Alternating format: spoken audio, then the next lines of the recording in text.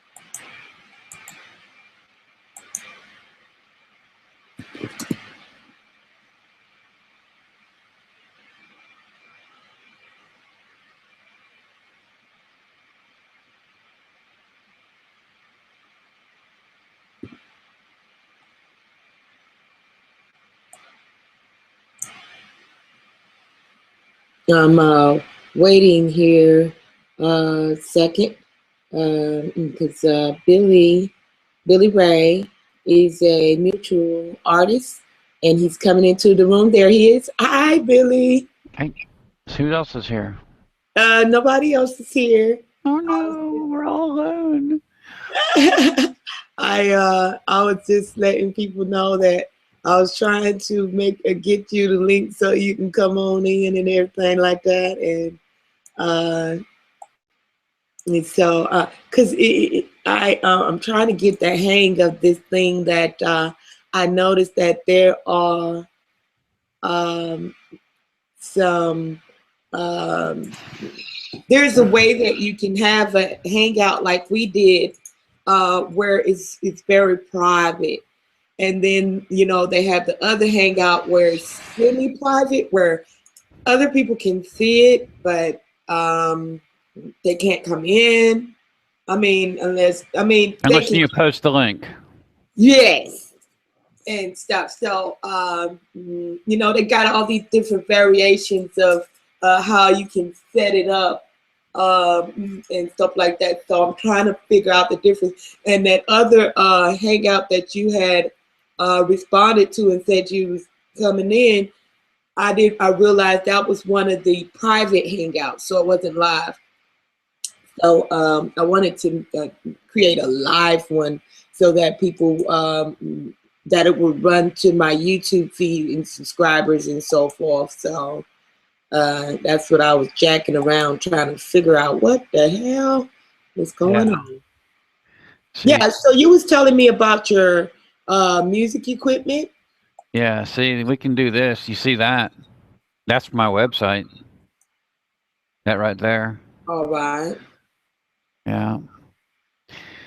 That's screen share, which we can turn that off. And then we can take this little thing and put this back inside here. Internet Explorer was very, very nice to me when I just did that. We can do this right here. And this is what I'm talking about. This is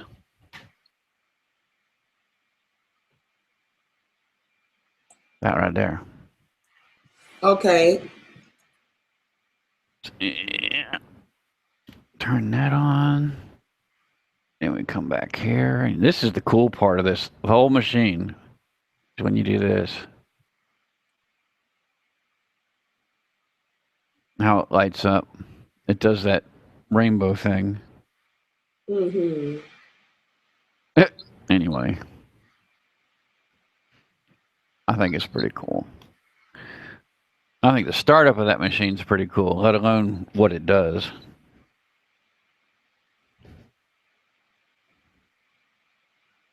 But I'm not publishing anything I'm doing at the moment. I am definitely keeping everything a secret.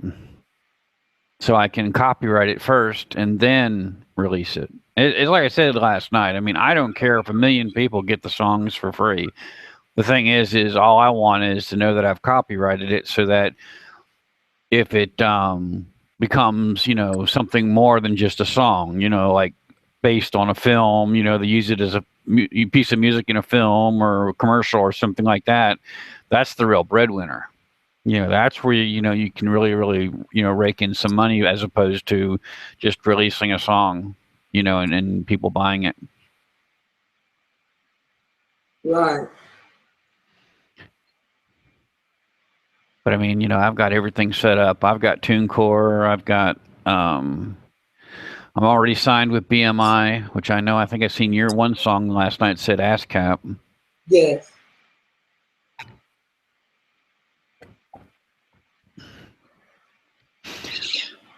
So anyway. Yeah, I have all of my music that's copywritten is registered with ASCAP. Yeah, I actually take my music to the Copyright Patent Office first. I learned over the years that's the best thing to do first. Yeah, I have all my copyrights. Yeah, and then you wait 7 days, approximately 7 days after you've submitted, and then you go to your BMI ASCAP and whoever's distributing song, and then you release it. You wait a few days before, as the Copyright Office gets a chance to indoctrinate it into their massive system that they've got. Well, I don't know where you are, but the Copyright Office, we can't just walk into the Copyright Office. So no, you've submitted online. Yeah, and it takes. I have had copyrights to take anywhere from 3 to 4 months for me to get the. Let me show you.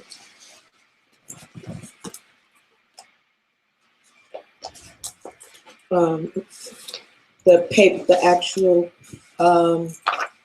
copyright, what it looks like, and so forth. Of course, it looks differently in different countries. They have different procedures, but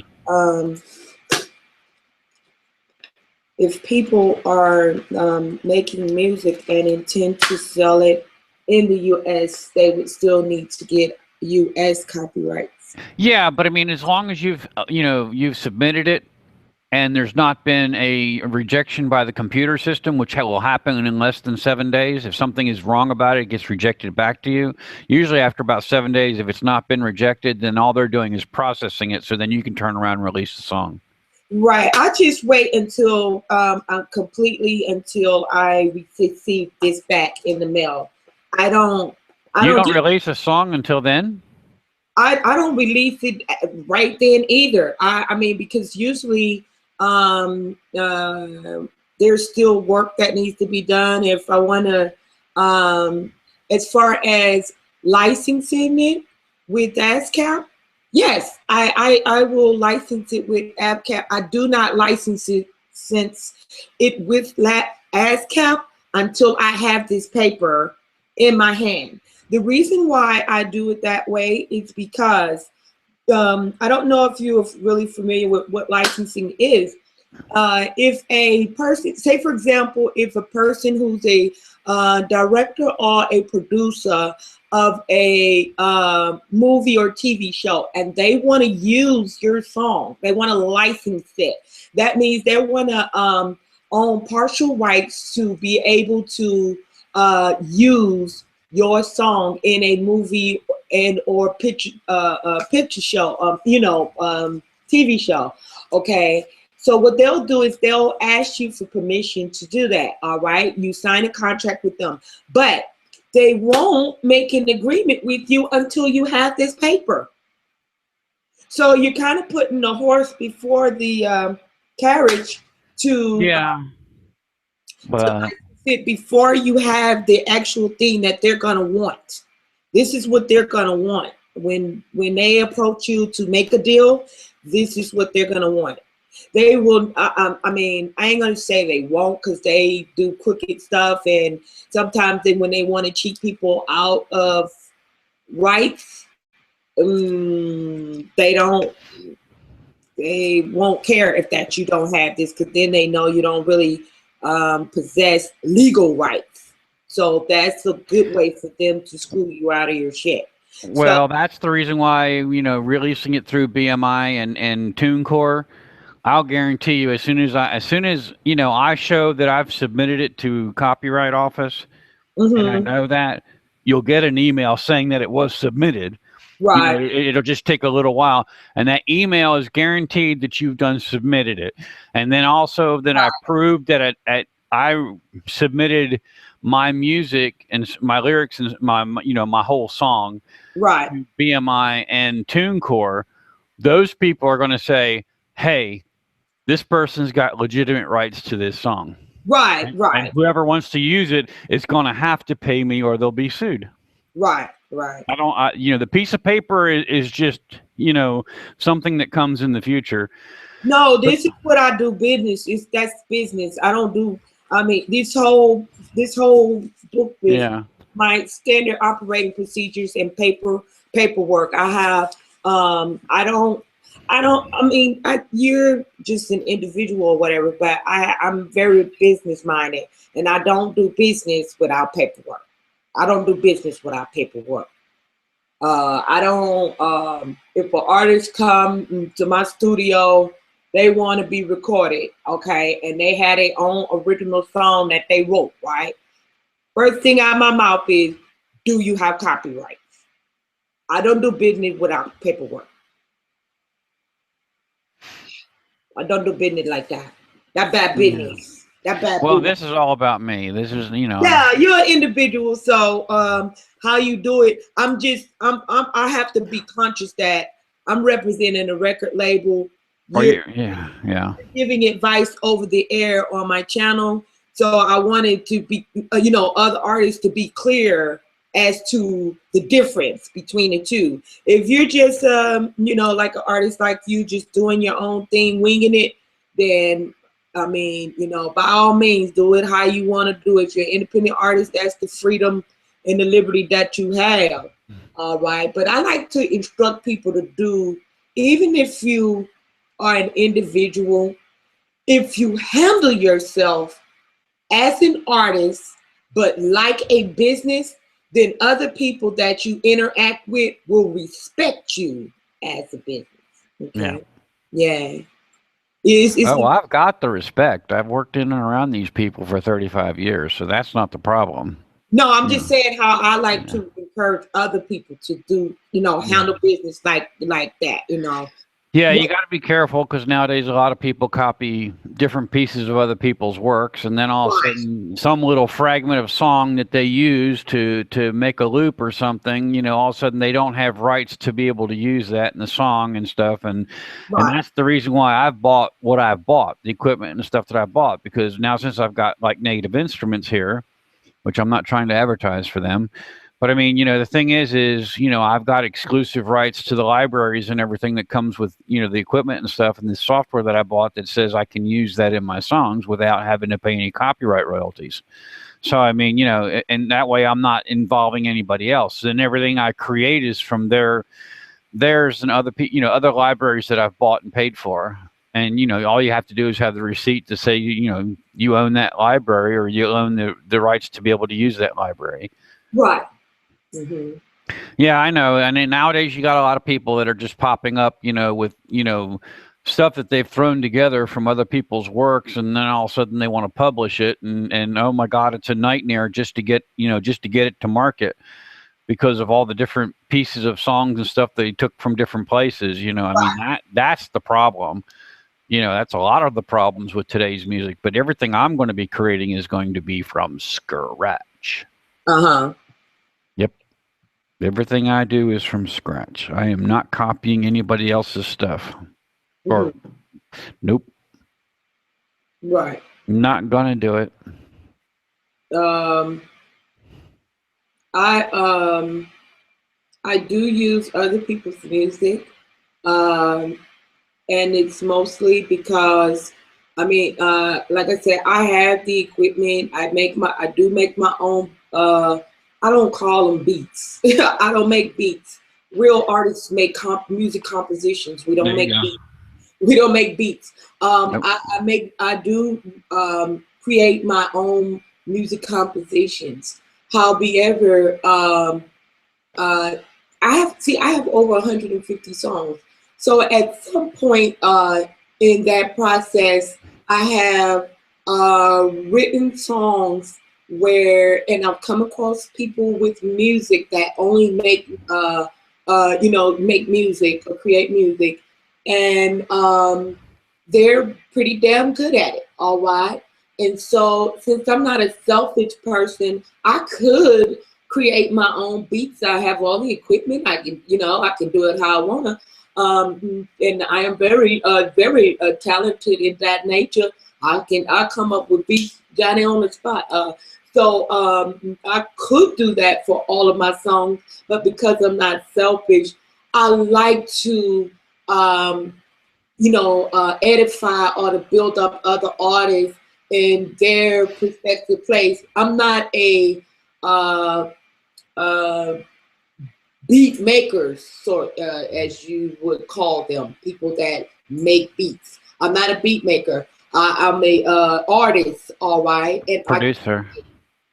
I create. So that's inclusive, all inclusive of whatever it takes to create. I do my dance choreography, the whole 9 yards, the concepts for videos, the whole 9 yards. So I create, and whatever is needed to create that whole environment that's necessary for that song, I create. Okay, but I also am able to do work with collaborative efforts, and that's where collaborating comes in the music industry, where I'll see that another artist is really good at creating music alone. Okay, they don't sing, they don't write, they don't do none of that. Okay, and so I'll say, oh, that beat sounds good. I can either write a song to it, or I've probably got a song already written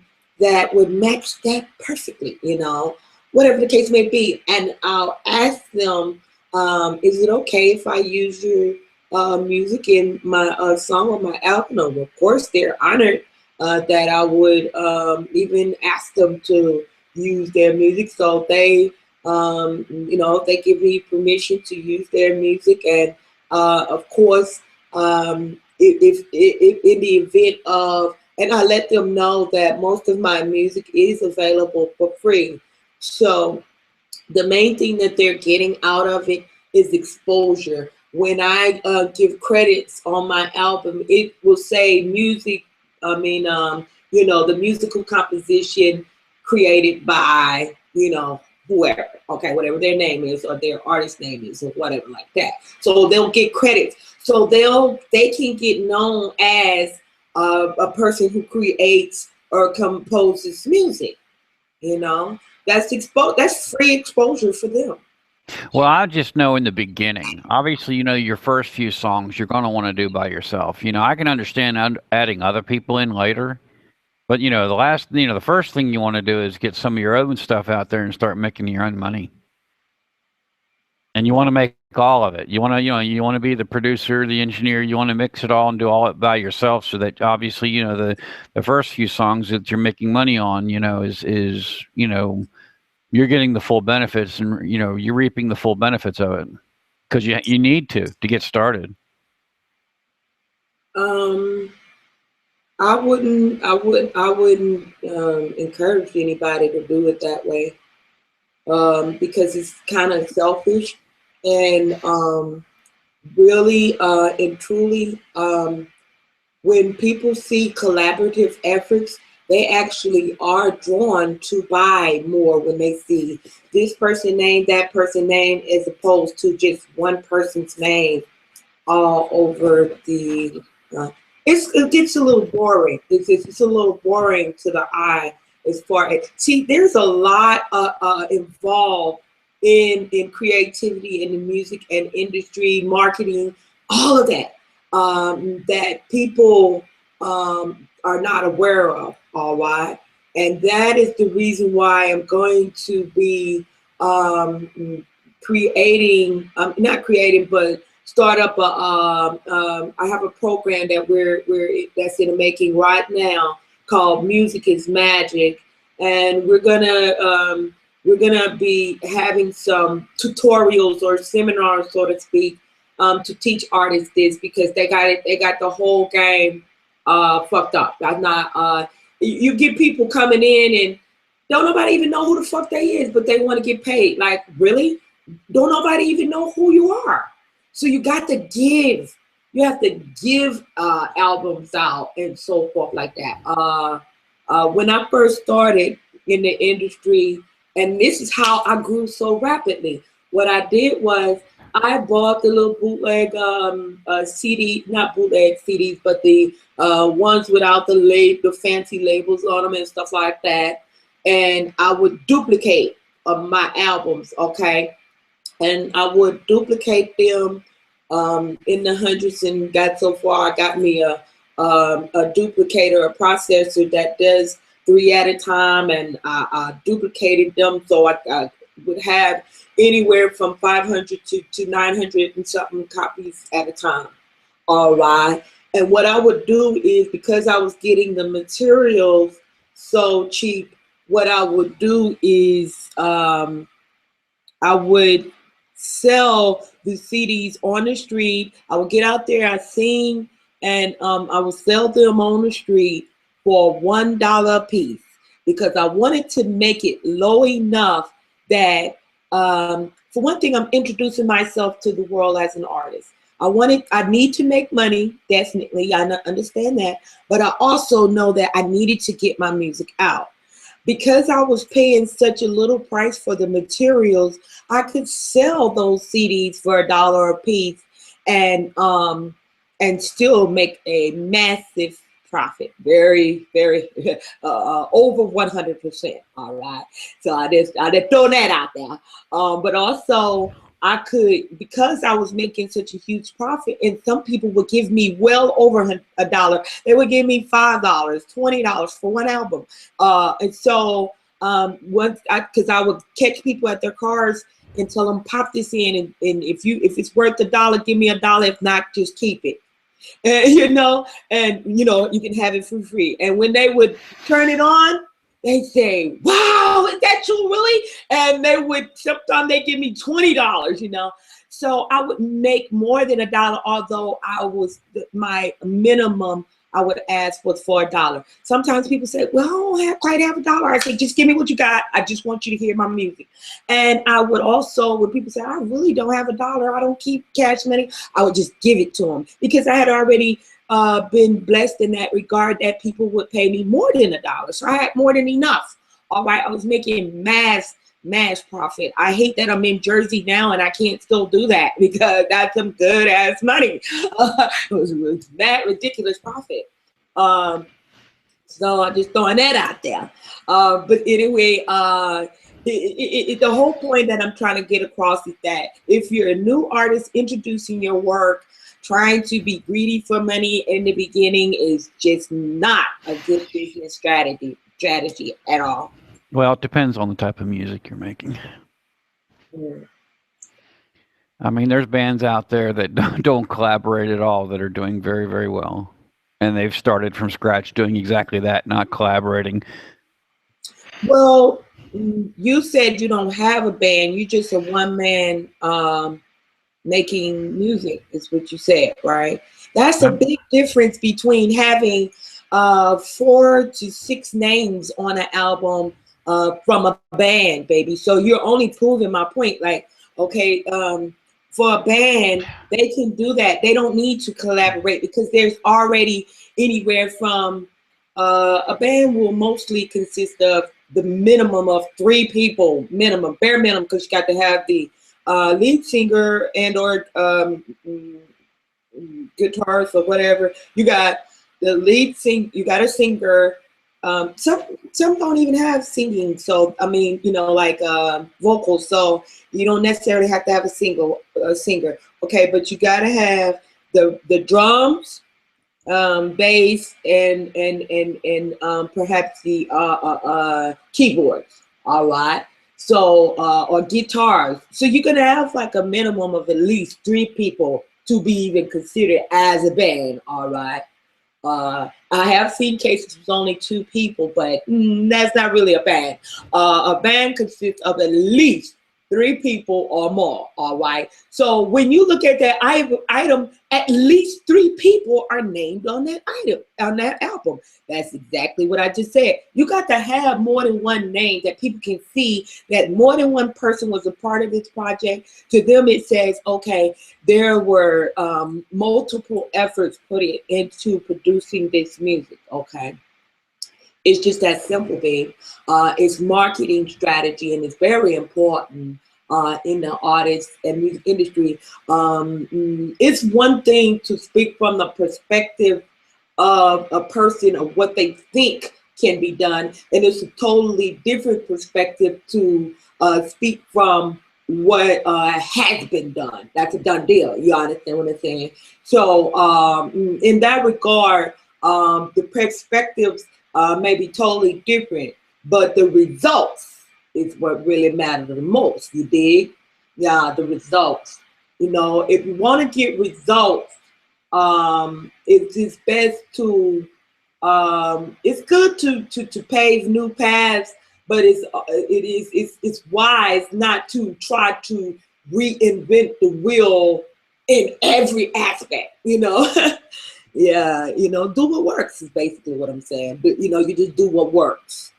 You know it works. If you want to reinvent the wheel, so to speak, you do that in one aspect or another. All right, and not every aspect is totally different from what everybody else is doing. You know. But you know, a few aspects, yes, that's awesome. Originality is a good tool, a marketing tool. Well, it's like I said, I've been in the business for 35 years. I know people. I'm not worried about it. I'm absolutely not worried about it. They've already heard me sing my music, so it's not a big deal. You see? So, I mean, I am not actually alone. You see? You sing? Of course. Oh, okay. What do you sing? My lyrics? No, what type of music? It's a mixture. It is a mixture genre because that's basically, you know, because of what I come from. A mixture genre of what? What a mixture of what genres though? Oh my God, it's a mixture of, you know, whatever depends on how I put it together. I mean, you know, it's just because of the way the future of music is gone. I mean, even the future of music right now is they're mixing things together with country and hip hop and stuff like that. I mean, you know, rock and pop and all this other stuff is getting mixed together and stuff. Right. You know, so I mean, it's just depends on how it goes together. I mean, you know, that's all. So what how do you, I know what everybody else is doing, but I was asking specifically what does your songs consist of? What do you like to mix up? And it's called fusion actually, but what genres do you like to fuse? Oh my God, I like if I'm really getting crazy, I guess you know the psychedelic. I like the older psychedelic stuff, but you still have to bring it into the future if you're gonna, if you're gonna want to sell it. Right. Okay. Because So, obviously the 60s and the drugs was a long time ago. yeah, but they still digging that music. Oh, yeah. So you like funk psychedelic, or because you know there's different types of psychedelic as well. You have the funk psychedelic, you have reggae psychedelic, you have what they're calling now the drum and bass psychedelic type of electronica music. There's different. There's Yeah, the well, that's the reason why I call my music. Uh, huh that's why I call my music futuristic electronic music. FEM, electronic. FEM. I call it FEM. Okay. I really call it IFEM because everybody's helping me do all this stuff on my own, and then the I is actually for indie. All right. Indie futuristic electronic music. All right. All right. So that way, I mean, I can cover whatever base I want. So if some song takes a little bit of a hip hop twist and then all of a sudden goes straight into rock, or some psychedelic rock thing or something like that, or symphonic rock thing, it's not a it's at least I've got everything covered because it's being it's electronic music. Right. Right. Okay. If I want to change up the tempo or the measure, I mean, it's not a big deal because people are probably going to expect it because of what I'm calling the music. They're going Mm-hmm. to expect radical change because Mm-hmm. I see that in the modern music anyway. What's going to come out anyway in the future, that's what it's going to be. There's going to be really, really neat change ups and stuff in the songs that are really just going to be interesting how they're put together. And the people of the old school are going to sit there and say you can't put music together like that. And unfortunately, yeah, you can. Well, with modern music, the way that things are going, um, it is a tragedy to see um, that machines have replaced real artists. Um, as being a real artist, I can identify um, with those of us who are really genuine music lovers. We love um, the natural sense of music. It's something so amazing in it that can't be duplicated by digital sound. I'm sorry, that just it's not possible. But that's the reason why I started my record label, and that's the whole basis of what our record label is based around. That's why it's called Real Raw Records. All right, because it's real artists.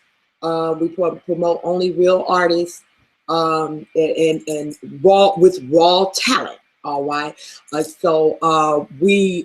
don't push synthesized sound. Okay, we don't push that. That's not our thing. There, all the other record labels are doing that. So for us to stand out of the crowd, what we do only is the old school way. If you don't have talent, take that shit down the road. That's the way we do it. It's not to say that anybody else who's creating music are not creating good music. We're just saying that we don't accept any other option. Either we're gonna create good music or we're not gonna create music at all. It's that simple. That's just a standard we uphold. We're not inflicting it on anybody else, but that is definitely a standard we uphold. If we're not real artists, we don't have nothing to do with it. Okay. So that's the way it is, baby. Because the whole reason I started my record label was because many of the fake artists and digital people have just completely and totally taken over the music industry until the point where people don't even value, I mean, in the industry. The fans value real artists, but the people in the industry, the people ain't even know, they ain't no musicians, they ain't no artists, they ain't nothing. They just made a complete and total business out of music. Okay, it's no more the art or the creative nature anymore. It's just business, business, business. All right, it's become too commercialized. So we're trying to bring back. We're trying to bring back the funky shit. You know, we gonna bring that funk back. You know. Did you post your link to get other people to come in here? Did I? I don't know if you did or not. Okay. I mean, because I look at the list on the other page, and it only shows me and you as being listed as being invited in here. So, I mean, I don't want to be rude or anything. I mean, there's probably other people that would probably want to come in here and talk, and obviously they're probably sitting out going, "Hey, y'all didn't give us the link." Right. Thank you. So, I mean, if you want to put the link on top of your YouTube, your live YouTube thing, that would probably be the best place to do it, because that's where they're probably going to be watching you live, is on the YouTube. So just in your notes down below, you know, where you can add a comment to your YouTube, your live YouTube thing, you know, add the link. Or if you want me to, I'll do it. I mean, that's up to you. I just did it. Thank you, darling. Thank you so much. That way they can, you know, everybody that's watching your live feed on YouTube, then the link is down there below, and they say, "Oh, okay, so I can go join the Hangout." You know, so I mean, you know, that's that they can come in live and they can, you know, say what they want to say. Right. I just posted it just now, and thank you so much. That's a very welcome interruption. Please interrupt me anytime to help me. I don't have a problem with that at all. I appreciate it. Yeah, well, I mean, I just like going, well, you know, I'm not the only person that, you know, the only reason why I'm, you know, my music is not meant to be, you know, some, you know, fantasy artist that thinks I'm going to have a gazillion followers, because that's not what I'm about. I'm never going to be about that. Well, it's good to have ambitions, okay? Because sometimes those ambitions drive you to create the best that you can, you know, it kind of draws out the best in you. You know what I mean? And yeah, I'm looking at the live feed on this, and there's that link is still not there. Uh-oh. Did I post it on the wrong one? I don't know. Hold on, let me see, baby. Thank you. Yeah, I'm not trying to check up on you, just trying to help. No, I want you to check up on me. Thank you. Let me see. I'll take it and I'll copy it here, and then I'll go to this. Did you refresh your screen? I'm looking at it now. No, it still says no comments. Okay. You said on a live YouTube feed? Yeah, I can do this for you post.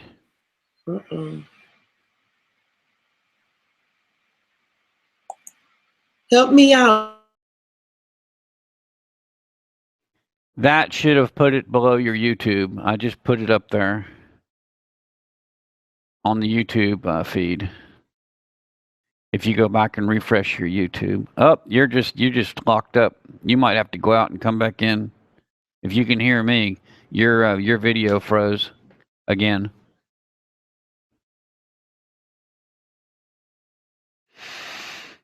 It's probably because you went to the YouTube feed and started playing, which messed up your bandwidth, and that's that's a problem.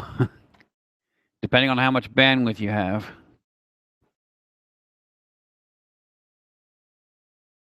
Yeah.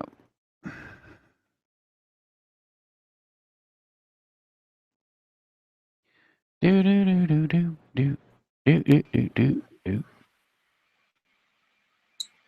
You got it posted for me? I got it posted for you, but you make sure you close out that that YouTube thread, because that's going to eat up some of your bandwidth sitting there, you know, polling, waiting for you to continue playing it. You know what I mean?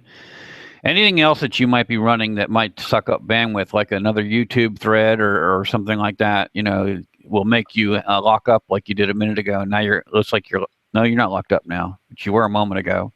Right. That happens because I'm in the mountains. That's just the internet thing. Yeah. That's, you got it for me? I got it posted for you, but you make sure you close out. Yeah, so you're playing the live video. Okay. Okay. I'm gonna. And that's going to eat up your bandwidth and mess you up, and lock you up. Okay. Oh, okay. Yeah, see, I've got it open, but then I've got, I've got cable internet down here. So, I mean, it's like, it's super fast. I mean, and super, I got a lot of it. I mean. All right. But anyway, I put the link down there. I'm not sure if it matters, but anyway, anybody sees it, they can jump in. All right. But I mean, that's crazy. No, I ain't trying to alienate anybody, but the problem is there again, I can't be around anybody, not only did I have I was working with a live band. I mean, my website says so. I mean, the only problem is when it got time to get ready to start recording what we had practiced, they decided that they were going to go off and do something else. So, and I can't wait around for another band to do that, But I mean, I'll be the first one to say, if the music that I make takes off and starts making money and stuff like that, to where I could probably sit there and say, hey, look, I'd like to have this as a band. I'd like to have this and this and this, I got no problems with that, but in the beginning, you got to start somewhere. And that's where a lot of people are going right now. Is unfortunately some people hate electronic music. They would much rather, have a real live drummer and a real live bassist and all this other stuff. But just the thing is nowadays it's hard for people to get together and finance such a thing. It's not that easy. It's just to do what? To get people together to practice. Oh. Because people got other jobs. They got other things they're doing. So, I mean, and not only that, I would rather have some music already written, making money, to where I could sit there and say, yes, individual drummer, I can afford you to, to come in and start laying, help me with the licks. And, bassist, I want you because, you can literally slide the hell out of that guitar, Right. I mean, the whole 9 yards, because I'm just going to be the singer anyway. I mean, I know how to program the music and make all the other stuff in the background, but would I rather the music be played live? Yeah. In the future, yeah, of course. Right. It's just nowadays people are going to things like I've gone to and this equipment that I've bought. And the reason why they've done it is because they're trying to get off the ground, with something, and there's no reason not to try to get off the ground with something. And then, a lot of this music and stuff's being created today is a mixture anyway. It's a mixture of, live artists, as well as, electronic, generated sounds. So, it's a half a dozen of one or the other. Right. It just depends on what you're doing. But I mean, there's just so much that's been recorded out there that there's no reason sometimes to reinvent the wheel on different things. Right. But like I said, you're not going to want to be on the stage with 10,000 people in front of you and you're singing to background music that you created with absolutely no band behind you, because that's going to look really, really, really bad. You're going to have a live band behind you, particularly, with that kind of a crowd. That's definite, no record label would put you on. Nobody would pay for that type of venue for you just to sit there and sing your song with no band behind you. I mean, that's just a nightmare. That's not going to happen. No, that's not necessarily true. Well, your electronic music and stuff, obviously they're behind that, they're behind the stage, twiddling the knobs and everything. You have standalone artists. I have done it. And of course, I'm not the only one. You had Patti LaBelle. You had Whitney Houston. That were, I mean, you can be the shit like that, where people come to hear you. They don't give a fuck if you have a band or not. You can play recorded tracks and sing to recorded tracks and not have a band. That's predominantly what American Idol does. They don't have bands playing behind these singers. You know, although those are amateurs, that's just the focus is around the actual artist and their talent. All right. I think the Voice program. I think I saw the band behind them. An actual functioning band on The Voice. I think it was that was like NBC or something. Sometimes they yeah. do, but I was speaking of the fact that there's many times that they use recorded tracks. This is why when you go to perform somewhere, they'll ask you, will you have a live band performing, or will you be needing to collaborate with the engineer or the soundboard to play your tracks? All right. And because some artists, they'll have their music on tracks and they'll have selected songs that they want to sing off that track, and they don't even know what track they want to play. So they will have to, they'll ask you, they say, well, you need to know what tracks you on this particular,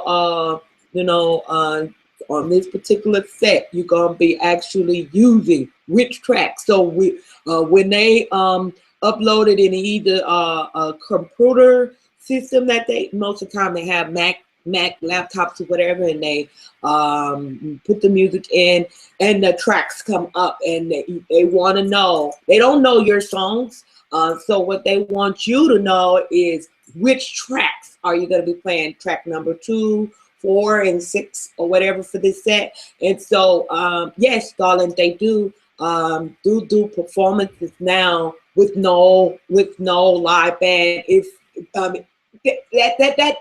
that's predominantly, of course, singers. All right, but singers, you can very well rock the house, and the numbers don't matter with just you on the stage. Yes, indeed. Yes, indeed, you can do it. I got a video right now on YouTube. I rock the house with just me on the stage, no band. All right, it was a recorded track that I sang to. It's my music, but it still was recorded music, no band. Oh, well, I mean, I would probably not be on the stage by myself. I mean, I have my keyboard and stuff like that, you know. So I mean, you know, some parts of it I would probably be, you know, generating myself. So I mean, that's not, you know, it's not a problem that I, you know, and not all that with my disabilities, I would probably be sitting behind a keyboard anyway, or keyboard, computer, or whatever, you know, system, because I'm not somebody that's going to be able to go running across the stage, because that's just not going to happen. I wished it could, but you've got, you know, I've got a serious, well, with my immune problem, I've got a nerve disorder that, you know, prevents my legs from doing a whole lot. So, I mean, I'd go running across the stage and end up in the crowd. They might enjoy that. I don't know about that. They might just think it's a part of the show. Yay!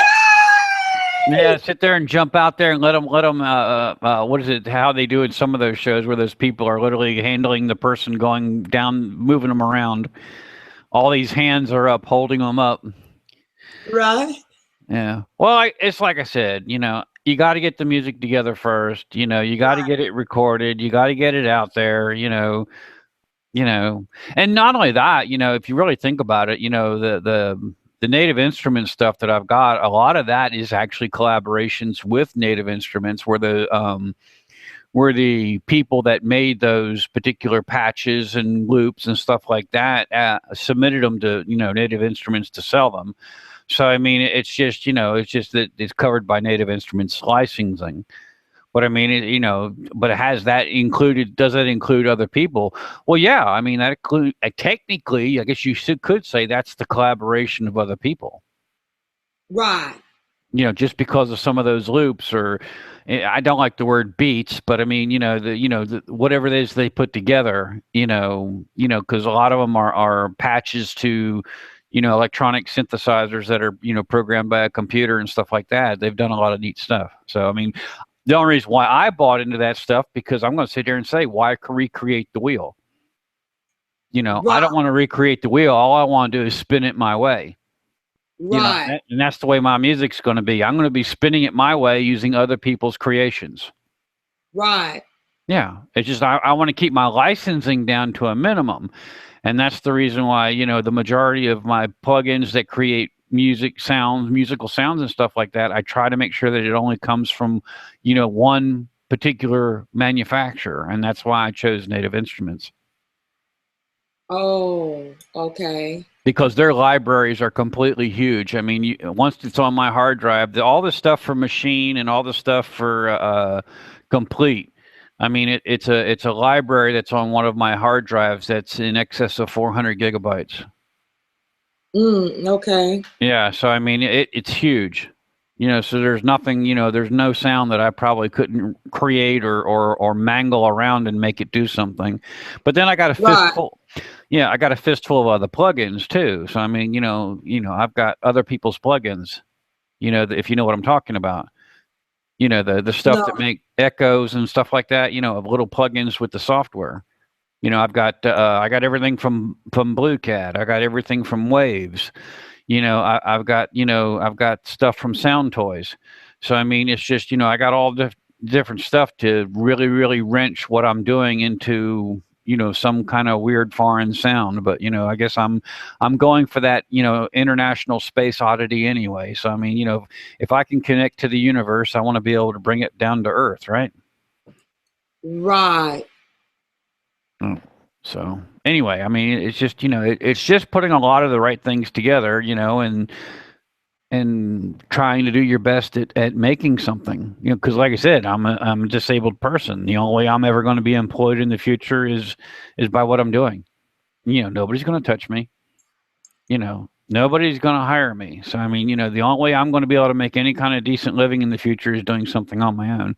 And if unfortunately I'm by myself doing it, you know, and people want to, you know, doubt me because, you know, I didn't collaborate with this person or that person in the beginning or something like that. Well, then there's nothing I can do about it. I mean, it's just the way it is. Okay.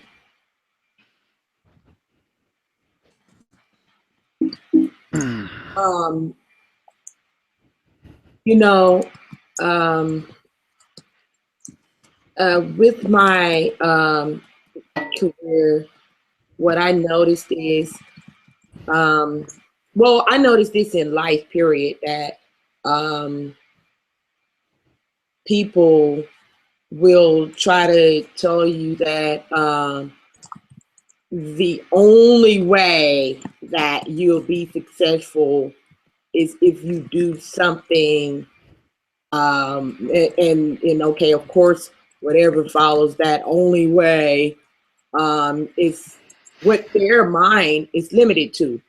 So my point is that many times people they give advice and is solely based on their lack of understanding or their limited amount of knowledge as to how to get something done.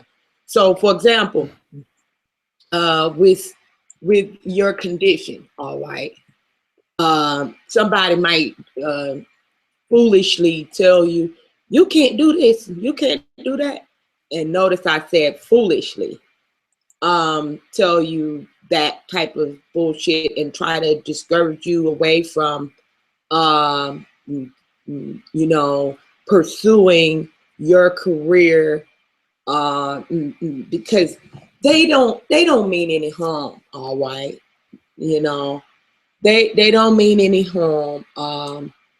They are only the person can only tell you,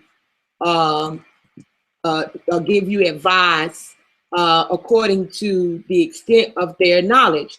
So if they are lacking knowledge in any in an area, then of course they're going to be limited as to what they will be able to give to you. It's just like if I had, it doesn't matter how badly I may want to give you $1 billion or $100 million. If I don't have it, I can't give it to you. Okay, so it's the same thing with knowledge. If somebody doesn't have knowledge of how to get something done, they can't very well tell you how to get it done. All right. We just got our, here you go. We just got our federal paperwork, all right, for our record label. And this right here, okay. We just got our federal paper. And we're the first record label in the history of the music industry and the history of record labels to obtain one of these. First one, we made history. Because there are many people that tried to get it but were unsuccessful. Does that mean that it was impossible to do? No, it doesn't. Apparently not. We got it. Okay. So what did that truly mean? It meant it was maybe perhaps difficult to do, or perhaps the people who tried didn't know how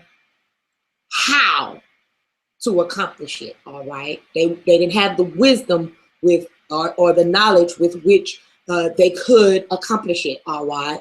And so that wasn't proof. Just because they were unable to accomplish it, that was not proof that it could not be done. All right.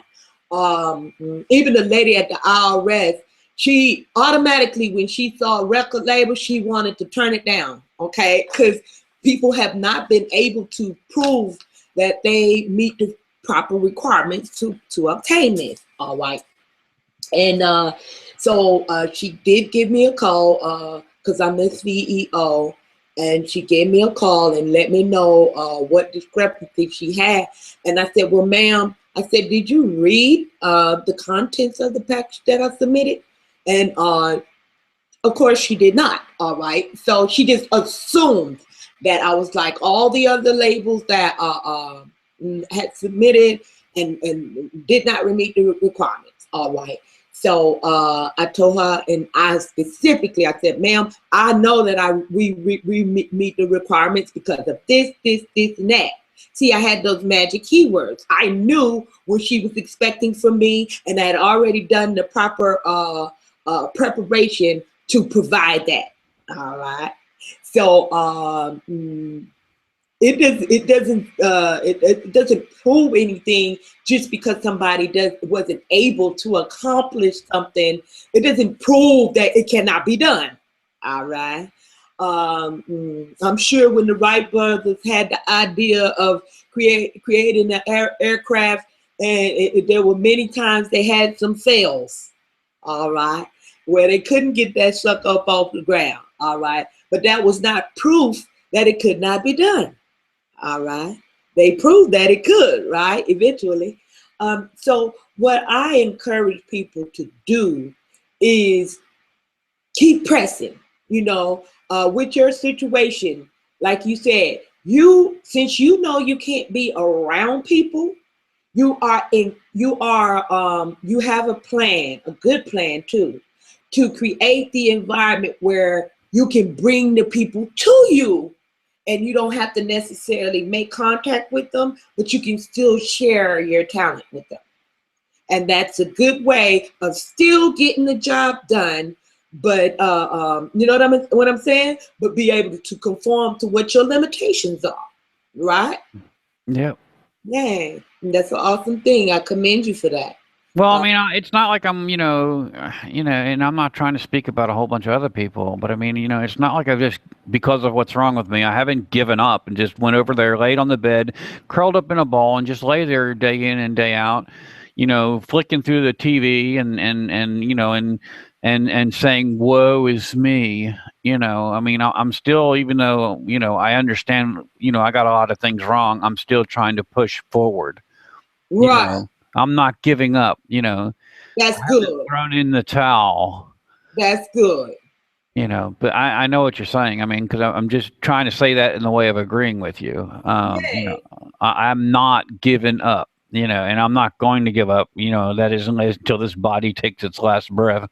I know that's right.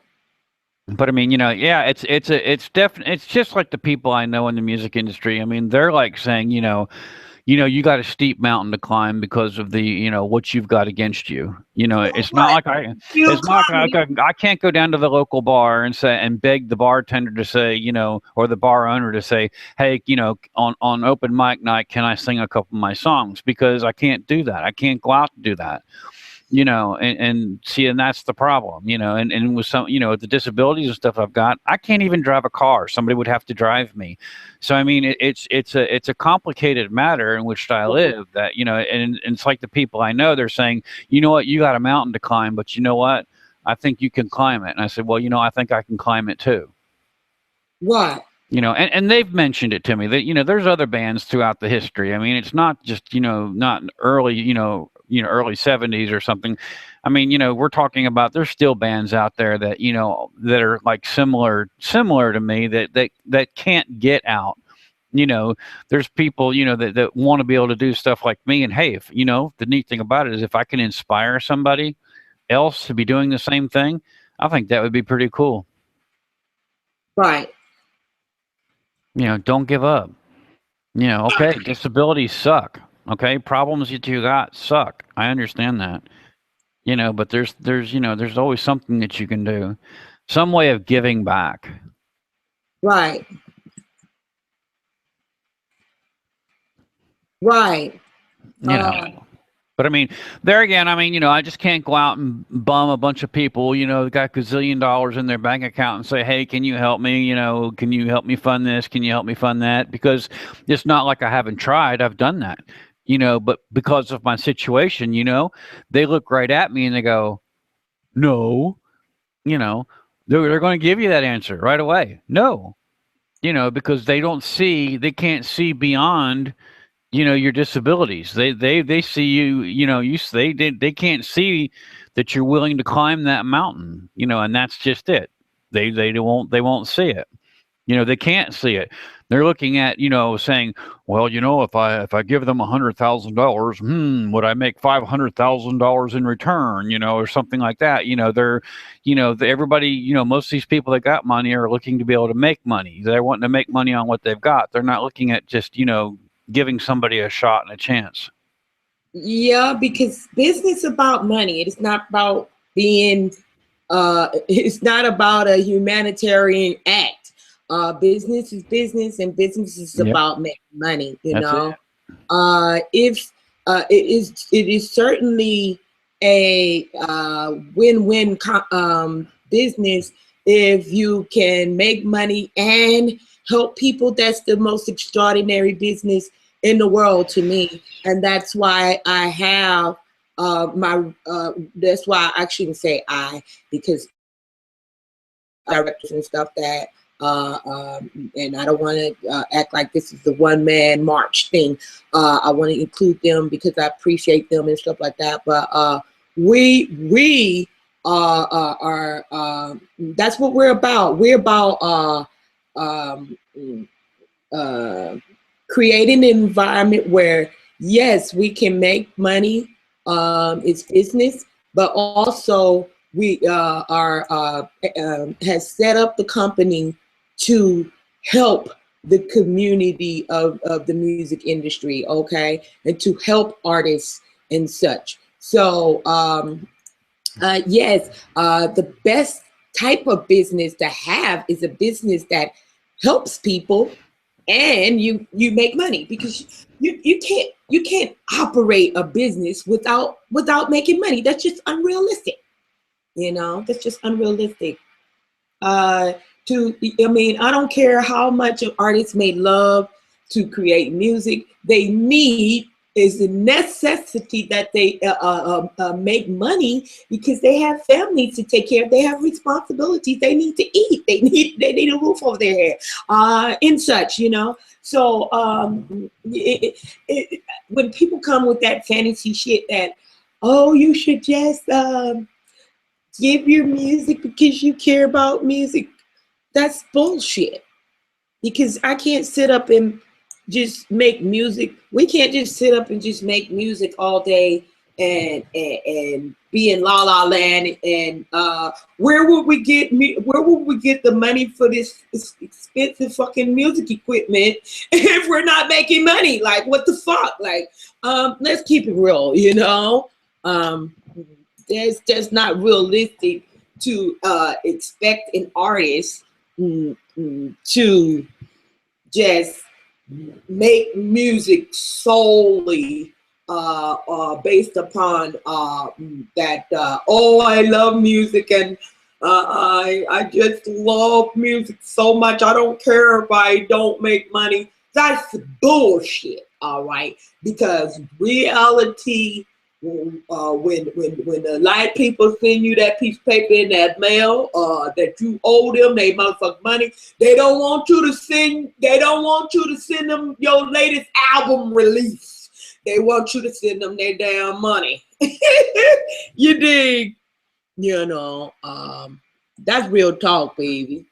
Oh, I know that. That's the reason why when I started realizing that this is what I was going to do, which was February of 2012, it has taken me until the beginning of this month, June 2015, to totally get everything together that I need to start creating my music. I know everybody sits there and says, oh, you know, you've been working on this project for years. And I said, yeah, I've had a lot of promises from a lot of people that would sit there and said they were going to help me.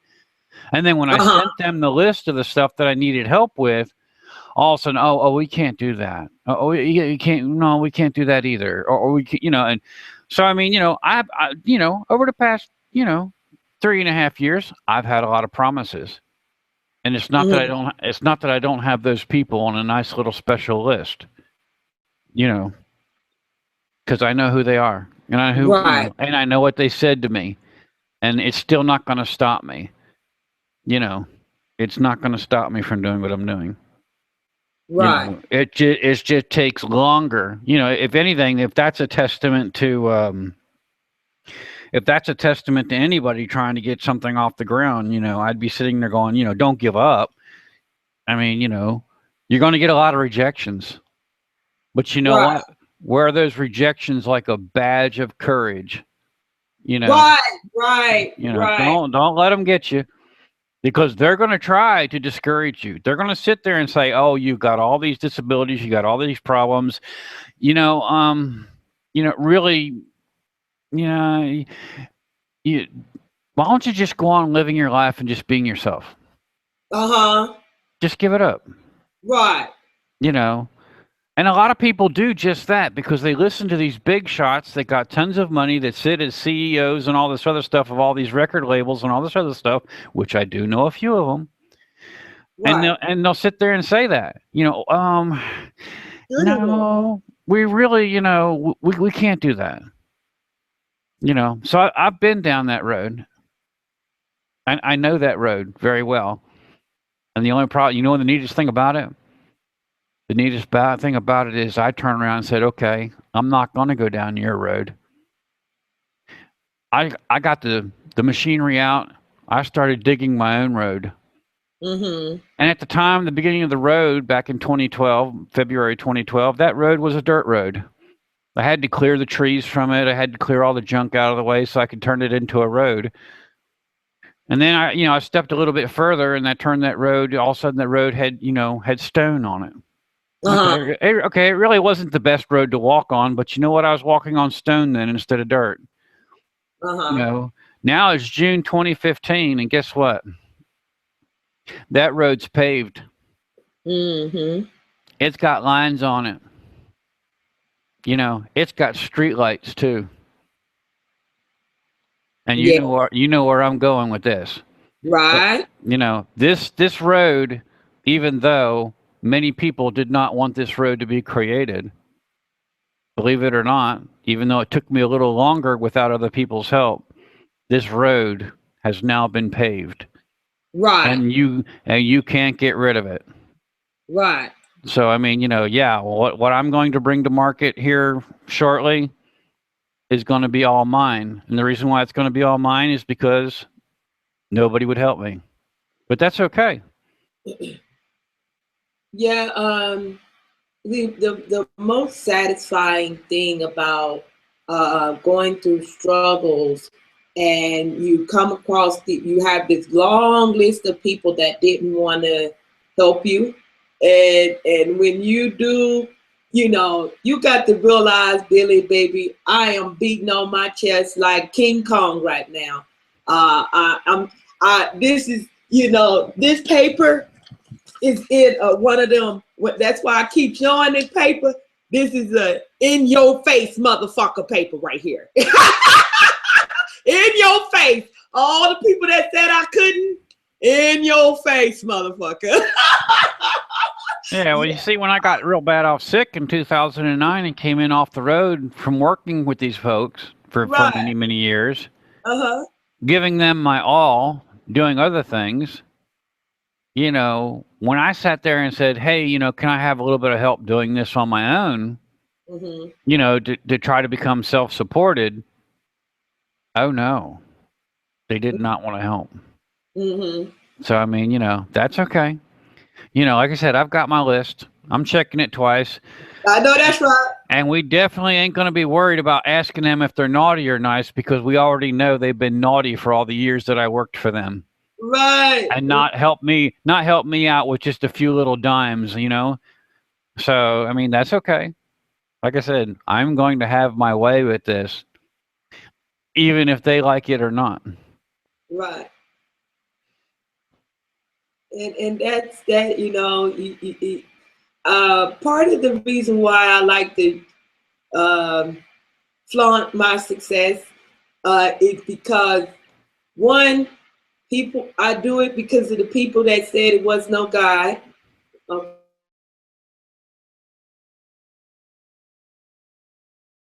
Uh-oh, I think your connection went out again. Because I know I'm not hearing you. I'm not sure if everybody can hear me online or not. I'm not sure which side of the connection died.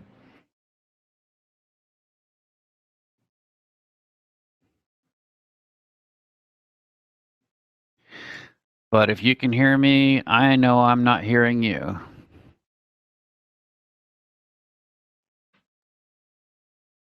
Maybe this is time to break out into a dance or a song, right? Let's dance until Katie comes back.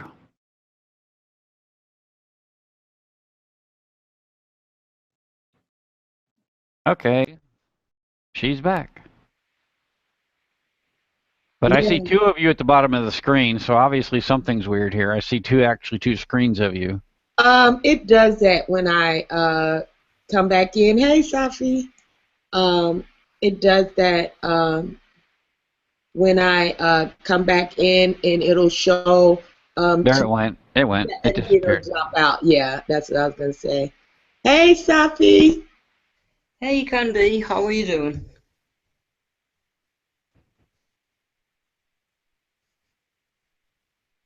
He said, how you doing? Did you lock up again, Candy? It looks like it. I think our camera's locked up again. Yeah, well, it locks up her audio, too. So whatever it is, I mean, her webcam must be where she gets her microphone from, too, because it, they both lock up together. I keep thinking that it's something to do with my laptop.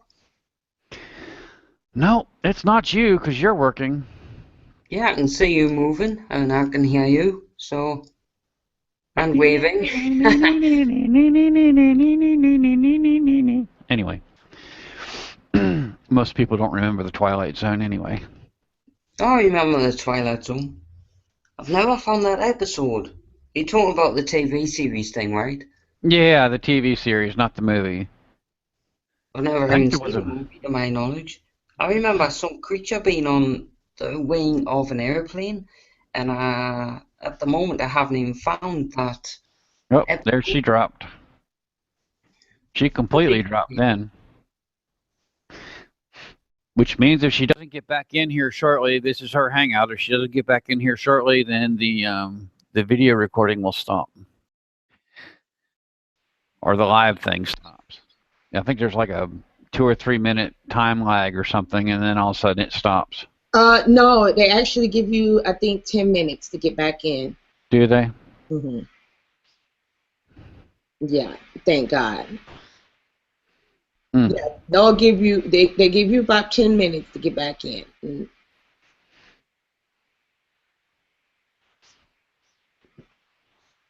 But anyways, what I was saying before I dropped out is that the reason that I love to flaunt these successes that I have experienced is because, one, because of the people who laughed at me and mocked me for saying that when I told them that God told me that I can do this, okay? Or when I told them that, like the people at the record labels, when they offered me deals, but there were strings attached. You have to sleep with this person, and they literally told me that I had to. They literally told me that I had to sleep with somebody in order to be successful. Literally, okay? And they call it compromising. You're gonna have to compromise. That's the bullshit ass terminology that they use to describe trying to manipulate people in the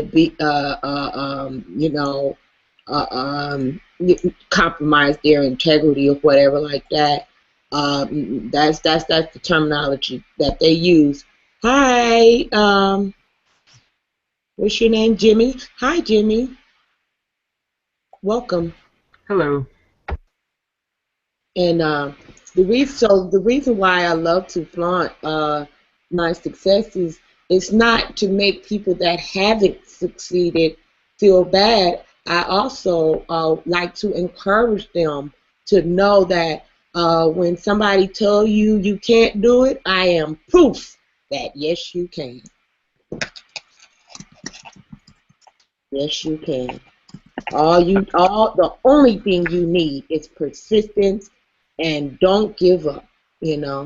Don't give up. Whatever you do, you keep at it, even if you have to make baby steps.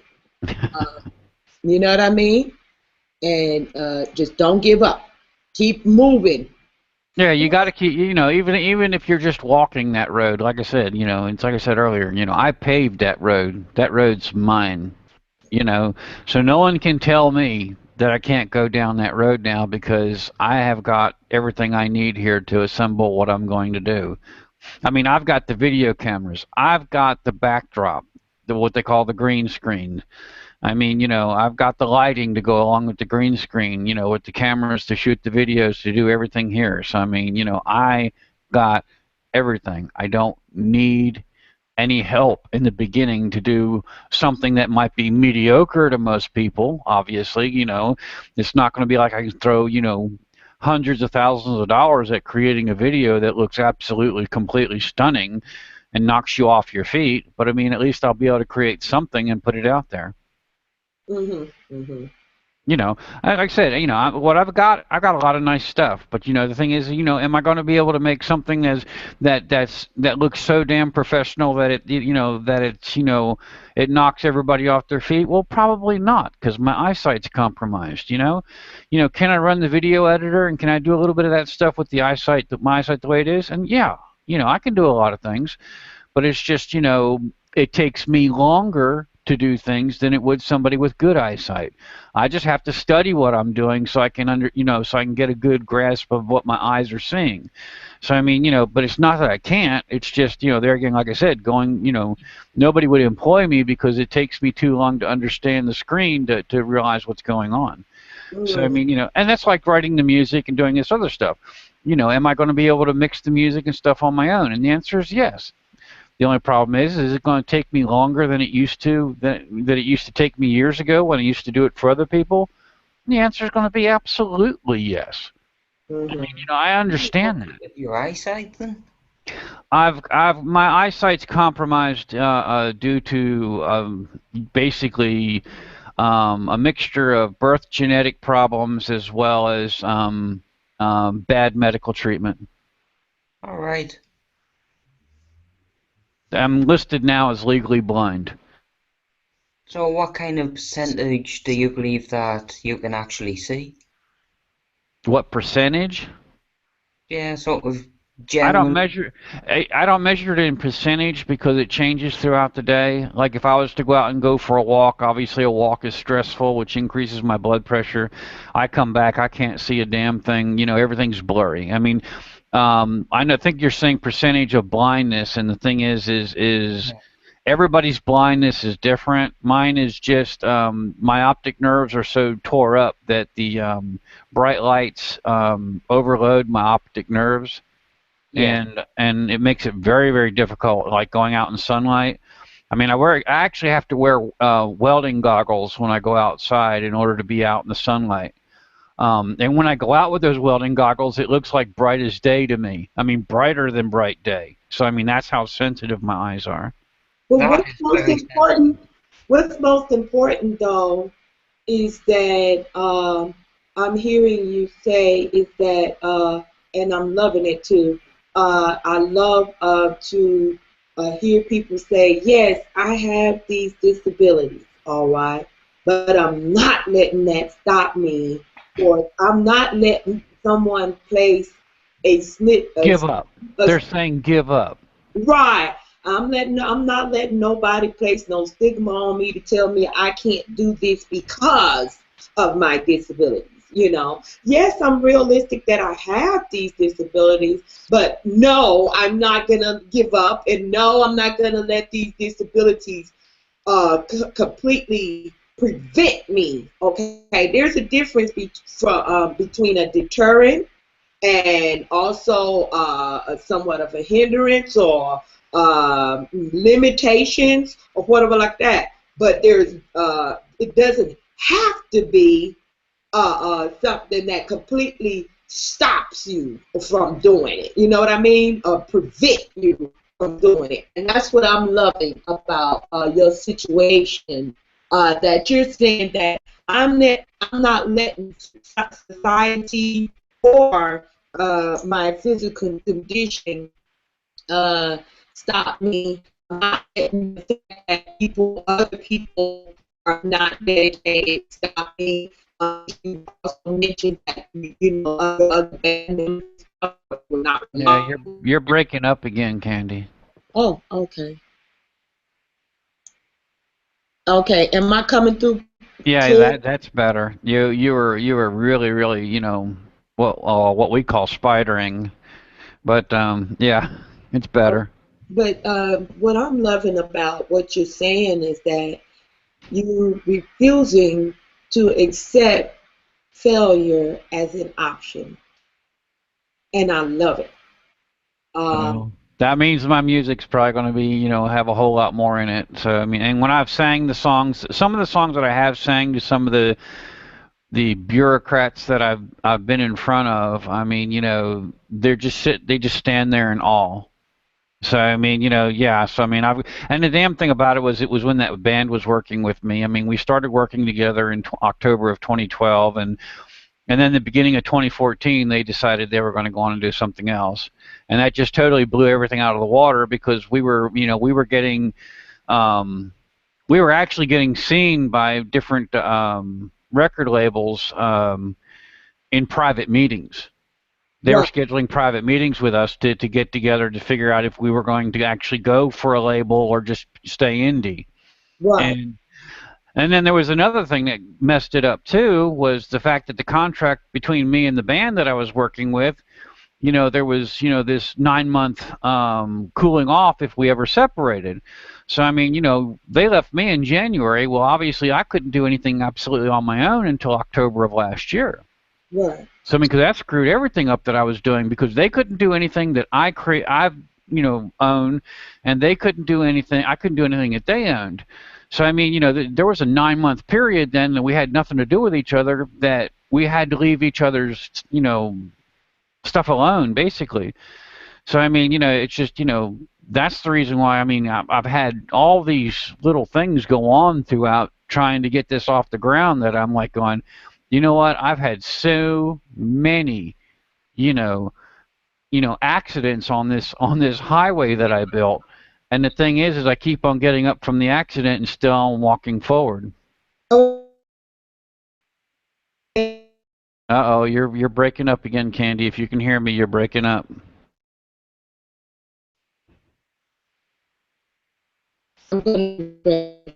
Yeah, it's still breaking up.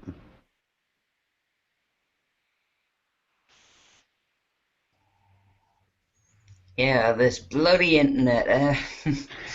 Yeah. Breaking up.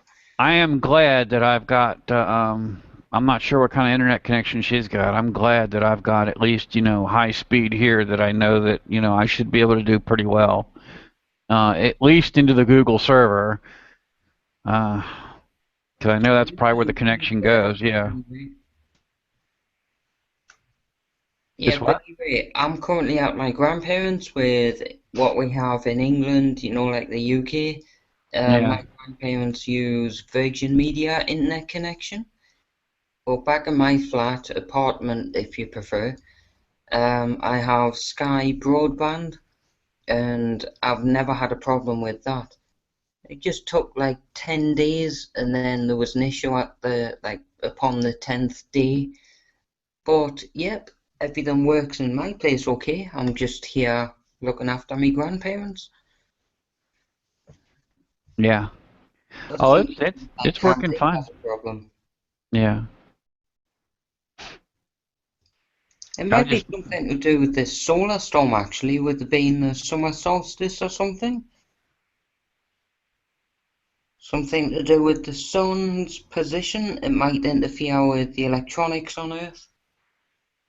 Yeah, depending on how it interferes with the uplink and downlink to satellites and stuff. That's understandable too. Well, I have the internet service itself. It's pretty good. And I have high speed, but the problem is my location. I'm up in the mountains, and the signal in this area is weak. Okay, so it'll go in and out. Okay. The signal in this area is pretty weak, so it'll pop in and out, I guess, some in the mountains. So the signal is not as strong as, as it would be in a more populated area,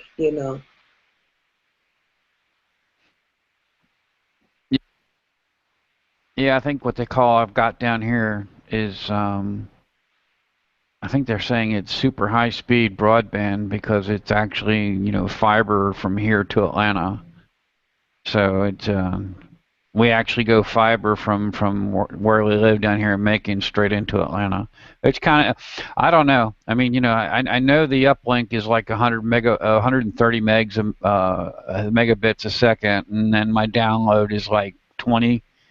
My upload's 20 megabits a second, and my download's like 130 megabits a second. So I mean, I can literally download files at a sneeze of a whip. Okay.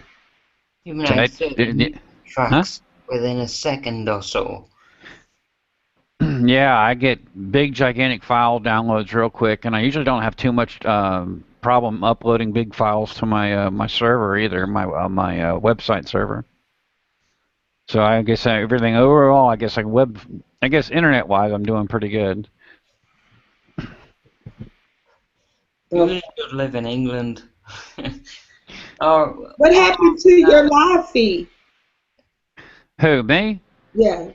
Oh, I shut it off when I'm doing different things. I mean, if I'm one of them people, I'll sit here and say it. I mean, I know this is live, but I'll say it anyway. I'm one of them people, if I got to scratch my nose or do something funny or something, I'm not going to do it on a live camera. I appreciate that. Or if I get up and walk across the room to get me another jar of tea out of the refrigerator, I mean, to me, I'm not going to want to turn my butt to the camera. I mean, that's just... You know, I'm not going to turn my butt to the camera. You know, I'm not going to show you the crack of my ass. Right. You know, that is unless I'm dancing on stage in my skirt, and it just so happens that you get a chance to your eyes get to trace up my garter. Then that's another. You know, that's another story. Shocking. I knew I could make somebody laugh. Sophie is a music. Then you get the picture of saying, "Oh, what was written on them panties?" Oh, it said "F you." Oh, anyway. Sophie is a musician as well. I think he plays the bass, don't you, Sophie? Yeah, I play bass, rhythm, and lead guitar.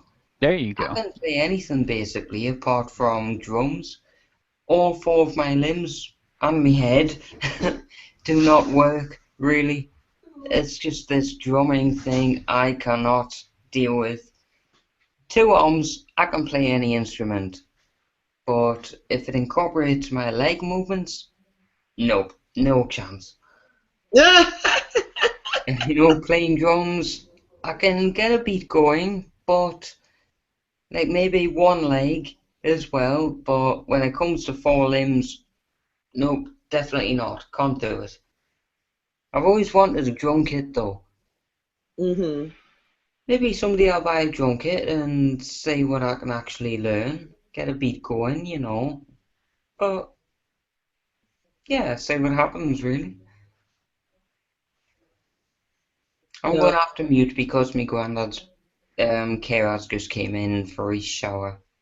It's Monday and Friday nights that they come in. But yeah, I'm still available in the side chat. All right. Yeah, Sophie writes too, I think. And I just it hurts me to see that there are so many artists out there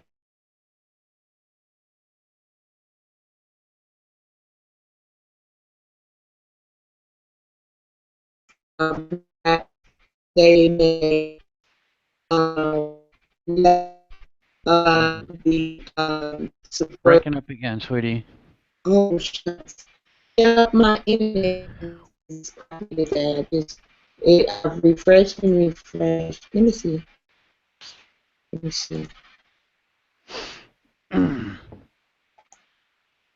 Oh.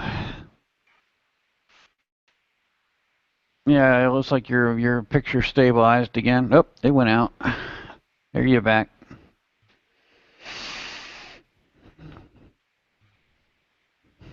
All right.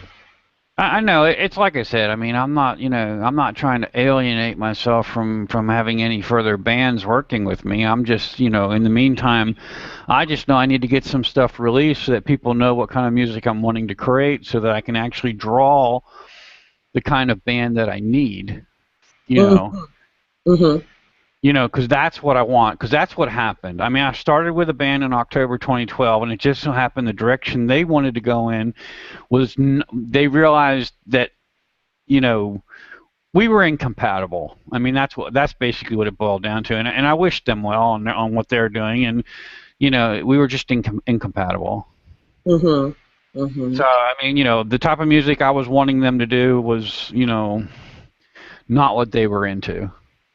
They were more doing heavy metal rock and, acid type, heavy metal rock, and that's just not me. Hey, Pom. Hey, Pom. Hey, Pom. Hey, everyone. Hey, it's heavy in here. Pom loves Jesus and William by the looks of it. The lion thing. So what's going on? Currently just talking about music and bands. Oh, that's great.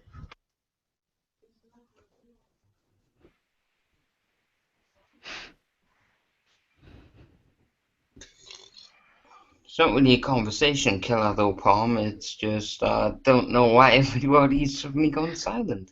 No, it's just every now and then when you get on a track, you know, you're talking about something and then something pops up and you go, oh, hello. And then all of a sudden you're going, what the hell was I talking about? Yeah. You know, you're like, it's like, uh-oh, freeze frame. Yeah, because Big Isles walked into the room. Because I was saying something, but my audio feed was chopping up, so I'm trying to refresh that, and then I forgot what the hell I was talking about. Yeah, you're still sounding really, really musical to us. Everybody sounds like techno robots at the moment. Yeah, it's making robotic noises out of her voice. We might need to record it and play it back to her so she can sit there and say, hey, I'm going to use that in my next video. Got a smile out of her anyway, right? I can see it now. Hey, wait a minute. I know where I can use that in a song. It's called auto-tuning. Yeah. They call it, yeah. Oh, God, I got 3 different programs that have auto-tuners in them. I mean, I got something from Waves. I got another thing. Oh, I actually got Cellmony, so, I mean, that's kind of interesting program, too. Melodyne. I love that thing. What's Melodyne? Melodyne is a plug-in that goes inside what's called a DAW, which is a digital audio workstation. Melodyne is a program that plugs in that you can actually draw like a person's song, the lyrics in, they're singing. And if they sing a certain note, a wrong note, what you do is you can adjust it and put the note where it's supposed to be. Oh, and that's called auto-tuning. Yeah, that's auto-tuning. Auto-tuning, yeah. Now, really, when you're talking about live stages today, people say auto-tuning, and they're actually doing live auto-tuning on the stage, live. And they actually have auto-tuners that do that live now. So, I mean, it depends on how you look at it. But, you know, I mean, that's the reason why a lot of this music on stage and stuff, to me, looks, you know, I know it sounds fake, and I can hear it because I know what it is, you know. They've got the band literally going through all kinds of, you know, circuits and stuff to make the band sound a certain way, and then they're running, you know, auto tuners and stuff and special chorusing devices and stuff like that on the you know, the stage, here I go, the front man, the front woman, whatever, the front individual. You know, and I'm like going, you know, why even do a stage act if you're going to sit there and put all that garbage on you? You know, I mean, you know, come on, you know, just do it live. If you make a little mistake, you know, whoop-de-doo, right? That's what live is all about, right? Getting out there and just making a little mistake. And the thing is when you're in the middle of a lyrics and you make a mistake and you keep on going, the thing is most people aren't going to notice that anyway. Right. Or they're going to think that's part of the act. So, I mean, you know, that's why I get so irritated about live. You know, live today to me just it sucks. Hold on, Billy Ray. So you're saying I can just go on stage and sing the anthem like, oh, say can you see, blah blah blah blah blah, blah blah blah blah, and then the auto tune will just make it melodic. There's devices out there that can kind of take what you sing and make it more melodic, or keep. I can just be monotone then. They can keep it chordy, you know, they can keep you within, you know, your you know, within a certain chord group and stuff like that. I mean, yeah, the software's there for that. Damn, you don't even have to sing anymore.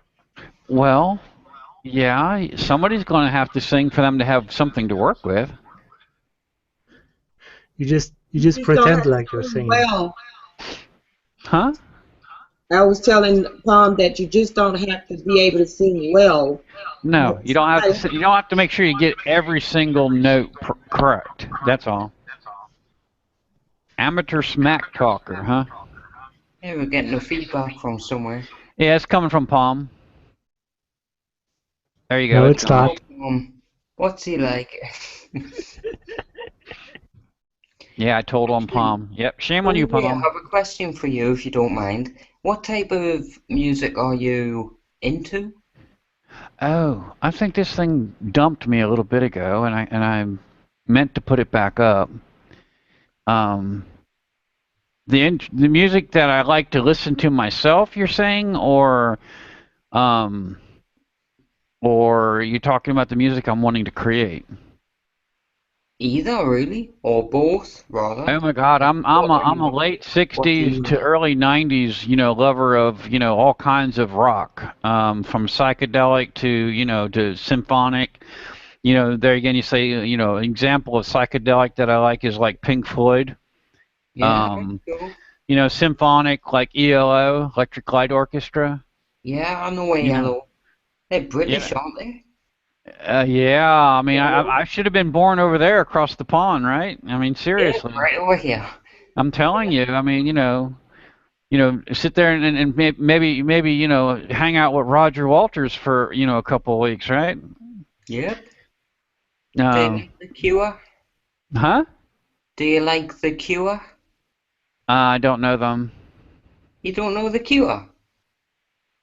It's either I'm not hearing it right or I don't know them. The Cure. C-U-R-E. No. The Cure. He said The Cure. The Cure. The Cure. I don't know. I've heard of them, but not necessarily listened to much of their stuff. They're alright. I like them. It always reminds me of the movie Edward Scissorhands, because of his hairstyle. Like dark black, and it's like, yeah. I think the vocalist, like the singer of that band, was Robert something. But yeah, I like that style. Yeah, all the way into the 90s, where they got into the grunge and stuff. A lot of that stuff I like. I mean, some of the hip hop and later stuff I like too, but it just, to me, it some of it sometimes is too repetitive, and then I'm not interested in, what you're going to do to your girlfriend 1,000 times, or how many times you're going to kill your mother or your father, or how many police you're going to go out and kill. God knows I don't want to know that. Right. But I mean, don't get me wrong, though. There's all kinds of good music. I mean, I just, I got her going now. I wouldn't think that grunge was anything like that.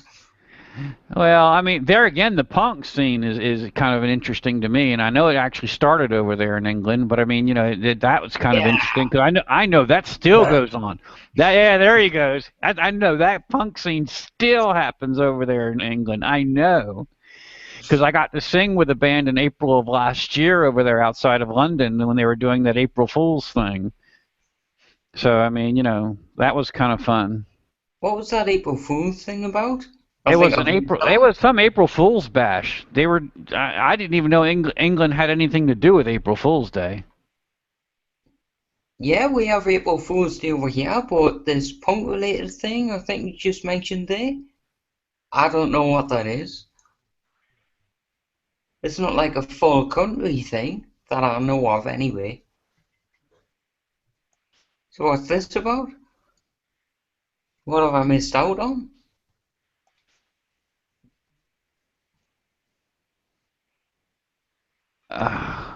Crazy microphone going nuts here. Okay, I got it.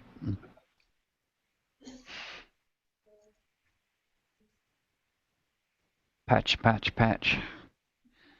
I love London because the people in London love good music. They are very. You can't just give them any kind of bullshit. You got to come with it. I mean, I would say for the most part, all right. And the people in London are like, they like good music. They have a lot of people there have a good ear for talent, real talent, and I love that about them.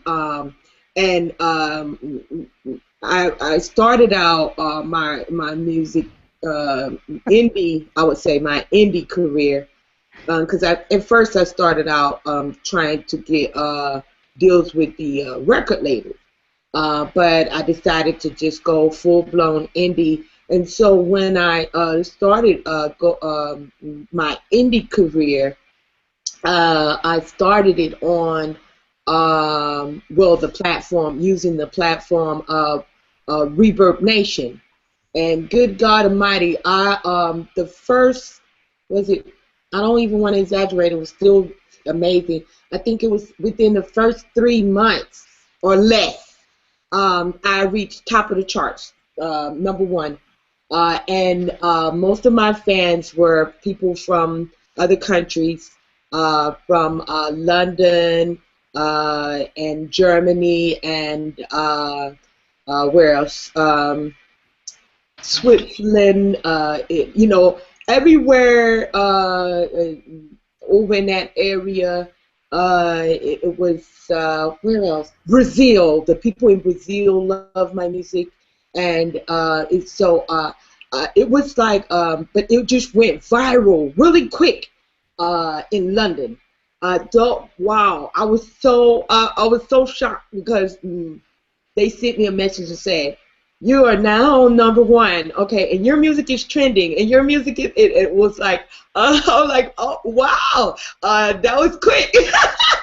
And they've been with me ever since.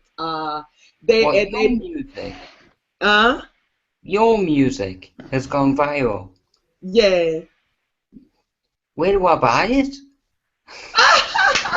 It's like, I can't use iTunes. Please be, Candy, please be on Amazon.co.uk or Amazon.com. I'll buy your music. You know what I made you laugh about before in one of your YouTube videos? I'm not sure if it was actually you that titled it or a comment from somebody else about you being the black Tina Turner. Right. Remember when I cracked you up? I made you laugh so much about that? Yeah. No, you can sing. Seriously. But yeah, I'd buy your music. No problem. But if only I could get a link somehow to be able to buy like music with you singing, yeah, I'll buy it. I have the link there in the chat box, and I think I shared one outside of this on the. I left a link to one of my songs that I did, a collaboration that I did with an artist, a rapper, called For the Money. And that particular song I did was a remix of Donna Summers. Y'all familiar with Donna Summers? Yep. Donna Summers is a very legendary artist, and she was well known for that song. She worked hard for money, so hard for money. You remember that? Yeah, it seems familiar. I'm just trying So hard for your money. Yeah, I'll check that out later. You don't know that song, Billy? Yeah, I do. Yeah, I'm definitely old school, but I'm going to try to bring old school into modern school because there again, I don't know, the psychedelic parts of Pink Floyd and like I said, and then like, the symphonic stuff like ELO did, and I just think there's so much more distance that you can travel. I really believe if Pink Floyd stayed together back in, 83 to 85 when they had their really, really big problems, if they would have stuck together, I think a whole bunch more good stuff would have came out of them, instead of the band going off by themselves and doing those 2 later albums. But I mean, even those 2 later albums each had a hit on each on one of those. But I mean, I'm a mood music type singer. So I mean, that's probably where I'm going to be going anyway. I mean, because I like to I like to reach in and touch the deeper parts of people. That's where I like to go with my music. I like to reach in deep. With what Yep. type of Make music you think. Make you think. Right. I shared the link as well to a song that I wrote relative to that concept, and it's called Rhythm Real High, and that's somewhat the theme for my band. That's the theme song for my band, and what represents me most as an artist is I like to rock rhythm real high, and I don't mean high as in on drugs. I mean such an at such an awesome frequency that it's able to reach. It becomes universal music. Everybody can dig it, you know. I like that kind of music. So it reaches more people. Right. Yeah. Check that link out. Thank you, Candy. I just have to mute every time that I use a link, and like, you know, in case there's any audio problems. But Yeah. I'll check that link out. Thank you. Palm put something in there. He's shared something about the Beatles. Temporary secretary, or something like that. Yeah. Gotta read it. Yeah. But I love the Beatles. I'm a Beatles lover. The only thing I dislike about the Beatles is that whoever was in charge of their music, I don't know if they were tone deaf or what, but a lot of their songs sound exactly alike. It's not much versatility in their songs. So because I do still may have perhaps I like the concept of the song, what I'm gonna do is I'm gonna do some remixes on their songs and try to bring out those good qualities that I hear in the song, and because I feel like they're hidden behind this monotonous sound that they had going on. It was sound like a lot of their songs sound alike. All right, and so I love the Beatles, but I guess it's just like with any other artistry, you hear something, you say, "Oh, that's awesome. Let me see what I can do with that." You know, it kind of inspires you to, create. So I love the Beatles in that regard. That they inspire me to create, in a sense. But I think and I can kind of see the underlying control of the record labels, that looked like it was so much control there of that record label that perhaps they was keeping them from really expressing themselves as artists. Oh my God. If you knew anything about Abbey Road Studios, I mean, seriously, those guys literally controlled that place because of how popular their music was. I mean, seriously. I mean, most of the modern equipment that ever got created in Abbey Road was mainly, born out of what the Beatles wanted. I mean, the engineers actually went to work because the Beatles wanted to do this and they wanted to do that. I mean, I've got a whole plugin series made by Waves that emulates a lot of the stuff that's there. Palm just left. I guess maybe he dropped out. I don't know. But I mean, the music was, way over the top. I mean, even when they got to the White Album, I mean, even though it took a really, really strange tangent and messed with the heads of some of their fans. But I mean, but then here a lot of the artists are doing the same thing. All of a sudden they do the normal thing for a little while, what they're used to doing, and then they take some, go on a different tangent. Go and do something different. I mean, all the artists have done that throughout the years. But I mean, yeah, there's a lot of stuff the Beatles that did, that's inspiring. It inspires me too. But I'm still going to try to keep doing my own stuff. Right. Yeah, but I don't know if they were in control of if they were in control of their music, they probably got in a rut. And once you have a fan base, some people, you do know that there are different types of fans of music.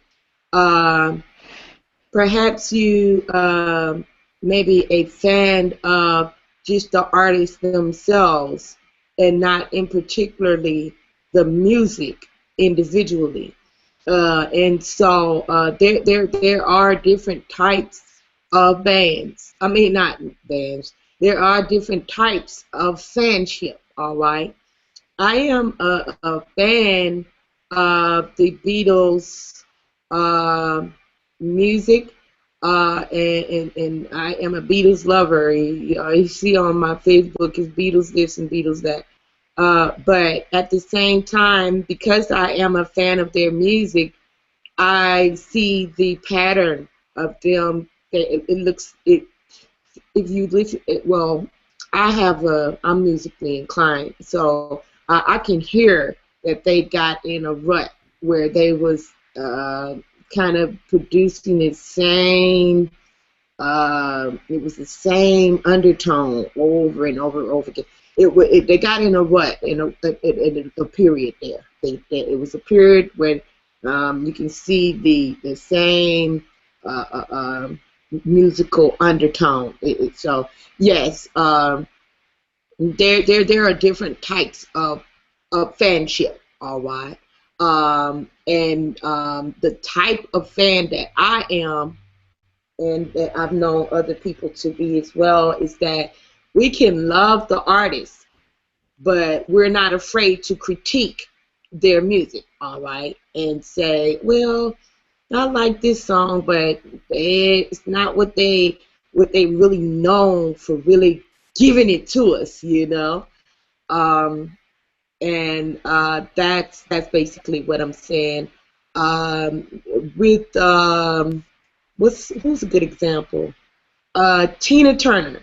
I am a huge fan of her unique vocal style. But I am City Limits. What? That seriously, Candy, I'd really like to hear you sing that track. I don't know what the original name is. You can do it live right now if you like, if you're okay with that. What song is that? All I can think of is Tina Turner's lyrics, Nutbush City Limits. I've just got the words in my mind, but if you're okay about this, would you mind? How does the song go? How does it start off? I really don't know. I haven't heard the full song, but it's like Tina Turner sings Nutbush City Limits. My voice sounded really badly. Working for the man after night and day. Thought I never lost 1 minute of sleep, but I was worried about the way things might have been. Big wheels keep on turning. I keep on burning. Every rolling, rolling, yeah, rolling on the river. I don't. Wow! Money Rolling on a river. Yeah. Anyway, I just. So cool. I don't know nothing. She's rolling down that river. You want to sell your music on Amazon.co.uk or .com, whatever. Seriously, I'd buy that. Yeah. Seriously. Yeah, but see, the thing is that me singing Tina Turner's music, sometimes I like to tease people with that because people say I sound so much like her. I can sound like her, but I have my own identity as an artist, and I don't want people to know me for singing Tina Turner music because I got my own shit. You know, I love Tina Turner for her unique vocal talent. Okay, a gift. All right, and her performance presence on stage was just pure energy. and just pure, just the essence of entertainment, pure entertainment. I love her in that regard. But she didn't write. She wasn't a musician. She didn't write. She was just a singer. I don't mean to say just a singer, like that's not anything. I'm just saying she didn't have the choice of, creating her own music, all right? She could choose when her writers would submit her songs, but she was still limited to what they would, what they bring to her to decide from, okay? So there are a lot of her songs that I would have to say, no, that don't fit her voice. That wasn't a good one right there, like that. So, but I love Tina Turner's voice. She's just the queen of rock, if you ask me. And so, the pure essence of entertainment, she a bad bitch. I love her, and I have the utmost respect for her as an artist, all right? But I can't continue to always sing Tina Turner because I'm a real artist too. I got my own. I write myself. I play keyboard and and stuff like that. I'm a real artist. I choreograph my own dance steps. I have my own fashion design. I'm a real artist. I do it all right. So all right. I don't want to live in her shadow. I don't want to talking about all white. I just find it funny when you said all white. I know what you mean, all right, but when you say like with your standard sort of natural accent, all white, I'm like, no, you're black. All black, know what I'm saying? Really? I didn't even notice. Have a laugh. Damn, I missed that one. Ha ha ha. Anyway. Technically, Candy is all white. She always wears white. All white, know what I'm saying? Yeah. Nothing racist at all here. We're friends. Fuck it. But yeah, I like Candy. She understands my jokes. It's really cool. Yeah. I like getting along with Candy. Yeah. I am hoping that the artists that are online here, that we can create an environment where the artists can get together with people that is close in proximity with them and collaborate music and stuff like that and keep one another encouraged.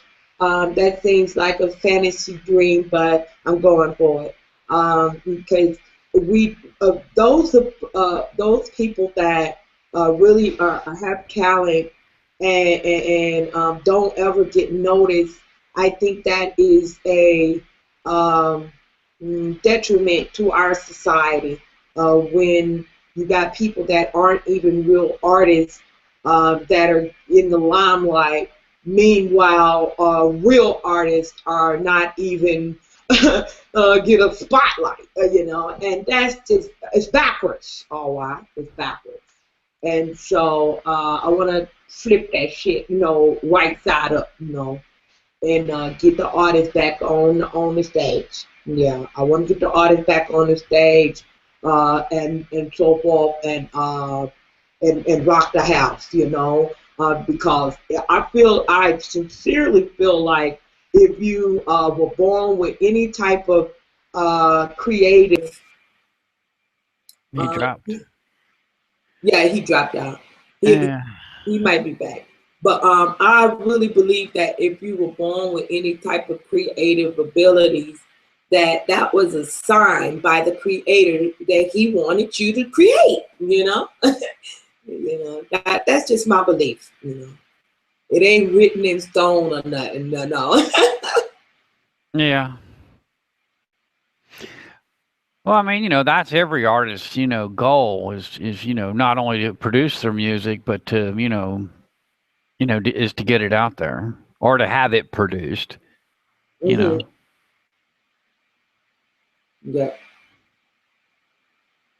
Yeah. Well, some people, their confidence level is not up to par.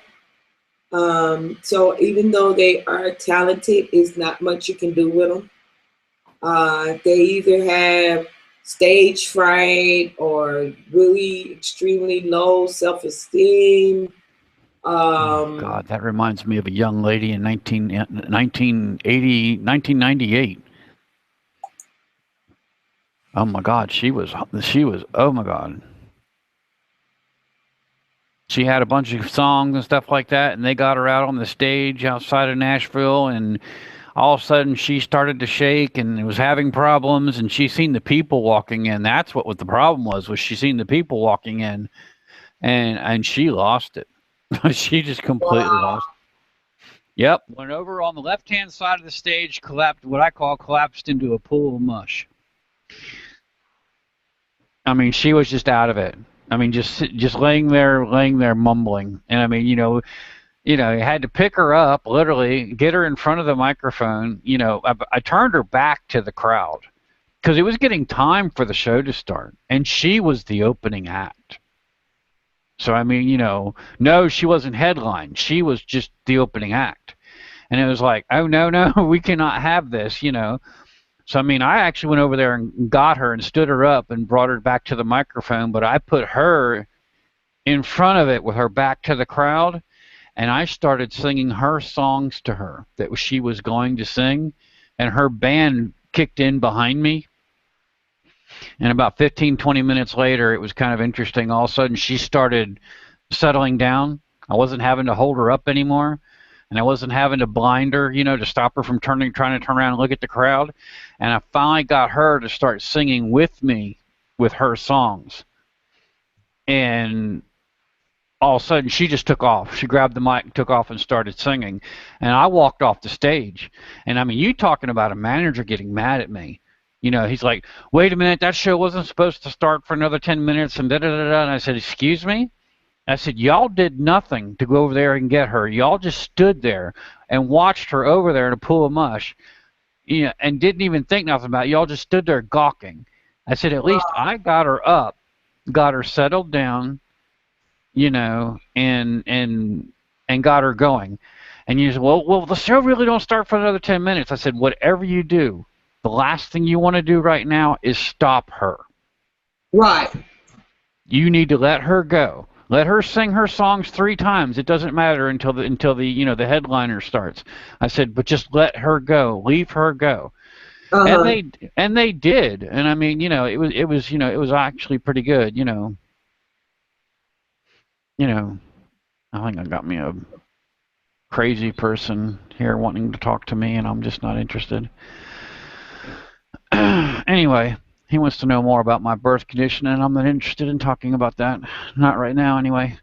But I mean, it's just, that was just one, little scenario that I've been involved in. I mean, but it's just, and they were asking me, it's like, you sang her songs pretty well, and I'm like, well, yeah, I kind of know most of her songs that she was supposed to sing, because I was there when they were doing the sound checks, I mean, I fell into it. I just went ahead and said, no, wait, because I was the stage manager. And I'm like going, no, we can't have all this crap going wrong, no. So, I mean, it was just one of those times, that I actually, got a chance to be in front of a microphone, in front of a crowd like that, but they were still coming in. I mean, it still wasn't packed. I mean, there was still, more people to get there. The way I look at it, that was nice that you helped her to get through that. All right. But since there are literally over hundreds of thousands, if not millions, of artists out there that want or deserve. I wouldn't say there's hundreds of thousands that deserve it. I will say there are thousands that deserve it, but hundreds of thousands that want it, or want an opportunity and a platform to display their artistry. As a label, you have to sift through that, all right? And the best sifter that we apply is that they have to first be oh, you left again. at the first have the natural talent, and secondly, they have to have confidence. They have to have confidence, and they have to be dedicated. So those are three of the major criteria for us to even take interest. Because you know, you can spend like a lot of time fucking around with people that have talent and trying to get them the, oh, come on, baby, don't be scared. No, we just don't have that kind of time, all right, to deal with that kind of bullshit. Either you gonna come with it or you not. You know, we don't. It's not to be incompassionate about their fear and, you know, what they're going through. That's not what I'm saying. You know, I understand and everything like that, but this is business. You know what I mean? It's business. We're not. There's not a friendship. This is business. As a friend, I would encourage a person to start out little. Go to small events where, say for example, family outings, and you know, start out small like that, and little by little you build up. You can possibly build up that courage, but you can't get a record deal. Well, maybe you can somewhere else, but we're not extending no record, no type of promotion and a whole lot of effort towards somebody that haven't even at least built up the courage to perform in front of a crowd. We don't have that kind of manpower to invest in that. Okay. We don't have that kind of money, manpower, or time to invest in that, you know, because there's a chance that we can never get you over that fear, all right? So that percentage of chance is too high for us to take the risk, okay? We don't do risky business. That's the reason we don't deal with artists that aren't, you know, real artists. Using fake artists and pretending that they are artists is you taking a chance on building a fan base solely based on looks or image presentation. Okay, that's not what a record label is about. So that's not good business. All right. We don't take chances. This is not a casino. This is a business, you know. In business, you invest in a product that is definitely has value. All right, of well over what you contribute to obtain that product. Okay, and being product, what I'm referring to is not the person being a product, but their talent is. You know, the talent is marketable. You know what I mean? It's intellectual property. That's what you actually copyright. Is the talent. Oh, that was cute. That was completely cute. What happened? I had this other guy. I mean, I know what you're saying. I had this guy. Literally, you know how they are. The trolls. They're looking for, you know, someone to talk to, or I guess their boyfriend, girlfriend type crap or whatever. And he kept on harassing me, wanting to know more and more and more about me. And when I told him what I was, he turned right around and blocked me. Isn't that interesting? You told him what you was? I told him what I was, yeah, and he turned right around and blocked me. I'm like going, dude, you're the one that started this conversation. Oh, what are you? I'm intersexed. What's the intersex? I was born both. Oh, okay, okay. You know, and I told him I was born intersex and I'm interested in females only. And as soon as I told him that, bam, you know, he blocked me. And I'm like going, well, you jerk. You know, it's like, you're the one that started the conversation. I was just trying to tell you, you know, I'm not interested, you know. Right. No, it was somebody from Iraq or something. You know that is. You know what that kind of crap is. You know, they're just fishing.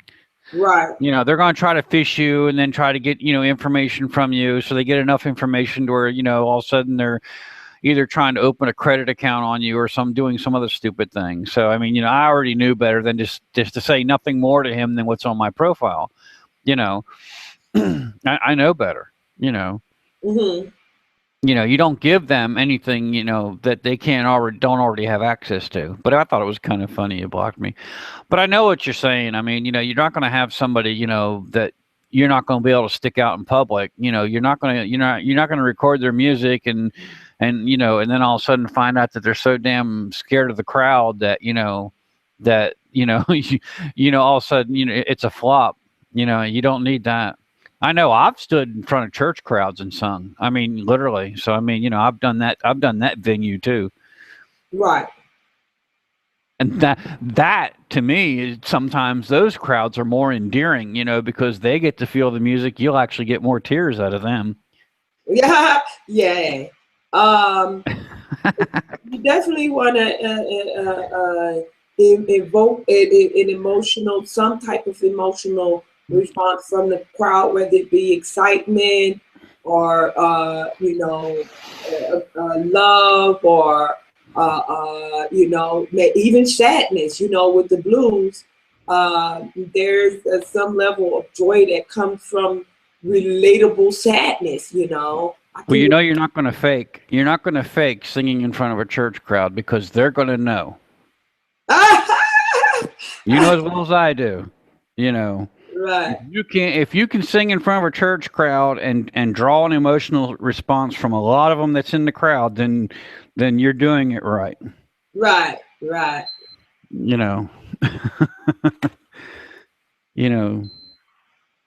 Yeah, I started out little bitty kid. I was able to sing like a grown woman since I was 5 years old, approximately, and my grandma recognized that right off, and so she encouraged me from that point on. She would always throw me in front of the bus, you know, and pretty much give me a mic, and it just encouraged me to go for it, baby. You know, you got it. and my grandma was a singing songwriter as well. All right. And but anyway, she saw that I had the gift, and she encouraged me from the get up, you know. And so I've been singing in front of choir. I mean, you know, not in front of choirs, in front of audiences, large audiences for a long time, you know. So, and it was inbred in me from a little kid, you know. And so I am fortunate. I know that that don't happen all the time like that, but I am fortunate to have had that, you know, experience. But I also understand that this is a business. About it being a business, we can't wait to see if, you know, a person is gonna get over that fear, you know. What I normally do is I just tell people, baby, I'm sorry, but you ain't cut out. Not so much that you ain't cut out for this type of work. I'll just tell them you ain't ready for it yet. All right. So what you need to do is, if you really want to do this, then you need to start practicing. All right. Go and perform in front of just your friends at first. Get comfortable with that. Then you know, easy way up to small audiences such as, you know, church and stuff like that, or perhaps they have these clubs and, you know, and stuff like that that have open mic nights and karaoke and stuff like that. All right, you know, that's a good way to start building up your courage and stuff like that, and building up your confidence and stuff through those type of platforms. Okay, but it's just ludicrous to think that somebody just gonna give you a record deal because you can sing, but you can't perform. You got to be able to perform, and especially, well, they do have some record labels that have what they call studio artists. All right, a studio artist is a person that they only record music. You never see them, the actual person. All right, and they market their albums and stuff like that, and they'll just put up it could be just a picture of them, or it could be a picture of someone else that's not even the actual artist, you know, that's singing. And that sounds deceiving, but yes, that's what they do. They're called studio artists, all right? And these studio artists, they are people that are afraid of audiences, okay? But their talent is still marketable, meaning you can still sell that talent, and so that's people will invest in that type of. But we don't do that. Our main focus with our label is our focus is on live performances, so that would work with us. A studio artist that wouldn't work. Oh, I know. I started singing straight out of high school, so I mean, I know.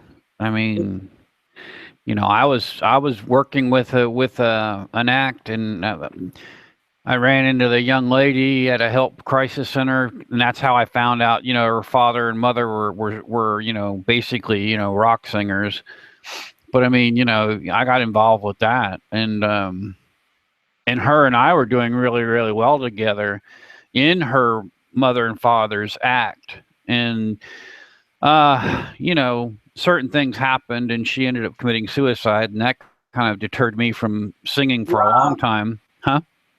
I said, wow. Yeah, and she committed suicide. So I mean, you know, it was like, you know, I didn't leave the music industry. I just went into another tangent for a while. I mean, I just, you know, obviously my professional engineering I've been doing since 1980, so it was one of those, I just went into another tangent of it and just kind of backed away from the mic for a while. You know, obviously, you know, you lose your partner on stage, as well as, you know, the partner that you had on stage is your mate, you know, and all of a sudden you feel like you found the one mate. Now all of a sudden, you know, the mate is dead. So, I mean, you know, you lose interest in things real quick. Right. You know. But I mean, you know, I didn't lose interest in all of it. I mean, I still stayed connected, you know, and I did a lot of work and backing vocals through the years and all this other stuff. So, I mean, you know, it's not like I haven't been in the forefront. I mean, I know what you've been saying. I mean, but, you know, me getting in front of a crowd, oh, hell yeah, baby. Put me in front of a crowd. You're going to watch me dance. I'm telling you. And if I shirk a jerk on the stage, well, you know what? If they don't like it, I'm probably still going to do it anyway.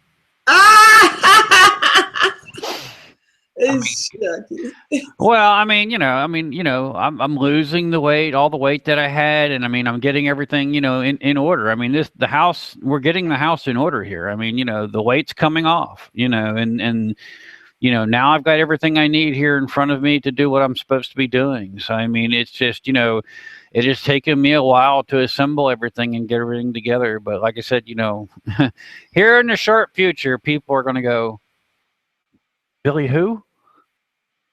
Billy Ray Fire. Have you ever heard of Billy Ray Fire? You know, and that's a good name for an artist, by the way. Yeah. Yeah, here in a little while, I'm going to actually make it my legal name. So it's not just That's going to be good. it's not just going to be my artistic name. I mean, you know, everybody looks up my website and everything like that, and I understand there, you know, there's a clause on the legal page that says it's my artistic name and everything. I mean, I make that very, very well known. But I mean, you know, that way there's nobody trying to say I'm trying to legally duck out of this, that, or the other, all this other legal crap that you can get into nowadays because they say you're impersonating somebody or something. So I mean, it's so easy to get into a legal trap nowadays that I actually have a legal page that's a side part of my main page just to make sure that everybody knows what's what. You know, that's just, you know, unfortunately, that's the way of the world now. I mean, you literally got to do the CYA, you know, in so many different ways. It's crazy. Yeah, you have to use a lot of disclaimers. Yeah, and there's a bunch of them on that legal page. I've had people, you know, it's interesting, Candy. I haven't released a damn thing yet, and Why not? Well, listen now. I haven't released anything yet, and I've had people try to open bank accounts on me, credit accounts, everything. Yes, I have literally gotten phone calls where people have literally tried to, you know, do crazy things. I had one person out of New York somewhere that was saying they were doing business with the record company, and they called the record. They must have had connections with the record company or something, and the record company, you know, looks up the website and then calls me and saying, "Hey, this person up here is you know, is wanting to do this and signing a contract for you for a 360 deal and stuff like that." And I'm going, I don't know them, you know, I don't even know who you're talking about, you know. And you know, and then I give them my references that I know, the people that I know in the industry, and they're like, "Oh," I said, "You need to call these people because they're going to tell you that person you got talking to you up there in New York is a fraud and a scammer."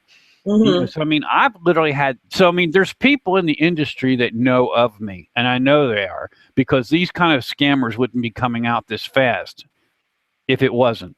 You know, if people weren't recognizing who I am from the past. Yeah, so I mean, you know, kind of, you know, interesting, you know, turn of events. I mean, you know, people calling your phone and then trying to harass you into this, that, or the other. Which I mean, know other people have those problems, but I mean, it's just I have, you know, ever since I fired this up, you know, really got into gear with this in October, you know, really started pushing this October of last year. I mean, everybody and their brother seems to be coming out of the woodwork. And it's got to be the people that know me from the stage events from years ago. It's just got to be people that recognize, because you know they're coming at me underneath my old name, and that's just it. See, I mean, because there's nothing public on the internet about my old name. So I mean, that's what, you know, I'm saying is they have to know. You know, they're digging up information and they know what they're digging up. So I mean, you know, that's, you know. Yeah, somebody tried to hack our they tried to hack our company, our record label's website. Okay, but the problem with that was I get notifications. Okay, whenever anything has been changed or modified, I get notifications for it that says, did you try to do this or that?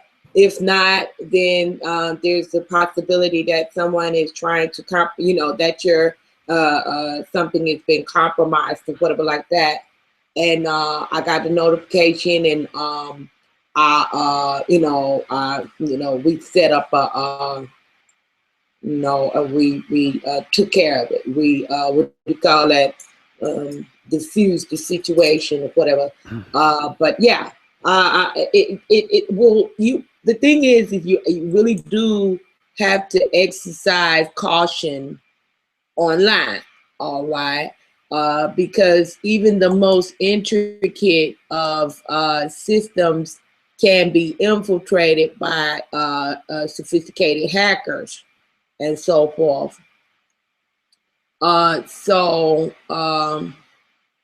You know, it just behooves people. I tell people all the time, The internet is not reliable, okay? It's not reliable. There's no such thing as having such a sophisticated security mechanism intact that it prevents people from hacking.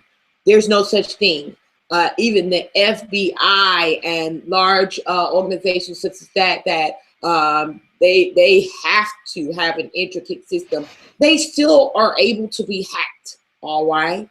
And so, you know, they still have vulnerabilities. All right. Because the vulnerability itself is in the fact that one is the internet and it's open. It's open. All right. And it's exposed to a certain degree. Right. And because of that, the way that computers and the internet, you know, sync up.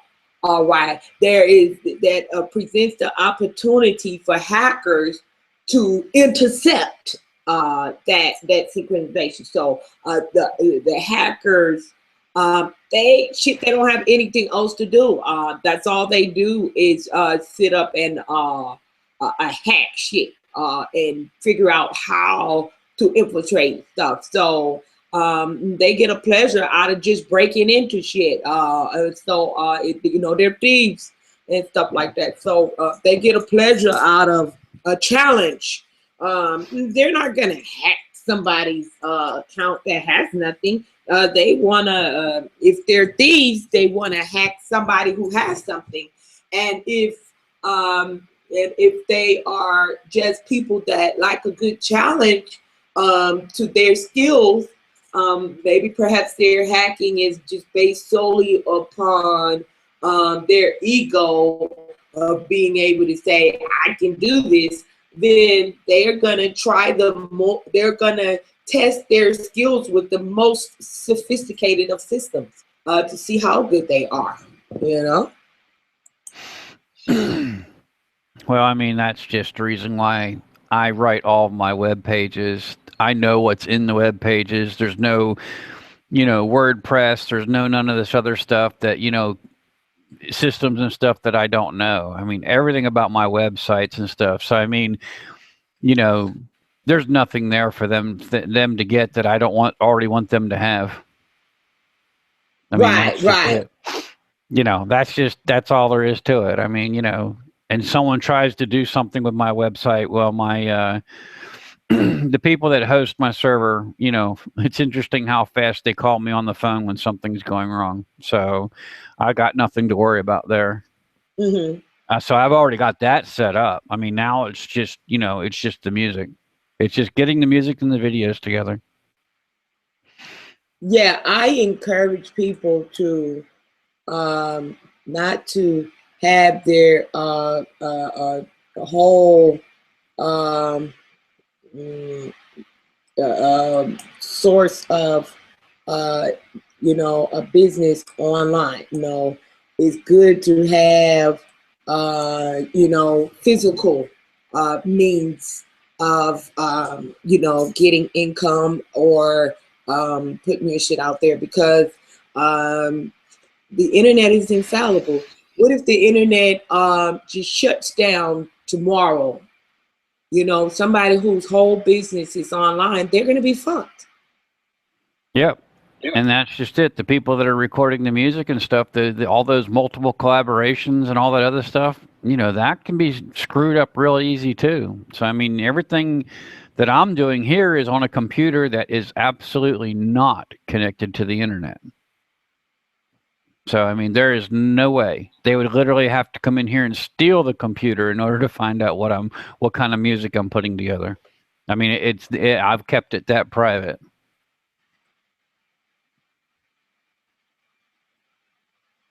Right. There is no way. You know. So, I mean, there's no way anybody's going to know. Not until they start saying, "Oh, you've released a song, have you?" Yeah, finally. You know, I'll admit it. Yes, finally. Well, it's better. It depends on your situation, but my brother-in-law, he's an excellent producer. but his confidence level is very low. His what's very low? Huh? His what's very low? Confidence. Oh, his confidence is very low. Yeah, his confidence level is very low. And he has produced so much good music, but he has not released any of it. So you know, no one will ever know that he was good. But you know, it, I mean, because that's mainly because of his confidence level. It's not because he's not good. Is the point. So I encourage people to not to just throw anything out there, but I do encourage people not to worry about if it's the tip top highest quality or your very best that you can come with. It's very strange how fans work.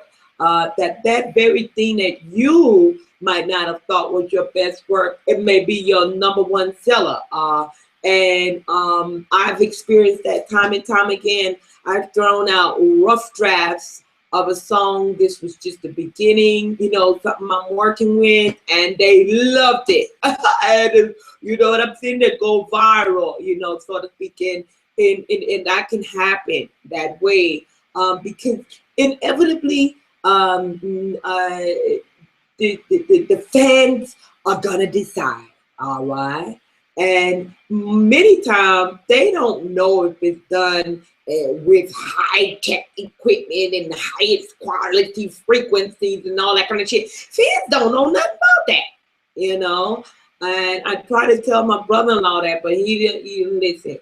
And so I proved it to him with my music career. Many of my earlier songs were just bootleg type recordings, and like I said, I mean, people were very receptive at it. I mean, they loved the vocals, they loved the melody, they loved the lyrics. So as far as the quality of the recording, they didn't give a shit. You know, they didn't even know that it wasn't the highest quality of recordings. Only the people that are music industry experts, you know, audio experts, so-called, that would pick out and critique the, oh, your audio is bad and all that kind of bullshit. Or I could have did better for you with your audio. I could have brought your vocals up and all this kind of bullshit.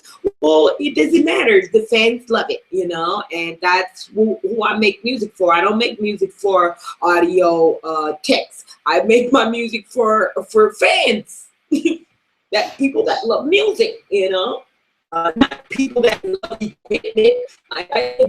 Uh-oh, you're breaking up again. Oh,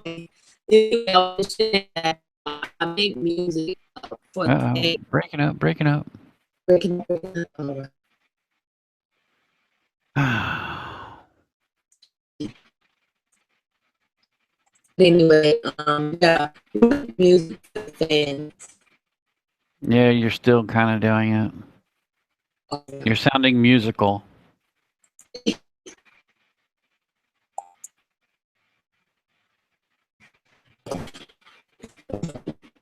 Maybe if I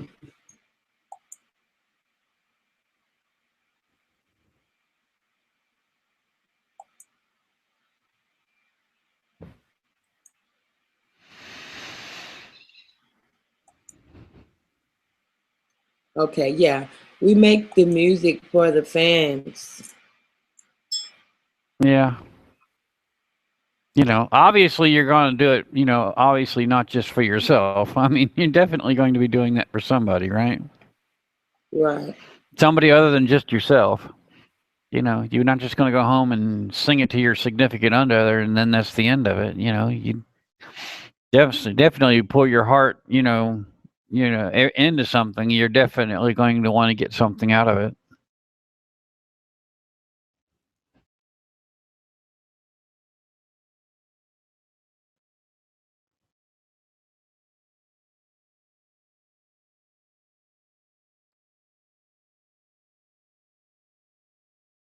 Is it still working, or did you lock up again? I don't see any movement in you, so obviously I guess that means it's locked up again.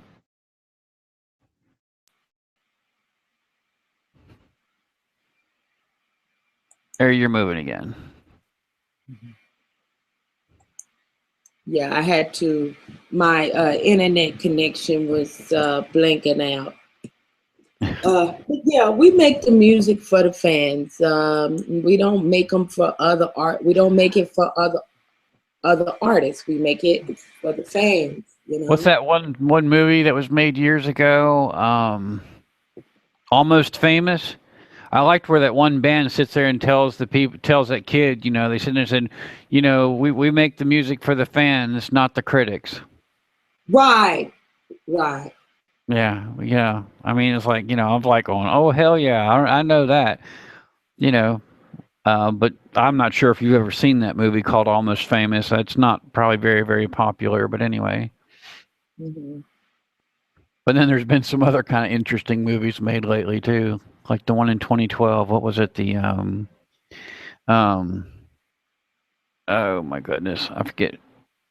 Tom Cruise was in it. Anyway, they made a spoof about a rock band. But anyway, a spoof. What's that? A spoof is like like a comical type movie. Making comic. Out of something that's, out of something natural or something. I mean, it's like they're spoofing it. Or making a comedy out of something, out of a real band or something, or out of a fictitious band, which is basically what they did. They made different parts of it, humorous and hilarious, and some of the stuff that they were doing and stuff, singing different songs and stuff, and making different insinuations and stuff like that. It was adult humor, but it was funny though too.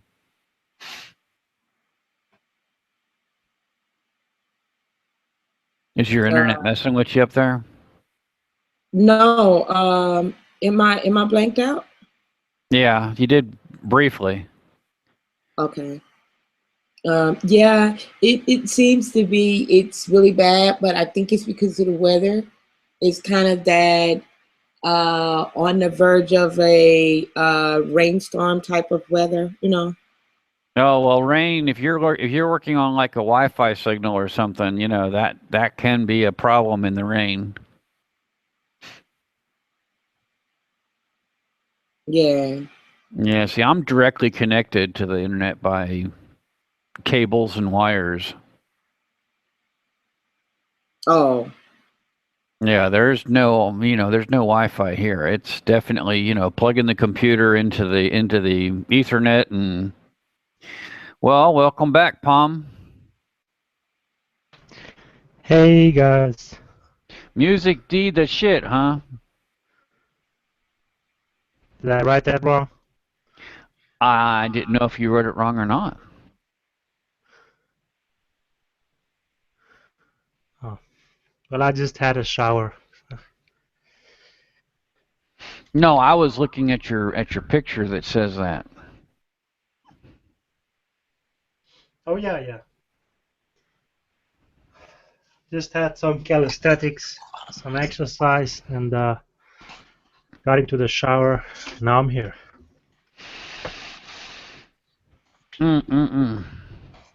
Important to keep your weight up. Important to exercise.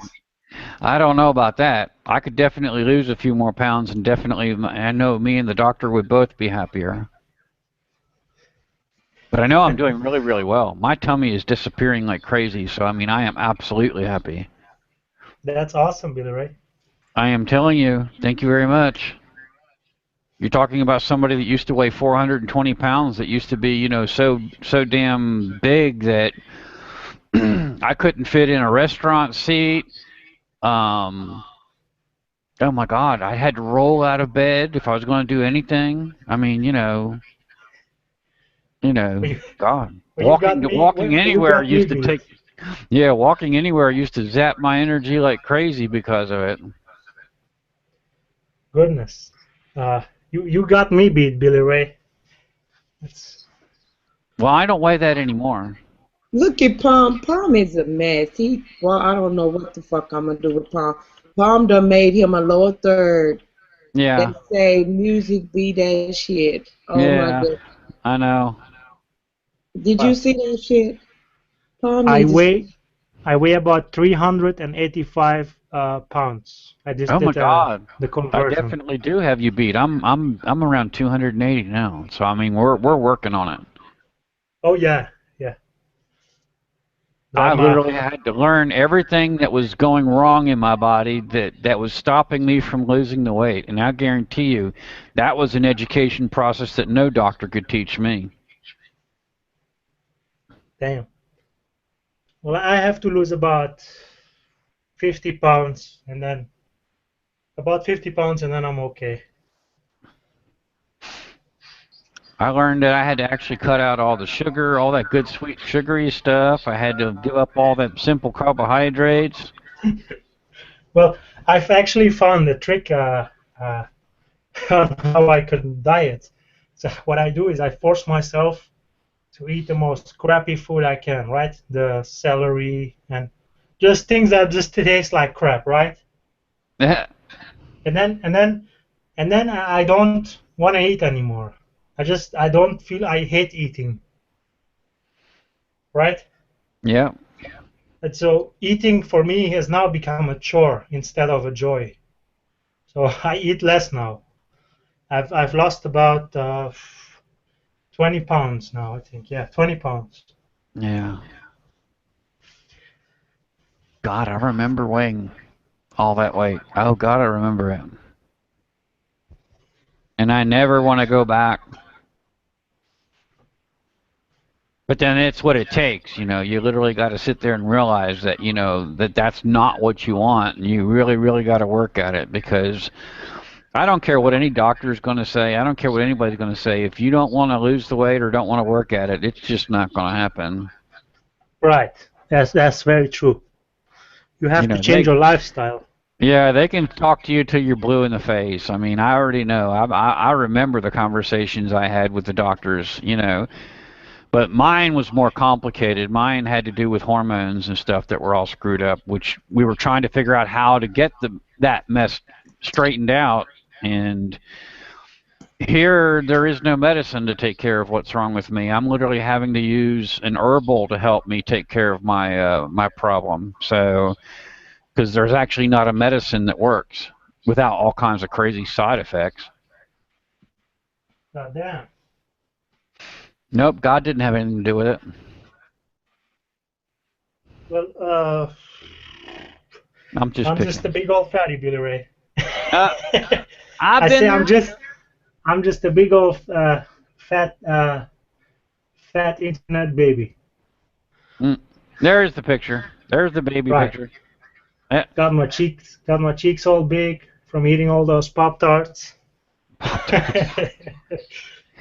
God knows I could eat a box of Pop-Tarts in one sitting. I'll guarantee you, man. That's the reason why that kind of food is not in my home. I mean, I go buy a bag of potato chips, and unfortunately, that potato chip bag is gone by the end of the day. I mean, I literally can't eat just a little and stop. So, I mean, I know what you're saying. Those foods are not in my home. Okay, well, we losing viewers here because our subject can change, and I got on the outside of here that we discussing music industry or whatever, and so we're losing viewers. I guess they're losing interest because it's becoming more just a flip-flop conversation. But how many people were watching about the music? We were fluctuating between 5 and 7 people. That's a few. Yeah. And as well, I don't have I haven't built up a lot of viewers, you know, frequent viewers. Yeah, you'll have to call me on a private phone, and we'll have to talk, because the thing is if people aren't finding your YouTube, it might be because you don't have the hashtags and stuff set up for them to do searches. Right. Yeah, and that really is a big thing when it comes to YouTube. I'll guarantee you. All right. You know, when you set up the YouTube channel, you go in there and your defaults, and you set up a lot of your, you know, general hashtags for people to be able to do searches. Uh-huh. And then, you know, and then you can add a few more. You know, you can add a few more in when the when this actually starts. Okay. But I'm still learning, though. I don't know everything about Google Hangouts, but I'm still learning. But I mean, I've learned a lot in the past, you know, week of watching everybody else and asking questions. Right. I'm damn good about asking questions. I guarantee you that. Me too. I'll drive people crazy with questions. Right. I appreciate your help greatly. I really do. So, yeah, we can do that in a private chat. I really would appreciate that. Yeah. Hi, your name? I forgot what you told me to call you. Jay? Yeah, Bob. How you doing, Candy? Bob. Bob. Hey, Bob. Yeah, Bob. B-O-B. All right. So, Bob. So, Bob. How you doing, Bob? How you been? Just chilling with Candy and Billy Ray.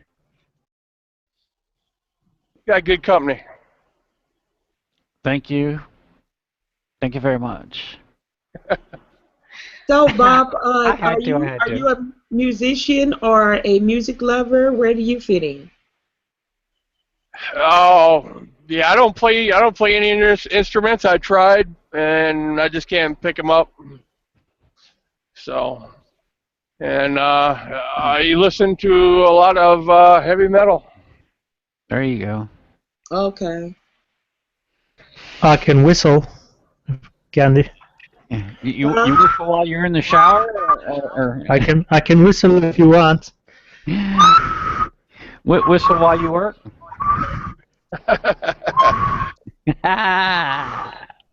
You ought to be able to get more wind in them fat cheeks. You got. Uh-oh. I can, baby. It's full of Pop-Tarts. What kind of Pop-Tarts do you like? Or maybe I shouldn't ask. No, I'm just teasing. Here. I don't eat Pop-Tarts anymore. Trying to slim down. Doctor says I'm a heart attack away from the hospital. Yeah, I know. I know what the heart attacks are. If you haven't had one yet, please I'm going to tell you from personal experience, you do not want one. I was thinking about it, but then I said, nah. I've had 3. No, you do not want them. They should give out medals for that. No, I don't need a medal. Attacks. No, there's no medal. No, no. I don't carry. They don't sit there and say that's a badge of courage, because that's obviously, you know, even though they didn't understand what was causing mine. I mean, you know, it's still, you know, we eventually did find out what was causing mine, but still, because mine had nothing to do with bad diet and stuff, because every time they did the heart catheterization on me, you know, they kept on saying, well, your pipes are clean, there's nothing there, there's, you know, the blood flow is fine, you know, they just couldn't figure out what was causing the heart attacks. They finally did. Well, I do know with the singing that you do have to watch what types of foods that you eat or drink, especially right before performances, because like things like milk and stuff like that create phlegm in you know, in your throat. So drinking milk is before performing or before recording, you know, vocals is a no-no. Gotta watch out for the beans, Candy. Watch out for the beans, because you may fart during on stage. Well, if you fart, or if you pass gas during a performance, you know, who's gonna know who did it? Yeah. Well, you're the one on the mic, babe. Well, you know, if the mic is sensitive enough, you know, you never can tell. You just might blow the mic out. Oh, man. But I'll guarantee you, there's times you're moving around the stage so darn much, it doesn't matter anyway. If anybody smells something funny, the air's moving around so much, it doesn't matter. Right. My face would look so red if I did that on stage. I would just feel relieved and keep on going. But anyway, that's another story, right? Yeah. I'd appreciate if y'all don't hold that kind of conversation on my live broadcast. Come on, even artists have gas. Yeah. I admit it. That's true. So the answer to that question is, if you have gas on stage, just pass it and keep going. let her rip. Yeah. You look at the person next to you with a funny look, squint your nose, and move away. Blame it on the next person. That sounds good. Yeah.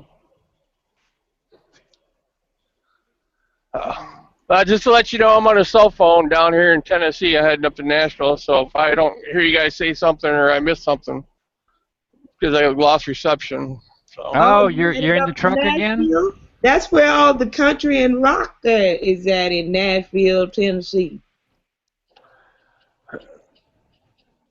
Yeah, a lot of country in Nashville. I love country music.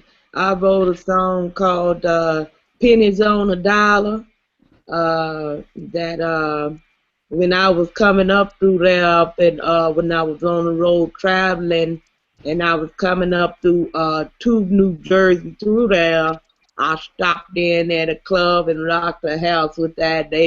Oh man, well, the people in Texas really love, they like country music, but I knew those Tennesseans was gonna love it, and I dropped up in a club off in Tennessee. Matter of fact, I don't even remember that place. I just happened to see that they was open. I passed through there, and I happened to see that it was open. I dropped in there and dropped a line or two, and they was loving it, boy. And so it was a live band there, and so forth. And I sung Pennies on a Dollar, and that's the song I wrote.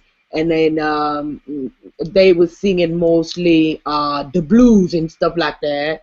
So I rocked the house with that song by, I think Ray Charles wrote it. The Nighttime is the Right Time.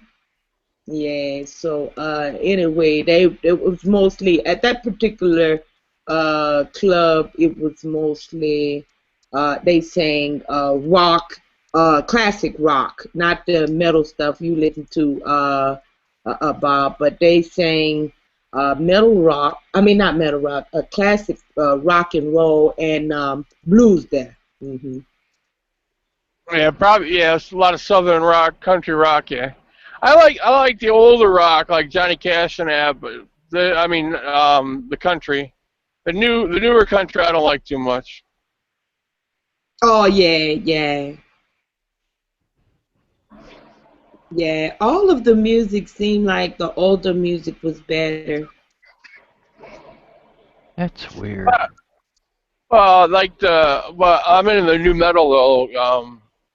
Like a lot of the new bands like Slipknot, Arch Enemy, As They Lay Dying, and some of the black metal from Sweden and Norway. What is that? Death metal? Yeah, the death metal, like Cataclysm and Casium, and Goat Horror. So. Oh hell, that's a subscription button. I'm looking at the live feed off the YouTube. That's kind of interesting. It's got a box over top of me that looks like it says it's a subscribe button for Candy Johnson. I was trying to figure out what that was. It was blocking my picture. That's interesting. Oh, really? Yeah. On the live feed, you said? On the YouTube live feed, yeah. There's it's interesting, but anyway. Hold on. It could be different. The G Plus live feed is different than the YouTube live feed. Yeah. Oh. The G Plus live feed Yeah, the G Plus live feed. If you look at the bottom, they'll have.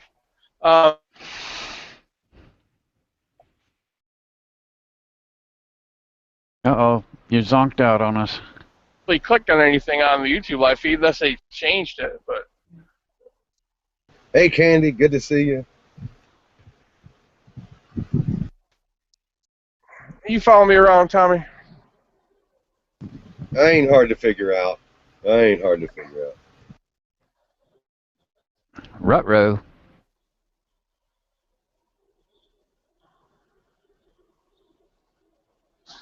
What state you living in, Tommy?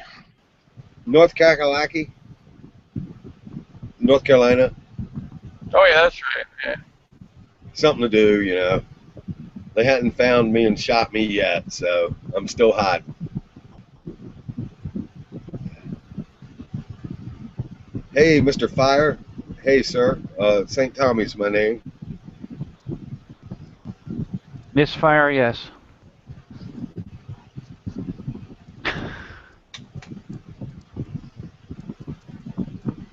Excuse me.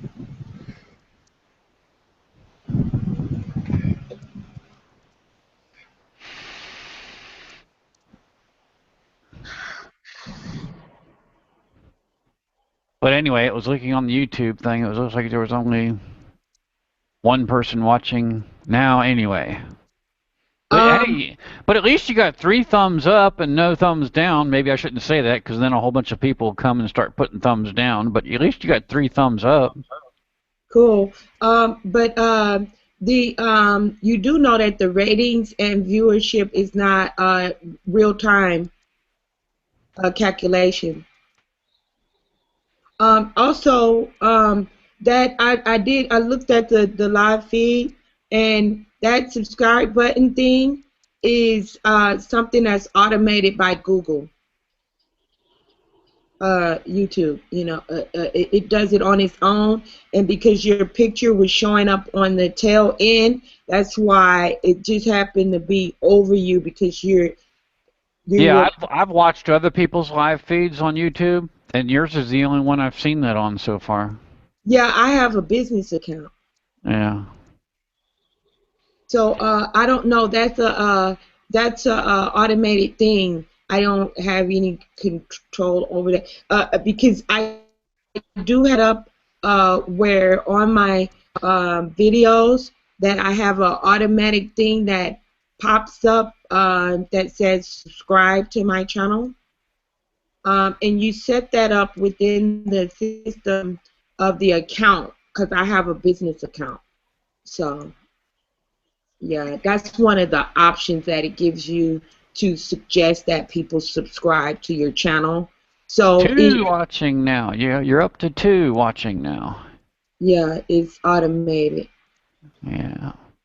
Candy, in the past, have you had a particular theme that you'd like to make videos about, or any particular subjects that you'd like to make videos about? Like a favorite subject that you talk about, or what do you make videos about? I don't have a specific subject. I am known for 2 things in particular. That's being cool, and what else? Huh? Being cool. You're known for being cool, obviously. Oh, shucks now. Just telling the truth. But excuse me for interrupting. Go ahead. Shucky. I'm known for my music, okay, of course, because you know, I'm an artist or whatever like that, you know. But I was kind of forced into this real talk thing. Just like with my music, other people dictated that for me. They was like, damn, you rock the house. When is your album coming out? Like, when are you gonna start singing professionally? You know, and so I was kind of, you know, forced by the fanship of it first into, you know, most people do it and then gather up fans. Mine was the opposite direction. I got the fans and that pushed me into doing it, you know. And in the same with the real talk, people just respected my wisdom and stuff like that in everyday life. And they was like, you should start doing videos where you just, drop jewels. And in our ethnic group, dropping jewels mean you speaking words of wisdom, okay? So that's dropping jewels, and so that basically I was forced into that. My sister, my fan base on Facebook, and like I said, and in real life, people just love to come to my house, sit around, and hear me shoot. I call it shooting this shit, but I keep it real. So they really, they're like, you know what, Candy be talking some real shit though, and so they pretty much pushed me into that as well, real talk. So I said, well, okay, I'll do it, I believe that instead of complaining about the current situation with the young people not having someone to look up to, or good idols or examples of respectable morals or what have you like that, I just say, okay, I don't mind being an example of that, and dropping some jewels on the younger generation and stuff like that, and I was telling the people, there's a lot of people online that like to do the religious debating and stuff like that. But that's not my kick, That's not my kick. I like to drop jewels, but that's not my kick to get into the religious debating. But at the same time, I am very spiritual. Okay. Yeah. So anything truthful will do. It doesn't have to be religious. Anything cool, encouraging, truthful, upbeat, anything that helps. Right. There it is. There it is. Well, lay it on us. Drop those jewels like it's free candy. That's it. Step up to the plate and give it a swing. You might strike out, but you might hit another home run. Yes. Yeah. Yes. Right. So, make it taste like candy, right? Hey, the sweet ones are good too. You know what? You want a little sour candy? You want some sour candy? Come on, we got some sour candy for you too. Come on now. Right. I don't know about the sour stuff. No, man, I ain't buying all that neither, man. The sour stuff is probably bullshit. That's what I figured about half the time. But that's just me. That's just me. Yeah. Terrible, terrible situation. I know it, man. Gosh. Yeah. Must have lost Bob. Yeah, he did say he was traveling. And, yeah. And because of, probably as he's traveling, he's probably losing his signal. Yeah, they're still trying to get you every now and then. You kind of warbled that a little bit that time, so your internet's still trying to mess with you. The demon of G+, be gone from us. Oh God, please. Just kidding. I'm heavy-handed like that. Wait. Now you got to ask Candy. Now the hangout I was in last night. I was the one that was the devil's advocate. So I'm the one that's got to control the evil spirits here. Okay. I'll take that role hey, for a minute. At least I admit it, right? Hey, sometimes to champion a position can be right devilish. It's just the way. I'm telling you. It just is sometimes. But you sure look like you got a good heart to me. I seen you around, Billy Ray. I seen you around dropping jewels in the language of our candy. Yeah. Oh no. You can't hide what's on the inside. I'm on doo-dooville now. The evil spirits are going to run from me. He's talking sweet. That's it, man. That just blew all the hell out of the music I was going to sing. You don't even know. You don't even need an exorcism. You don't even need none of that bullshit. Oh, come on. There's no room. You'd take the exorcism of me, and then there would be nothing left. So we don't want to do that. Just because you have a wicked thought once in a while, that one don't mean squat diddly. Gotta have some fun here.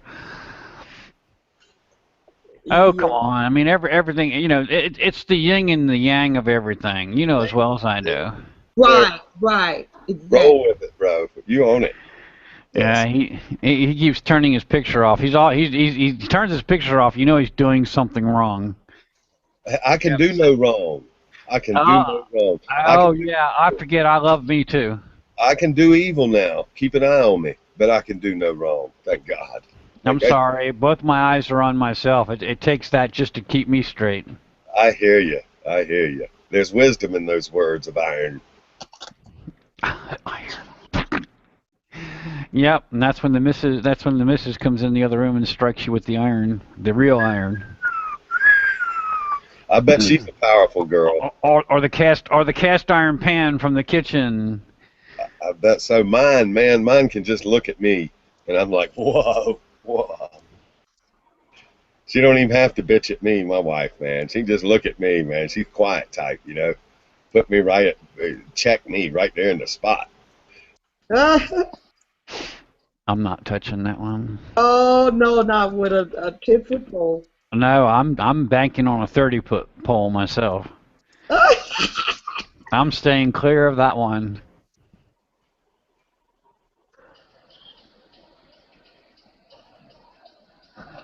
Tommy, are you into music at all?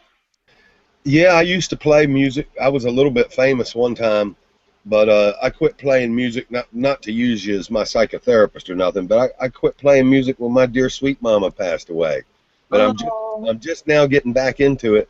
I fixed my keyboard, and I'm singing a little bit more. So, there you go. There it is. Yep, go on, live a little. Yeah, live a little. No, it's not that you're living a little bit. You're just, you know, that's, you know, good.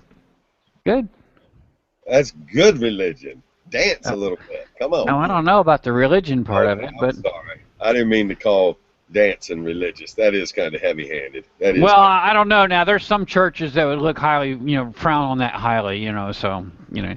Rolling on the floor, dancing. It's all unless you're talking about, like, the Pentecostal church, then you know they dance all the time. Oh, yes, we do. Yes, we do. Fire and brimstone, and all of a sudden, oh, hell, the Holy Spirit got a hold of me. I got to dance. Oh, shit.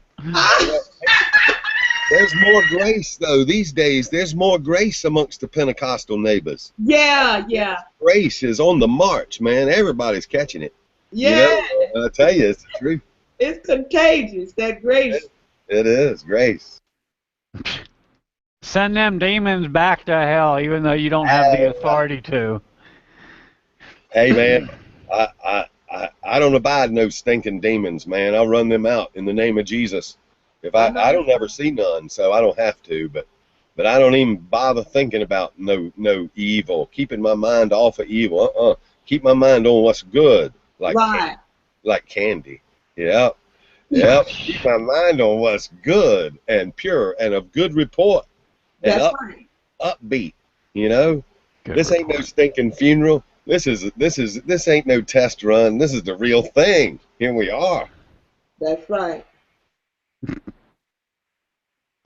Where are you at, Bobby Ray? Are you on planet Earth or maybe North? No, Billy Ray's in Macon, Georgia. You know, down here. Wow. Yeah. Down here where some of the. What? He said, "Are you on planet Earth?" Yeah. No, I refuse to be on planet Earth. I'm a space traveler. Tommy, what kind of music do you sing? Well, one of my favorite artists is who is that great man again? Justin Bieber. Yep. The great Justin Bieber is one of my favorite current artists. But I like blues.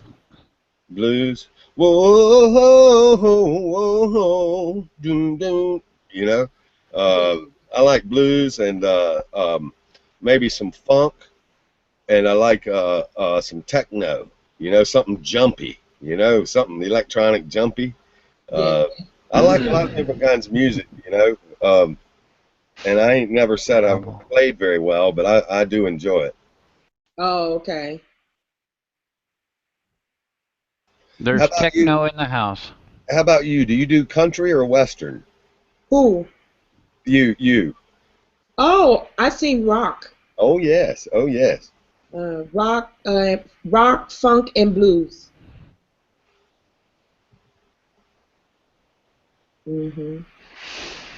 Well, I sing all kinds of music. I pretty much perform whatever is the crowd calls for. I'm blessed to be versatile in that manner. But my preference, what I prefer is rock, funk, and blues / soul music. Yeah. You ever do any Gregorian chants or any Latin hymns like Kyrie eleison, Christe eleison, Kyrie eleison? Just kidding around. You know, that's just some good old traditional music from the Catholic brothers, you know. Oh, shit, no. I'm just toying around. I'm just toying around a little bit. You need to quit your shit. I know. I'll pull one on you. Watch me now. No, man, you need to quit your shit.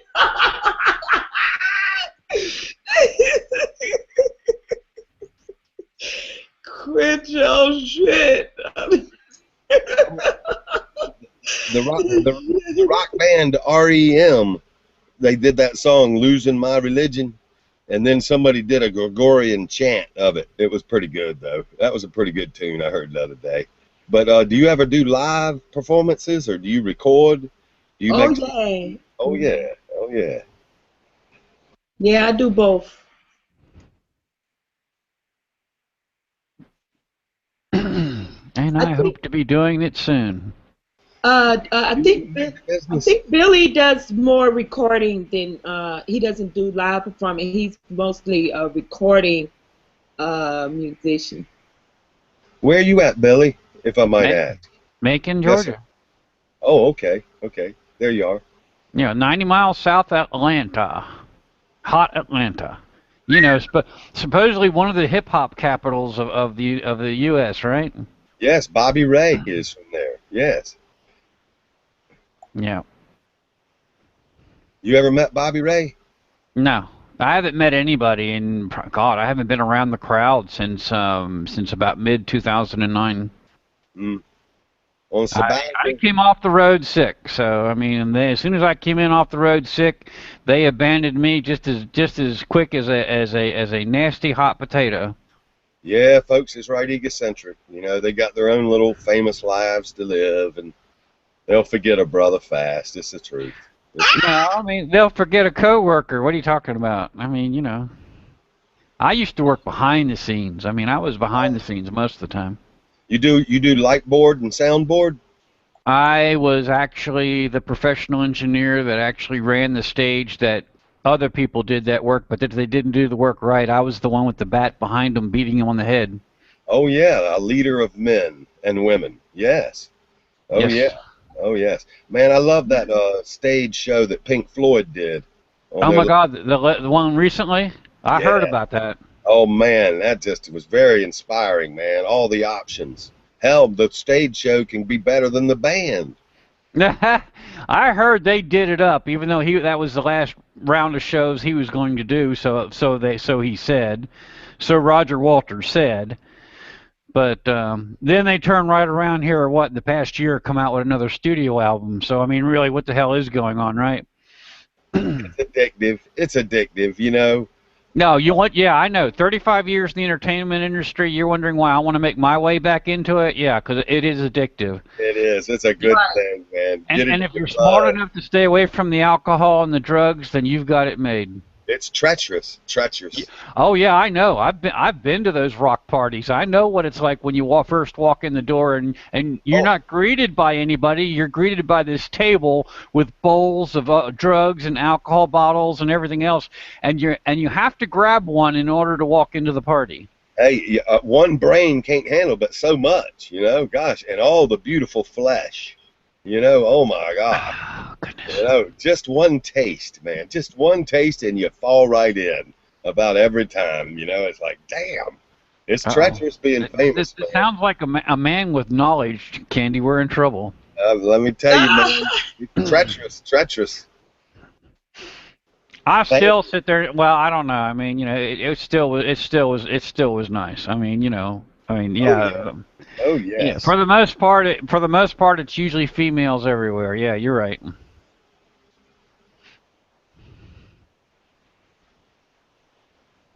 Definitely nice. Yeah, famous people are also beautiful people. You know. Oh yeah, I mean, yeah, because there again, I worked with a lot of them. I mean, you know, but then I never took pictures or anything like that with them. I mean, well, the contracts and stuff that I had with them, you know, they liked working with me because I wasn't one, you know, turning right around 10 minutes later after talking with them, going, oh, by the way, can I have your autograph? I mean, I never did any of that bullshit with them. I mean, you know, they needed a certain microphone, they needed something turned a certain way or something like that. I mean, I was there for them. I mean, that's what they liked about me. Have you ever been a handler? A handler for a band or? No.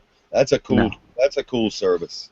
No, I enjoyed the other part, setting up, you know, being, you know, setting up and being in charge of the venue. I think that's more fun than being on the road, you know, with an actual single touring band. Because a lot of times when we were touring or when the venue was moving, a lot of times those bands moved with us. So I mean, you know, what you're saying is, you know, it wasn't just one or two bands that were around with us. It was usually several, and every now and then one would swap out for another and stuff like that. So I mean, I think I got a better idea.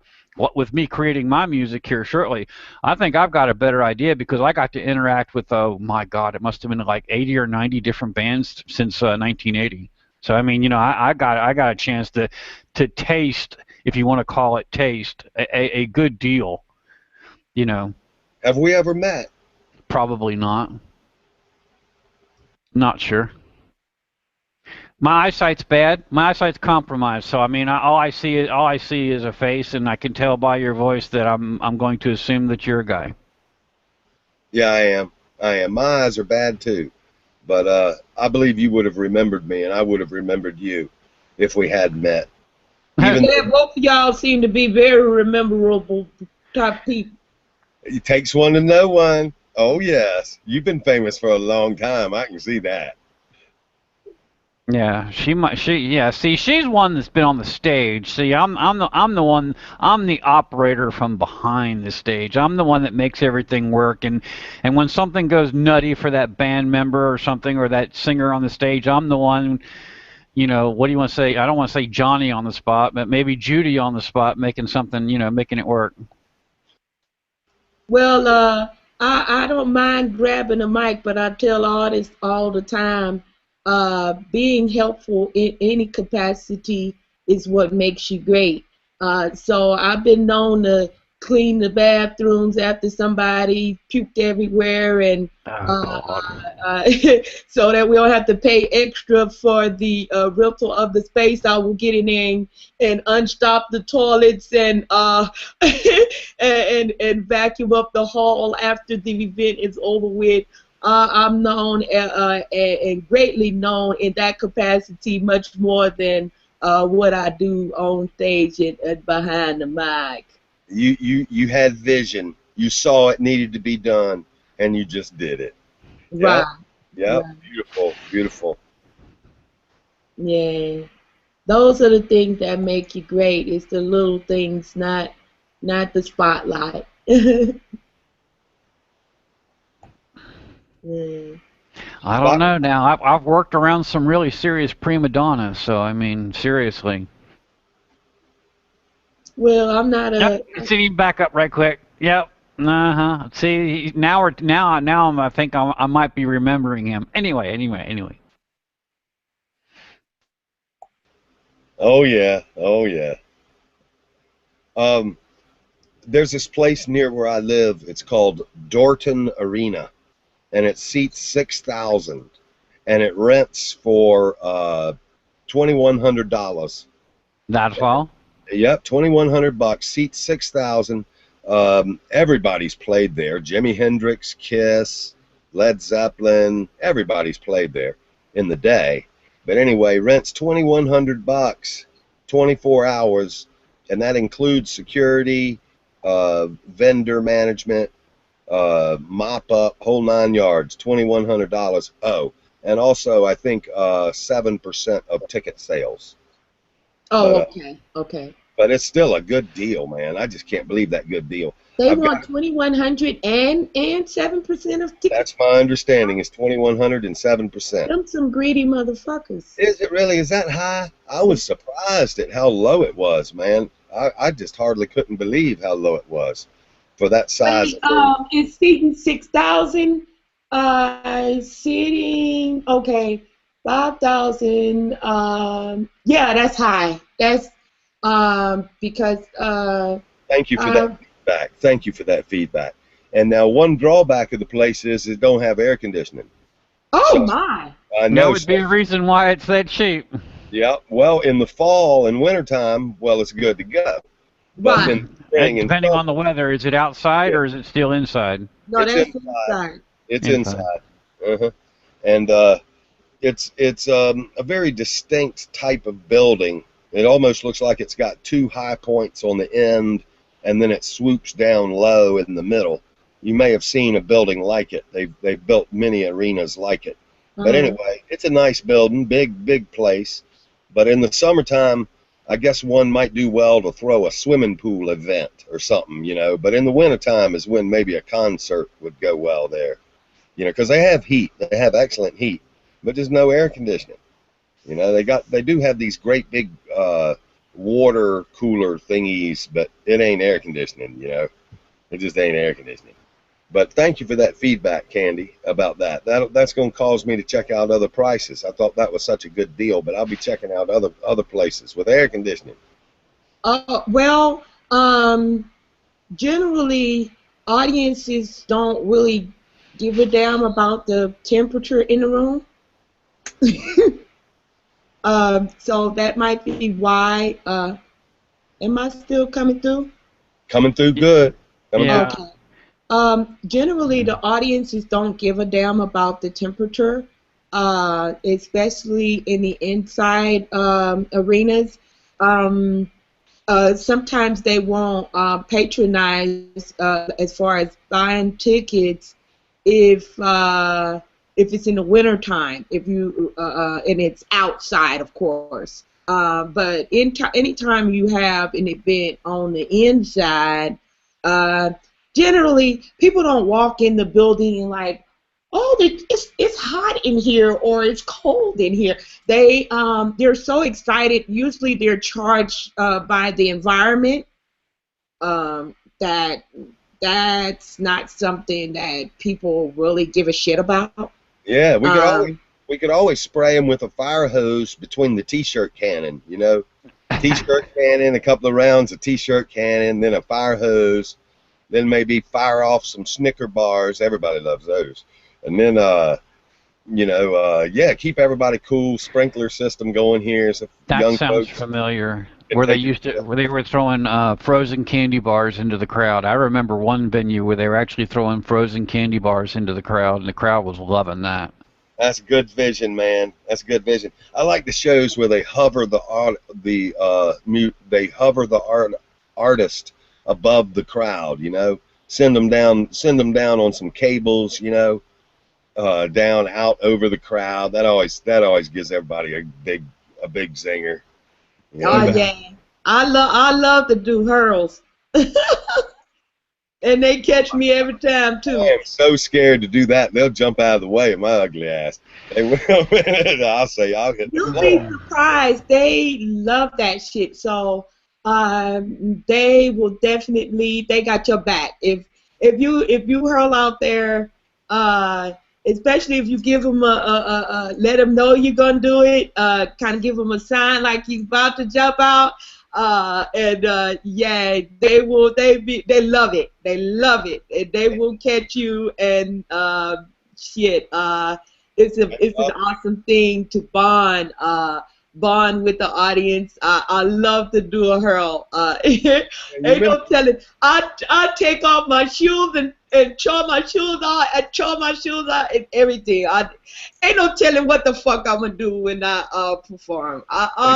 It gets wild. Yeah, I'm wild. and I'm not wild in a obnoxious manner. No. But I love to get into it, and I threaten my crowd and everything. I say, if y'all don't get with me, I'm gonna take my damn shoe out and throw my shoe at you.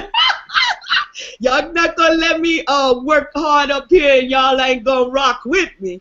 And they say, you know, you rock, you know, shit like that, you know. And I tell them, no, y'all rock, you know.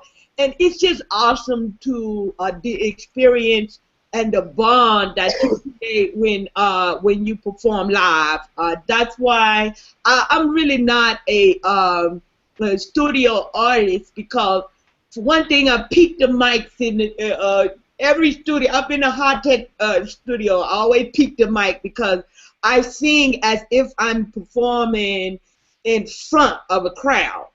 All right, so yeah, I'm not made for the studio. I am definitely a live performer for sure. That's me right there. That's me. I'll tell you, man, I'll amp out, you know, give it all I got. Go for it. Yeah. Go new places, you know, open new doors. Yeah, I'll strike out, but man, them home runs, man, they're beautiful. Right. They're beautiful. Why just 2 giant beach balls in the crowd? Why not get about 50 of them out there, you know? Give them something to play with. Give them something to play with. Excess in entertainment, you know? Yes, what do they call it? Excellence. You know, rev it up a notch. Yeah. Take a chance. Yeah. Swing. I actually go through, if I don't perform in quite some time, which is, I haven't performed since February at this point. I am definitely going through withdrawal. Withdrawal of what? Not being on the stage? Yeah. Oh, God. Yeah, live, man. It's beautiful. It's awesome. It's I know it is. It's a gift. But behind the scenes, man, you ever done any DJ work? Me? No. No, I don't do DJing. No, you've done lighting, though. Is that right? I was in charge of the people that did it. I understand. Yeah, so being a stage manager, you're basically, you know, in charge of every little thing that goes on. And I mean, when some little thing goes wrong, they're not going after the lighting guy. They're coming after the stage manager, and they're really screaming up and down. So I mean, you're on top of you have to be on top of everything. Yeah, the buck stops at you. Yeah. Yeah.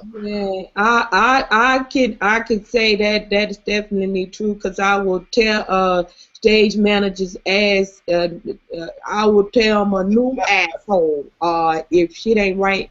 And it's not because I'm not understanding that shit happened, but I do look at it at this as they gotta know that there are certain things that are priority, and one thing that's priority in a performance is we need to keep the sound going. I don't give a damn about lights or none of that, but we do need to keep the sound going, you know. And so I usually don't get too annoyed unless we having a problem with the speakers. The engineers over there fucking with my mic sound volume. The monitors. The engineers over there fucking with my monitors. Don't piss her off messing with her mic. Yeah. There you go. Get it right. Don't take the girl's mic away. No, not the actual mic, the sound on the mic.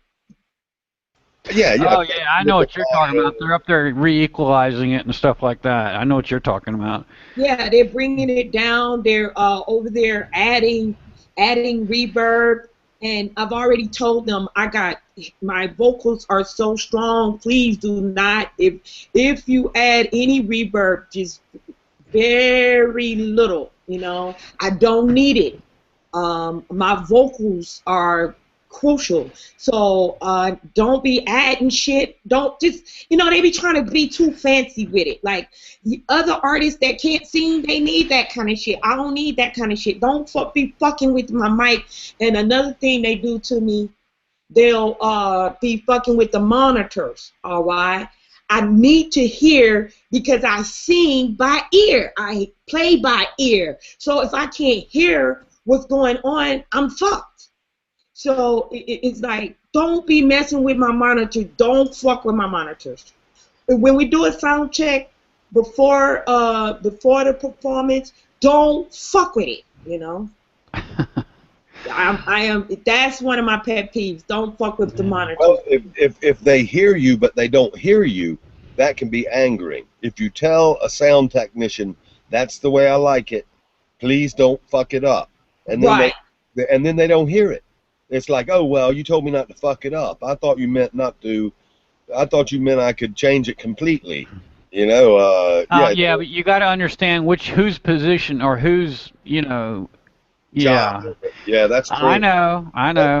You got to let people do their job. You know how many times we've had everything set, and then the sound man is up there adjusting stuff, and I'm literally having to leave the stage and dodge through the damn crowd because obviously there's a space between everything, and get a hold of the sound man going, what the F are you doing? Because I'm hearing it before the singer sometimes hears it, and I'm like going, oh, God, what the hell are you doing? Put that shit back the way it was, That's what I'm talking about. And then it's a matter of seconds or so later, I've got the singer looking at me kind of funny, and then all of a sudden the singer's like, oh, yeah, it got straightened back out. It's cool. So they're I'm like, I'm on top of it. So, I mean, I know you got idiots all the time that think when you say don't F with something, they think that, oh, it doesn't matter. I'm not Fing with it because I'm making it better, and no, that's not what it's about. It's not you. Right. They be trying to. They think that they're making it better. All right. But they be fucking it up. Yeah. And I'm like, you have no clue what you're doing. What the fuck? They need to get somebody else over here because he don't stop fucking with them damn monitors. I'm always threatening to take my shoes off. Okay. I'm like, I will take these motherfucking heels off and chuck them at your ass. You get your motherfucking ass away from me. She's gonna take her shoes off and hit them with them. And I always have really chunky high heels too. And I'll take something that'll hurt. Yeah, something that'll hurt. Yeah, that's right. And I'm most pleasant otherwise to deal with. I'm not a bitch. But if you start messing with that monitor on me and like adjusting the mic after that's what a sound check is for. All right. When you before you do a performance, you do a sound check. All right. And you sync with your if you have a live band, you sync the sound up and we play and do a sound check to make sure that I want my band kicking ass. So fix them down mics where my band can throw down. I don't want them to feel restrained. So fix the down mic where my band can throw down, and when they throw down, that's gonna make me feel it. I'm gonna kick in the high gear, all right, vocally, all right. But I want my band kicking ass, all right. I don't want them to feel like they have to restrain themselves. Although sometimes depending upon the size of the building that you in, they might have to pipe it down. The drummer might have to pipe it down, and of course your guitarist may not be able to just really amp up to the highest frequency, but you know what I mean. They don't feel like they can't just really, get into it and feel it. I want them to feel it. Otherwise, I'm not gonna feel it. All right. They'll lose the flow on it. If they have to hold back sometimes. Right. Get with it. Get rolling, and just go off. If they can. Yeah. Right. Well, delivering instructions to somebody downstream, you know, it's an art. It's an art to deliver instructions in a way that somebody understands it and understands that they are an instrument in the hands of the artist. Rather, and although they're a technician, they're also there to be instructed. They're not there to recreate the wheel or recreate your music and communicating that, you know, because they got little egos too. They're trained technicians, man. They know what they're doing, you know. But in their mind, it's good to realize that they are there to provide a service to the artist, so the artist can deliver the product. Right. It's a tough thing being a second man, you know. It's a tough thing being a carpenter's helper or being a sound man to a great artist. But hey, it is just a role, you know, and knowing one's role, that one is part of the art. One is not the creator of the art, kind of thing. But anyway, I'm just running my mouth. Beautiful, though. Beautiful. It is my time to go. Thank y'all. It was good to get to know you better. Good to get to know you. Yeah, well, you'll just have to, you know, hook up. You got to come back now, you hear? I'm looking forward to it. Looking forward to it. Hey, keep your Pepto-Bismol handy. You know, keep it handy. I'll be back. Yeah, well, I hooked you up in circles, so you'll be able to circle me back. Thank you, sir. Thank you. Just don't tight the lasso too tight, because I'm not interested in being, you know, in being hung or choked to death. I understand. I'll try and hold back. Catch y'all later. All right. Yeah. I got sidetracked a little bit ago. I mean, I was listening, but something came through in one of my emails where I was getting a discount on something that I bought a few weeks ago. And because I bought it, you know, it was within a month of buying it. The people that I bought it from, it just came out about being on sale or cheaper or whatever you say, a discount. So I had to send an email to my salesperson about saying, hey, look, you know, I'd love to have the discount price. Mm. Yeah, the set of plugins I bought a few weeks ago, I paid a lot more for them than what they're going for right now. So I said, I'd love to get the discount price and get the money back. Mm. I don't think they do that, do they? Yeah, the people I work with does. Hey, I'm telling you, I'm connected. So, I mean, everything I got going on here, I mean, I literally got the connections on everything. So, yes, the people I work with do. Been doing this. I've been finagling crap for many, many years. It's just, the past few years I've been having to finagle this stuff for myself, not for somebody else. And this is one of them where I'm spending my own money. I'm not spending somebody else's. So, I mean, it's a whole different scenario. I mean, it wasn't nothing for me to get on the phone just not only a few years ago, it wasn't nothing for me to get on the phone and spend somebody else's money, $200,000, $300,000, $400,000 at a whack, just to get certain equipment and stuff like that because of a certain band's requirement or whatever. Yeah. But I definitely don't have that kind of money of my own. I like to, I believe in using what you got, making the best of what is accessible to you.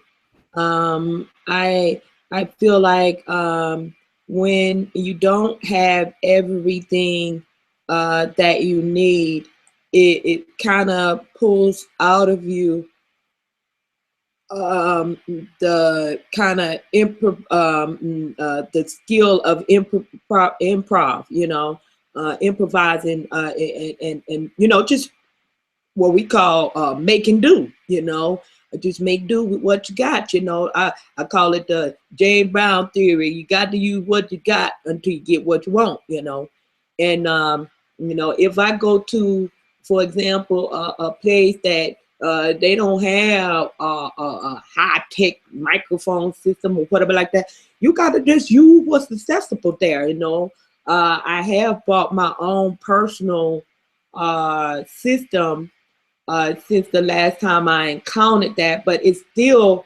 some instance where you didn't know that it was going to be like that, and you still just have to roll with it, what's there.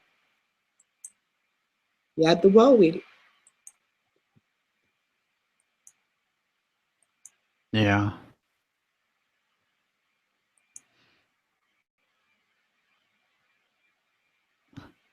Yeah, but you've got the, there again, when it comes to the bigger venues and stuff like that, you got certain bands coming in, and the people that own the venue are willing to spend the money to make sure that certain bands have what they need and stuff like that. I mean, it's just, it's just that's just the way that goes. It's gone that way for many, many years. There's artists that get what they want.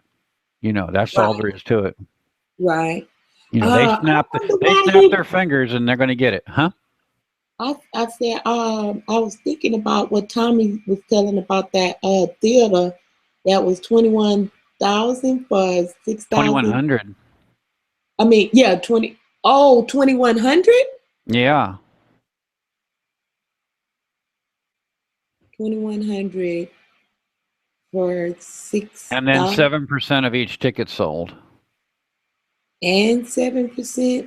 Yeah, that's not really a lot. Pricing today, that's not really bad. But then the venue, he said, didn't have air conditioning, so obviously, that might be what it costs right now. But in the fall, when that place becomes booked and stuff, you never can tell. The pricing might change. They might have different prices at different seasons. It might be low right now just because of what it is. I mean, I've seen places that the prices change depending on the season. So, I mean, I would have to know more about it. I mean, I know that's what he said, but I mean, I'd have to know more about it. 21. Okay, I don't know what I was thinking.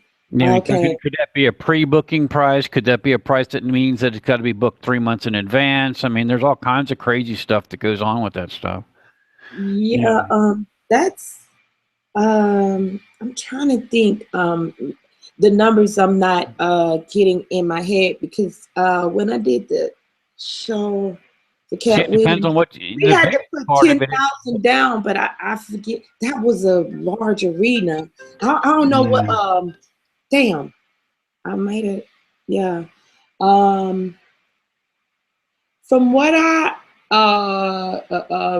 it was the approximate, but then it's different in different states. So I should have asked him what state he in, because in Texas, you can get a larger seating arrangement for way less than here where I am in New Jersey, you understand?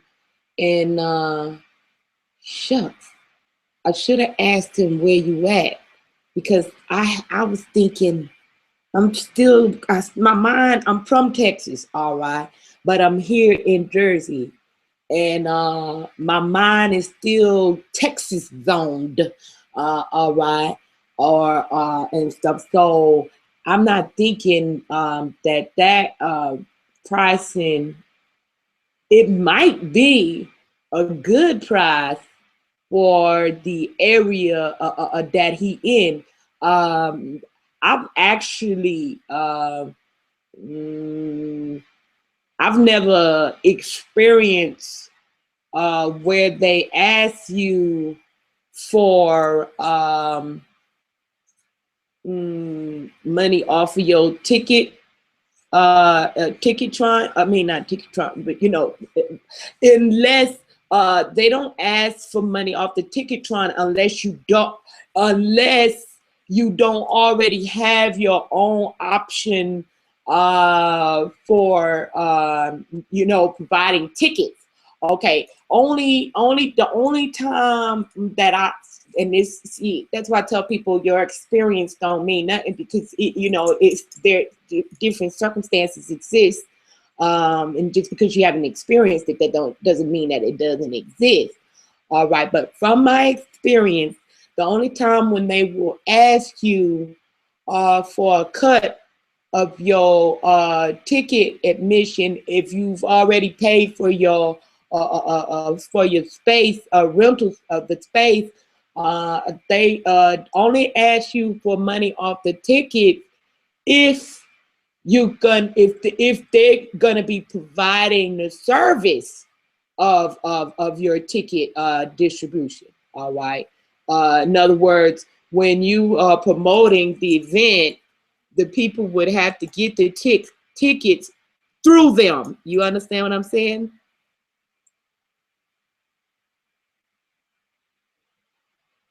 Uh-oh. Did I blank out? Yeah, I'm still here. I'm on the phone at the moment, but I'll be right back in a second. All right.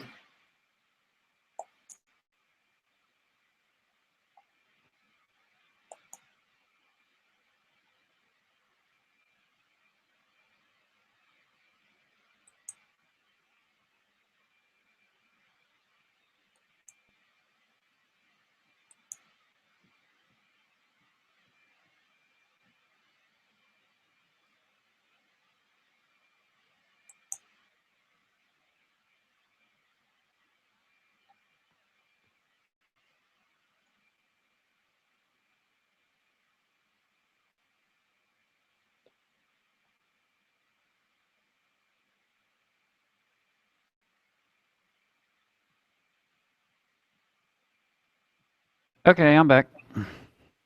All right. Yeah, while y'all were talking and stuff earlier, I got hooked into one of my emails. I think I told you, and there was a discount on some software, and that popped up, and that was just the guy from the particular place calling me back and confirming the discount, and also confirming that I was going to get the difference in price back. So, see, that's the kind of stuff I've got going on. So I mean, it really works out. You got a friendly company that you're working with, and that's matters a lot. Mm-hmm. Yeah, because most people would be not well. Most people would be on top of things like I am, though. Too, I'm actually watching prices and stuff. And if I buy something, and then turn right around, I think they give me up to about a month later. If the price changes, in a way that's better for me, a month later, then I can get the difference in the price, which is fine. You got like a 30-day price guarantee, which is cool. Okay. And a lot of this software is not cheap, so Mm-hmm. no, not on a personal basis. If I was more geared to being a business, which I hope to be more geared to being a business, in the future. But I mean, being a business, it would be probably better. You could probably write it off better. Unfortunately, the stuff I'm buying right now, I'll never be able to write it off because I'm buying it as an individual. Mm-hmm. So I mean, I know the difference. You can get a tax write-off as an individual. It's called self-employment tax. Yeah, but technically, I'm not even self-employed. Technically, it can be considered as self-employment because you artist as an artist, that is an employment.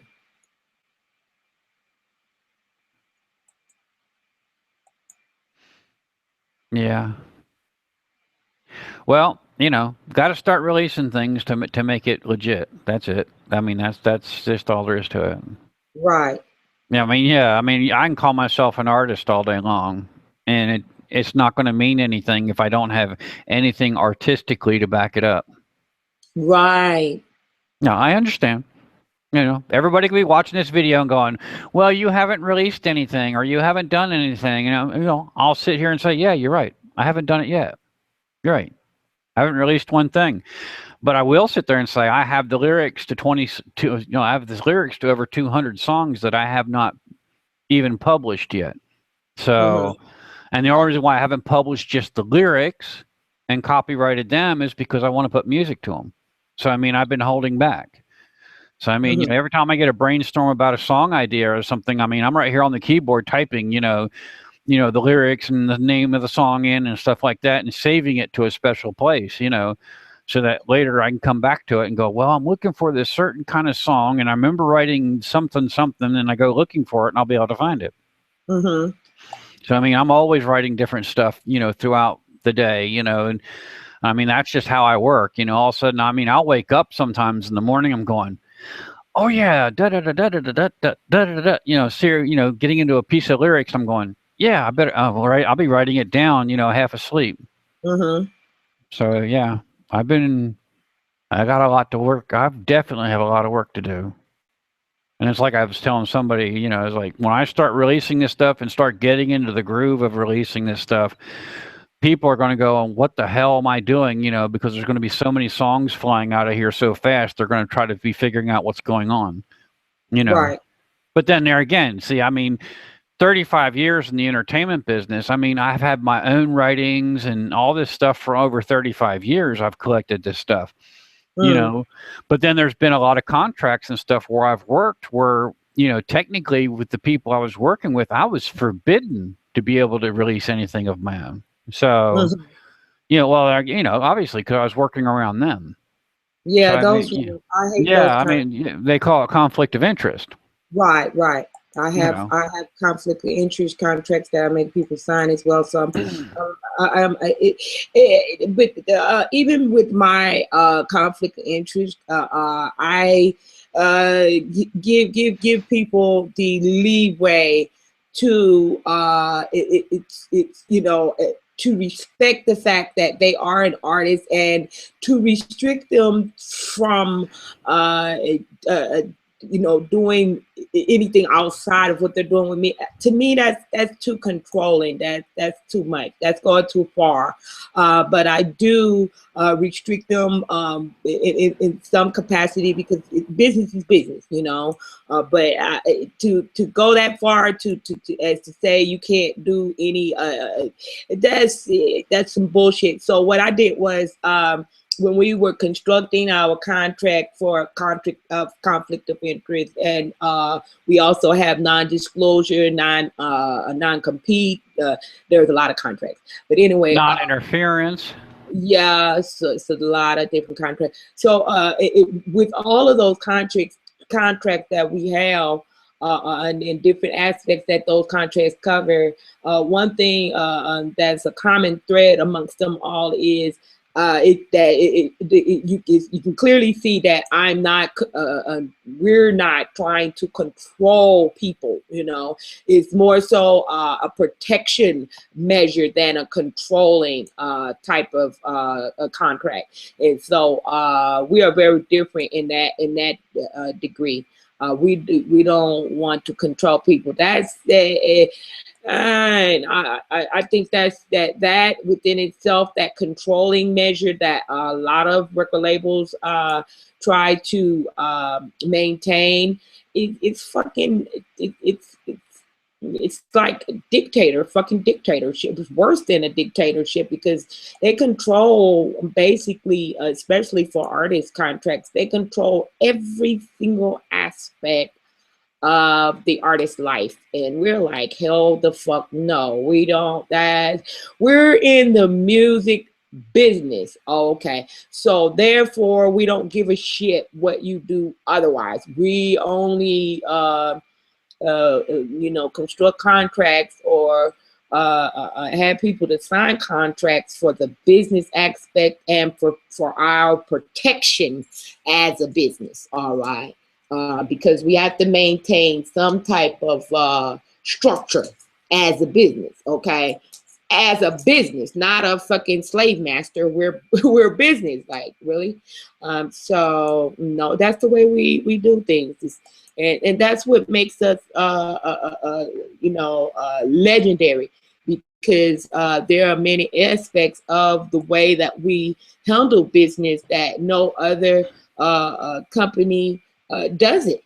No other company does that the way we do, and we're proud to say so. That I may be the founder of this organization, but integrity is our CEO. Honesty and love is the boss of this operation. And so that's what it is, you know. That's we're making a legendary movement, and we've been shunned and looked down upon by other people, industry people for that. Like, you can't be honest in this business, you know, and mocked for being people of integrity. But I don't give a damn who laughs. We're gonna get the last laugh. Yeah, we're gonna get the last laugh. Just like people said that we wasn't gonna be able to get that federal paperwork, but we got it. We got the last laugh on that.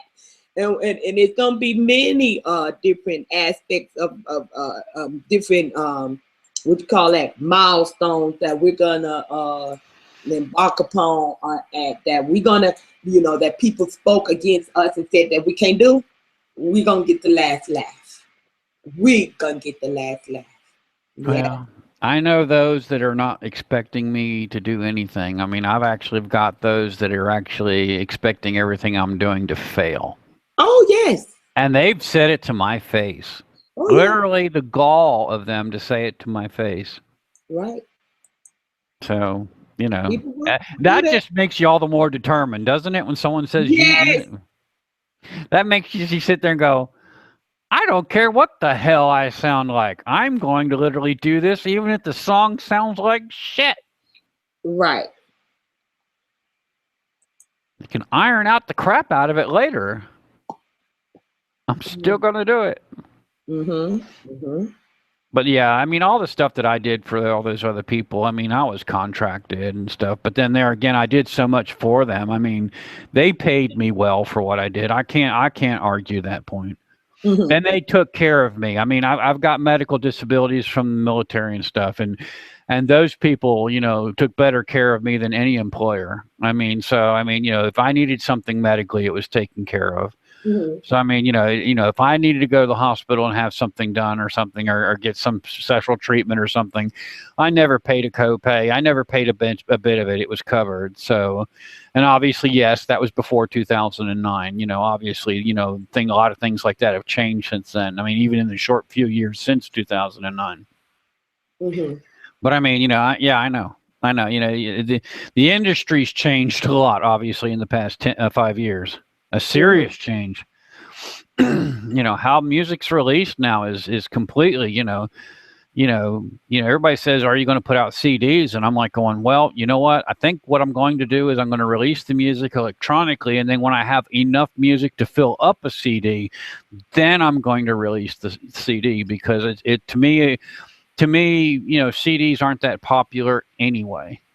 So, I mean, you know, the thing is that, you know, for people to have a physical CD, I think I'd rather, you know, go on and try to give them, you know, a decent deal and make sure there's 60 minutes or so of music on it, you know, for give them the bang for the buck, you know? Mm-hmm.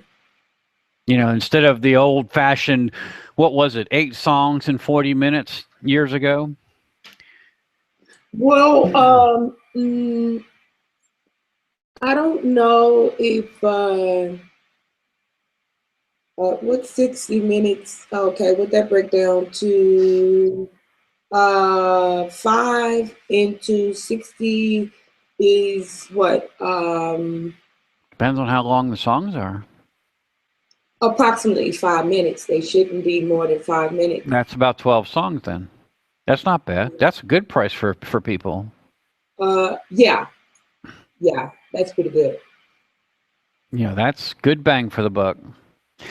But I mean, you know, most people are going to like certain songs anyway, and that's pretty much what the future's gotten to anyway. People like certain songs off an album, so all they do is pay for the certain songs, and they ditch the rest of the album. You know, you've got some people out there, some fans still out there that want the physical album in their hands. Yeah.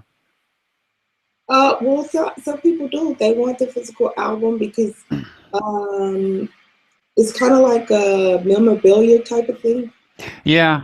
And I'll guarantee you the first ones I send out are probably going to be, you know, signed, sealed, and delivered. I mean, you know, serial numbered and everything, you know, because I'm going to probably go all out for the first ones I send out. People are definitely going to have some piece of memorabilia because they're going to know by the serial number on it. You only need serial numbers. See, this is some things I need to really teach people. You only need barcodes No, I'm not talking about barcodes. Huh? I'm not talking about a barcode. That's what. I'm talking about, you know, this is CD number 1, you know, that was manufactured, you know, that's CD number 10 that was manufactured, you know, of a certain album, you know, like the first 100 of them, you know, you make them, you know, the first so many of the albums you release, you make them special, you know, to where, you know, people realize that they were the first few to buy the album, you know, give them, you know, because they're obviously buying, you know, piece of material, you know. I know the biggest thing is pushing right now is vinyl, but I mean, it's just, to me, I don't, you know, No, they're not pushing vinyl. I see the resurgence of vinyl coming, but I don't think it's going to stick. I really don't. They're not pushing vinyl anymore. Yeah, they are. There's a lot of them out there that are pushing vinyl. There's a big company in New Jersey that's manufacturing a lot of those vinyl records. I forget the name of it. Disc makers or something like that. So I mean, yeah.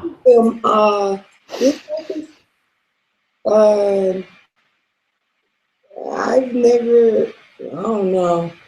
Yeah, I mean, vinyl is you know, gotten pretty good too here lately, but I probably, you know, I don't see it. If you've got 24-bit, you know, songs that you're releasing to people, that's going to sound just as good as vinyl. The only problem with the CD and vinyl is the CD is 16-bit, and that's the problem. And you can hear a difference between vinyl and CDs. That's definite. I know I can hear the difference. You have to scratch. I mean, I don't know if they got a mechanism where you can scratch. If you're a DJ, you can scratch vinyl. The big thing for vinyl is not for music listeners. The big thing for vinyl is for DJ purposes, basically. Well, music collection, those that collect vinyl, collectors, and which DJs many times are collectors. So it's still collectors, but main thing for vinyls is for DJ purposes. Nah, there's a lot of, you know, rock and pop, and everybody's releasing vinyl right now. There's a lot of people, you know, paying the extra price to have the vinyl record. I don't think I would go back to having a record player though.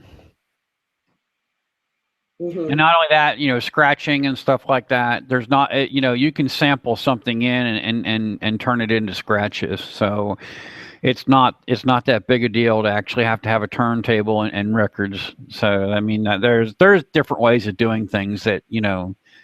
I mean, I know one guy, I forget who he was. It was kept on trying to push me a library that he had of all the scratches that he's done, and I'm like, I'm not interested, you know, because most of the songs that he scratched from, you know, I actually have them on my hard drive. So I mean, I could actually go to those songs and make my own scratches from those songs. So I mean, it's not, you know, I didn't need it. Not only that, he kept on saying, oh, for this price and this price, and I'm like going, I don't need your, you know, your samples. And not only that, you're not even showing me that you've got the copyright to take those scratches from those songs and even resell them, which, you know, that is another scary thing that's going on right now. I see all that stuff on Twitter right now, and it makes me cringe because I'm waiting for the bomb to drop on some of that stuff where somebody really gets their pantsuit off. I mean, you know, that latest one where what's his name, you know, did that song was bad enough. Ooh. Thick. That song that Thick and somebody else did? I don't know who that is. It was like a pop song or something. That's different. But I mean, you know, it's just so much stealing going on right now. You got to be really, really careful what you use to generate your music. You got to be really, really careful. You know, if someone comes to sue you, you got to prove to where you generated the sound from. My problem is people stealing mine. I mean, I don't have a problem with like I got mad about people think I got mad about Beyonce stealing my music. I didn't really get mad that she was stealing my music, but she was stealing my style, everything. She was just getting ridiculous with it, and then. On top of that, she was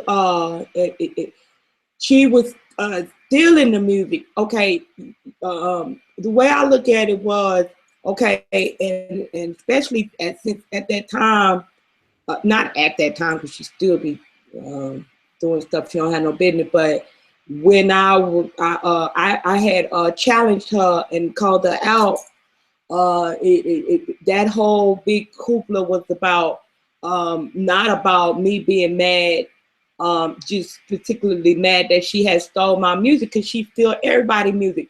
My thing is you're such a big fucking shot. Why don't you pay people for their shit instead of stealing it? Well, I don't know about that. Yeah, why don't you pay people for their shit, you know? Then the bitch, she wasn't just stealing my music, she was stealing my style, starting to wear hats like me. I'm like, bitch, get the fuck out of here. You fucking wanted fake ass artist. That's what pissed me off. No, it wasn't just, I mean, I got a plethora of music.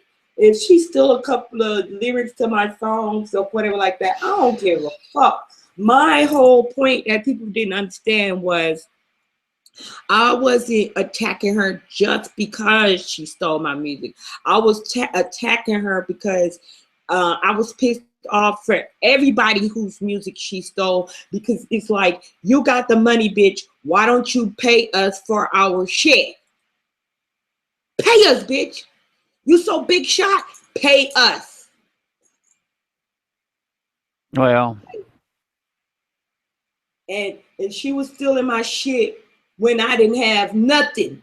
I was living in a fucking homeless shelter. Bitch, you couldn't give me $100,000 for my music? Seriously? And you want to make billions off of it? I could have wrote the bitch some songs and not even put my name on it. They could have bought it from me. But pay me for my shit.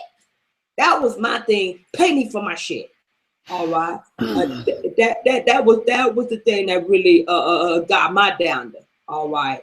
It wasn't, people tried to make it out of, oh, she just jealous of Beyonce fame. Bullshit. Beyonce is a famous hoe. Why would I be jealous of that? I don't want to be a famous hoe. So that wasn't even it. Anybody gonna be mad when you steal a shit? The fuck?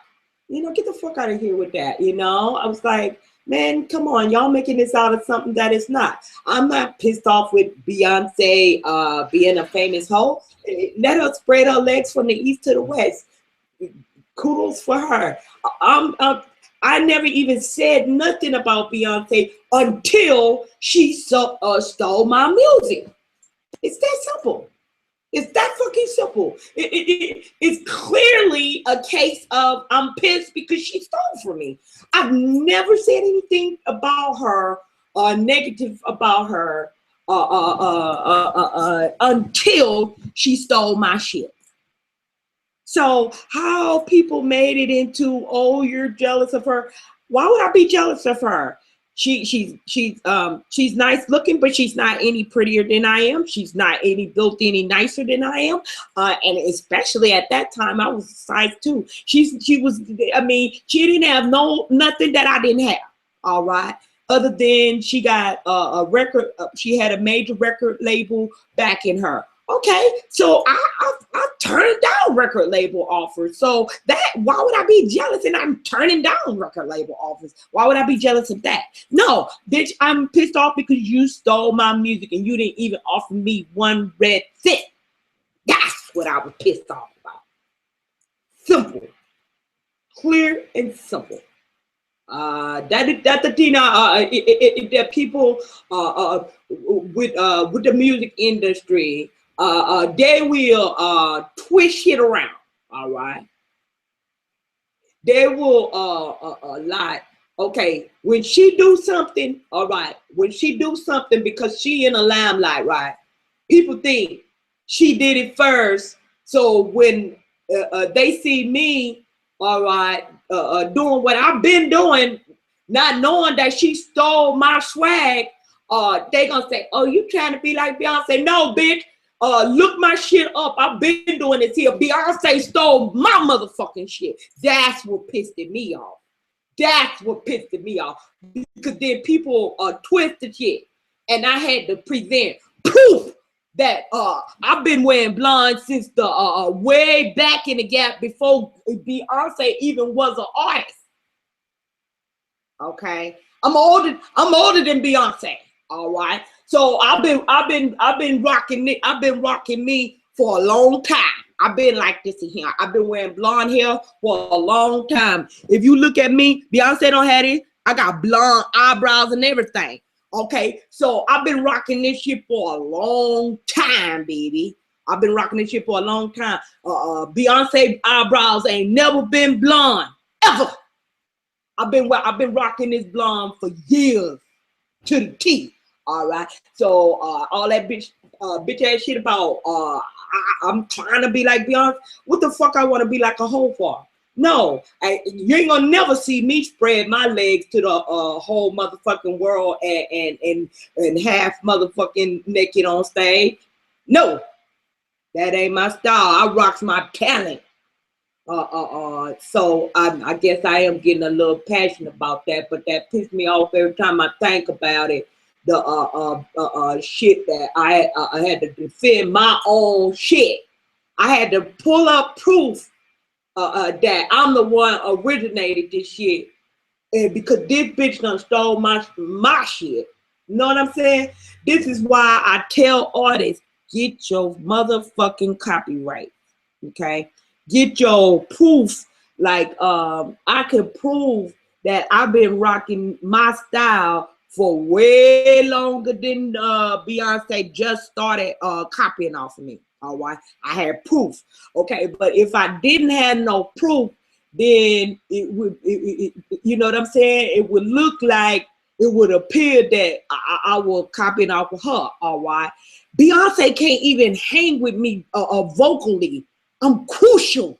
I rock the mic any kind of way you want it, any kind of way. All right, Beyonce just do that hitting and missing ass motherfucking shit. That bitch can't even hold a note. All right, I'm cold on the mic.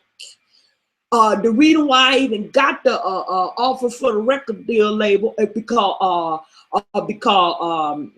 they heard somebody say, man, this you got to hear this lady right here. She the coldest one.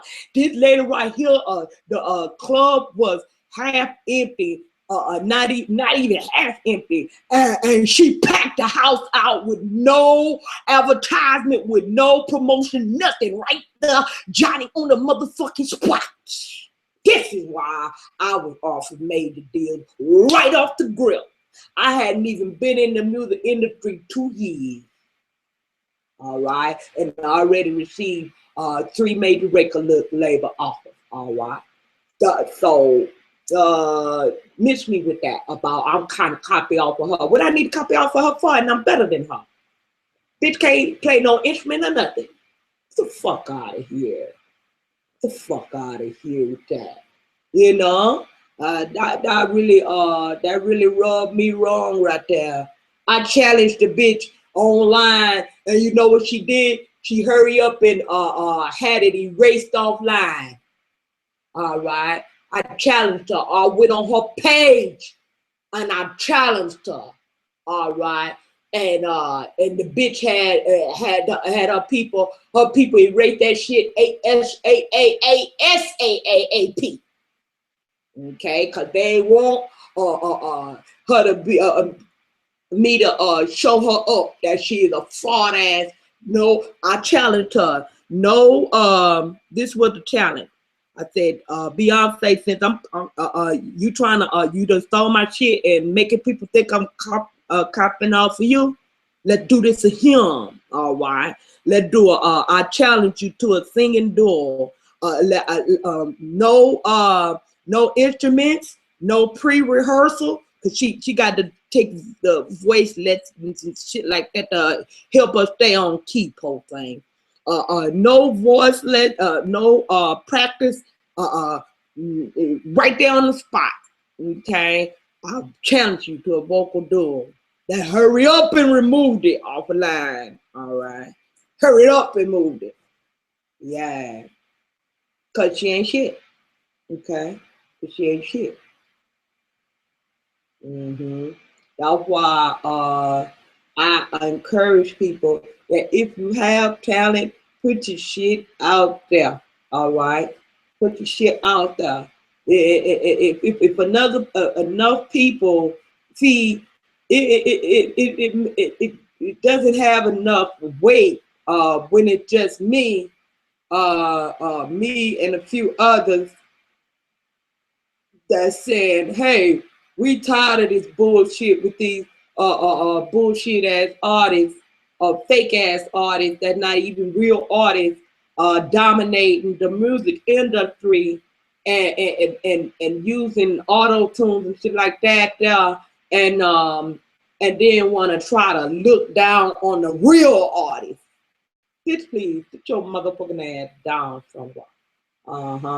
Yeah, and so but it's gonna take more than just Candy and like a few others or whatever like that. It's gonna take a massive movement for people to stand up, not just the artists, but for the music lovers. The music lovers need to stand up and say, we ain't gonna take this shit from y'all no more. Y'all gonna have to give us something more than this. You know. Uh-huh.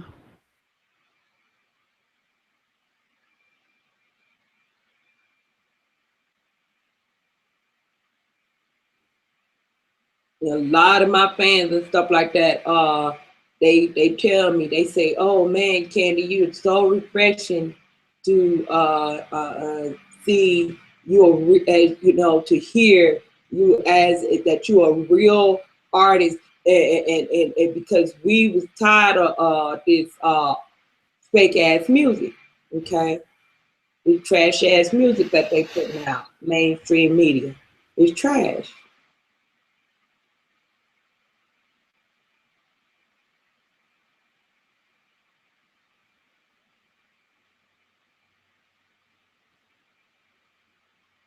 And so a lot of people is tired of that shit.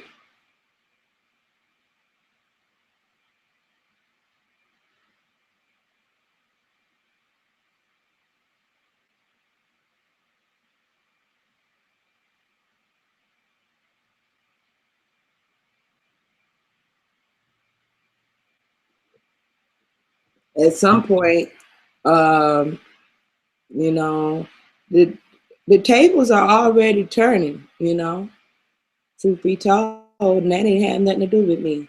The tables are already turning. The big labels are whining, but they ain't making as much money.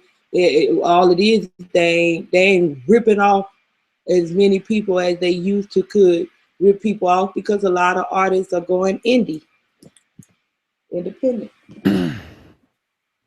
Well, I mean, there's a reason why a lot of them are going independent, because they're tired of being ripped off.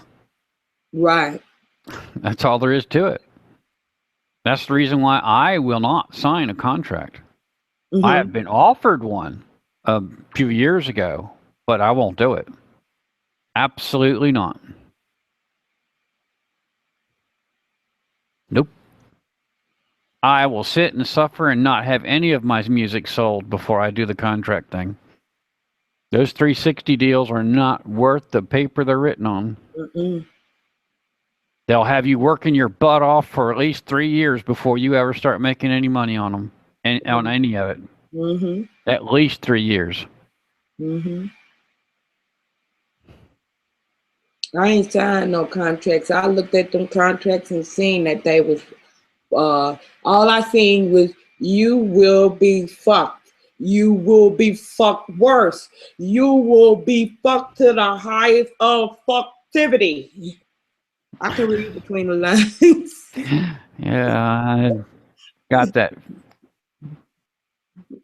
Yeah, to where it'll be done so bad that the inside of your legs will continuously stay wet all the way down to your feet. But anyway, that's disgusting. But yes, you'll never get a chance to take a shower and dry it off because it'll keep on going. Yeah, they do you bad now, and I ain't I'm really not in competition with other record labels. No, I don't think they even match up to me, if you ask me. They don't match up to us. Like I said, because integrity is the CEO of our record label. All right. So I don't even think they match up to us. So I'm not in competition with them or nothing. They just do their thing, and we gonna do ours. You know, I'm not in competition with them. They got trash ass artists, and we don't fuck with nothing but top of the line. So if you know, shit, if you look at it, there is no competition there. Fake artists, real artists. Where's the competition at? There is none. You know, so no, I don't. And sometimes I will just voice out of annoyance, some of the things that they do or whatever like that. But I'm not really directly in competition with them, because we're doing something totally different than what they do, and what they've been known for doing for years. Is ripping people That's off. definitely something I'll be doing. Is something nobody else is doing. Right.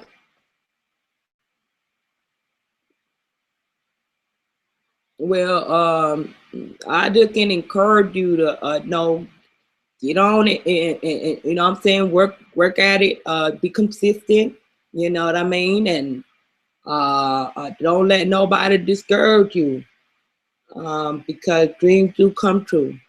Absolutely they do. I'm a witness to that.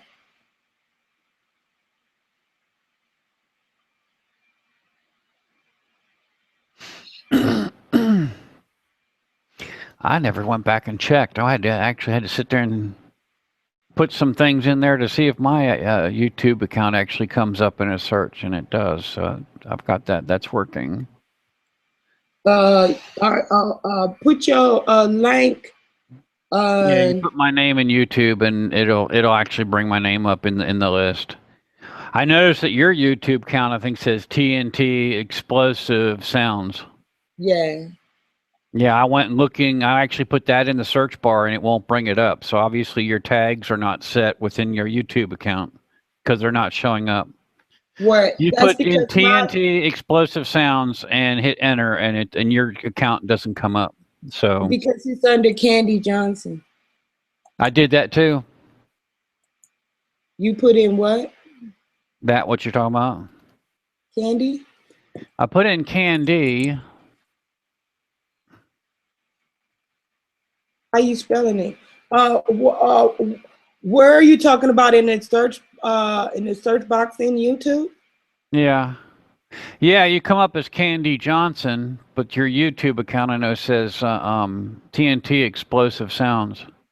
That's what it started out as, and it doesn't, for some reason, it doesn't change the URL. It only changed the name that's displayed for some reason. I don't know. I don't know how I can change that. I don't think you can with YouTube. You can only just restart another account with the proper name, you know, Candy Johnson or something, because I don't think you can actually change the name of a YouTube account. You literally have to download all your videos, open up the new account, and then re-upload your videos, which I'll guarantee you is a pain in the tail. Right. And then to sit there and try to teach somebody how to download these videos, I'm not going to do, but there is a way of doing it without loading. Oh, I know how to do it. I know how to do it without putting stupid extra crap into my browser and stuff. There's a website you can go to that you don't have to add any browser extensions or anything, and you can literally download the YouTube's videos. Oh yeah, I know. But I can download them directly from my account. Yeah. YouTube gives you that option when it's your account. Yeah, I'm talking about downloading other people's videos, not mine. Oh yeah, I know how to do the yeah, I know how to, I have that ability. But I generally like a couple of other people's hangouts or whatever that I was a participant in. I may download it and kind of extract the part that I was in. But other than that, I don't download other people's videos unless I'm in it. Yeah, that's what I went after. But then, I mean, you know, I got to thinking about a bunch of it, and I'm not saying anything I wouldn't say to anybody else in public, so. What?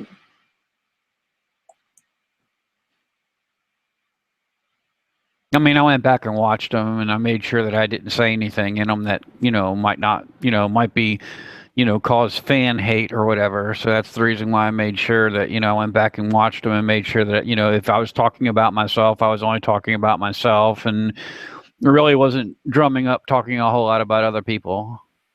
Mm-hmm. Which I have been told to be, you know, careful of with what I'm doing. No matter how much I might hate somebody or something like that, the best thing to do is just not say anything and move on and get away from it than to say anything out loud or say anything that might be recorded to the point where somebody can come back to it, and then all of a sudden you're in trouble because, you know, they're saying, well, you said in such and such a video, you know, all of a sudden you're doing an interview over something, and they're going, well, we referred to a certain video that we found on YouTube, and you said da da da da da da da. And then, and then what are you going to do? You know, then you're SOL. So I make sure that I keep that, you know, in check. Not that I really hate anybody, because I don't. I don't hate anybody, but this ain't my. I mean, I like I was stressing what I don't like about hate somebody or something. What I don't like about Beyonce. You know, then you're SOL. So I make sure that I keep that, you know, in check. Yeah, you're playing the video online. Anybody, because I don't. Yeah, but I can hear it repeating itself. Yeah, hold on. I can safely say certain things simply because it's the damn truth. And you know, that's the music industry. They use that element of if you say something, it can come back on you. That's a fear element that people a manipulating element that the industry tries to use on people to keep them from telling all the gory, low down, dirty, snake in the grass ass shit that people do. Well, I'm well trained. All the contracts and stuff I've signed over the past 35 years, I'll guarantee you, I've been well trained of what you say and what you don't say, and how fast you can be fired if you say something you're not supposed to. So I've been down. I think it's the reason why certain people that I work with love me so much, because I'm pre-trained in what I'm fixing to get involved in. I don't let nobody train me. I'm not no damn dog. Yeah. I'm a human. I have feelings, and no, I'm not going to just let people run over me. And I'll just let people say whatever they're going to say. Huh? I found out it's a whole lot easier just to let people say what they're going to say, because when they do that, they're actually giving you attention to make people want to come see what exactly you said. So they actually draw people to you, and then if you don't rebut it, or if you don't give too much attention to it, then the people all of a sudden are going like, they're all of a sudden, more so siding with you than they are with the person that's trying to tear you down. It's interesting in the entertainment industry that, if you just keep your mouth shut and watch what's going on, it's interesting how people can, even the haters of your music, people that hate your music, say something out loud. And it's so cool because all of a sudden a whole bunch of people going, well, so-and-so said that music, they hated it, and then they go listening to it. You just actually drive people to it that never would have ever never went to listen to it, only because these supposed important people say it sucked. So I love critics just as well as I love fans, because critics are beautiful. I love critics. Yeah, I know that, but I don't have that kind of problem with people. I don't have that kind of problem. But I'm dealing with something on a whole nother level that you may not be familiar with, and that is that when your music is good, people will still. They'll. I mean, when you have they see that people dig your style, people will steal that, you know, and it will piss you off. Like, I mean, you may not know that aspect of it, but Oh, I know what you're talking about. But if you got it copyrighted and they steal it, you know, they know that's going to turn into a lawsuit, particularly if you catch them. That's yeah, all it but boils down to. but do you know that a person can steal like a minimum amount just within the legal parameters for it to be legal, that they can do that? Okay. See, that's the part you don't understand. No, there's laws that sit there and tell them that, you know, if they take even a little piece of your music and use it, they actually have to pay you for it. You know, they got to pay you for use. 59 seconds. No, Billy, listen to me, baby. I know the industry, huh? Anything under 59 seconds, even if somebody has copyrights, anything. That's not true. Huh? That's not true. I've seen people sued over using 5 and 10 seconds of little pieces of popular songs. That's not true. I've seen people literally lose the amount of money that they had invested in a song just because they used 10 seconds of a person's song and didn't bother to even try to pay royalties for that small little snippet. I've seen people lose thousands, hundreds of thousands of dollars over that. Okay. It depends if you got the right lawyers or not. That's all. I'm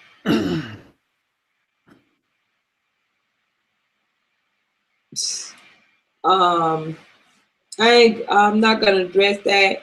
I do know the legal parameters for that, and you can legally. There are cases where you can use 59 seconds, up to 59 seconds, up to 59 seconds of a copywritten material, and or you can use selective words, because you don't have copyrights on words. You have copyrights on compositions, son. Compositions are copywritten, not words. There's no way you can have legal rights or parameters around a word, because words are free.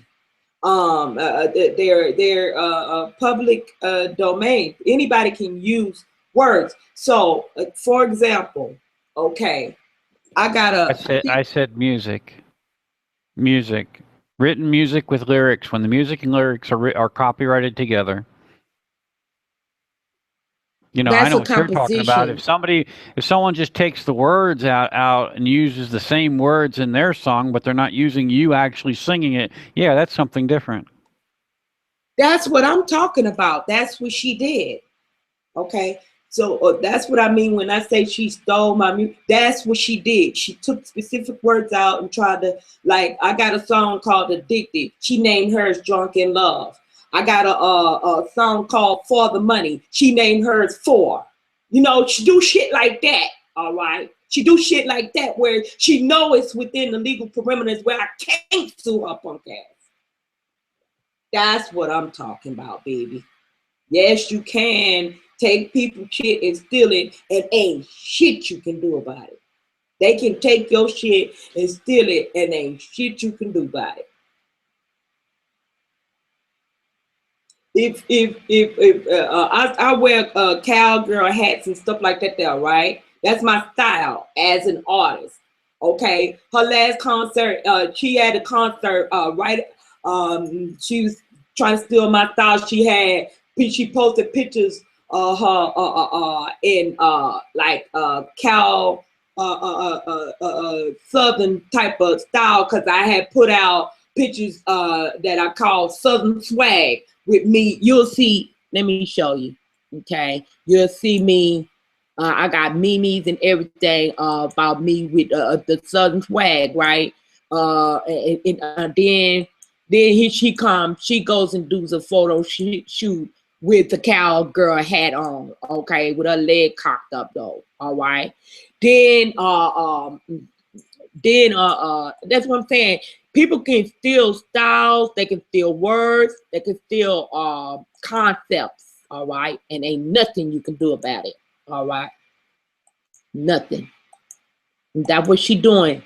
But just as well as she try to steal my stuff, she could have paid.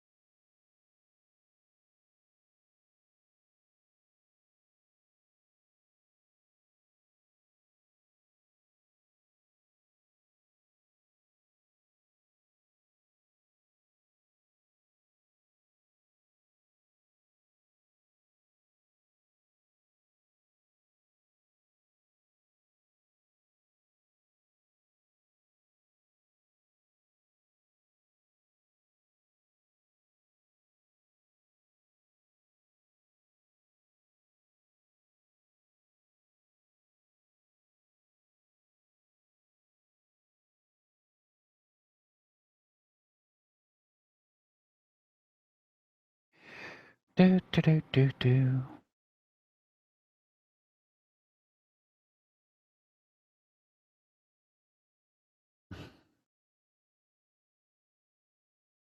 It kicked her out.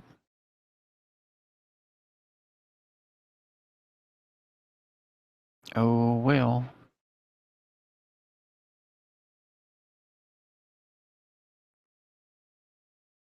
That's not cool. Definitely wouldn't want my Hangouts to do that to me, particularly doing it live. That would be upsetting.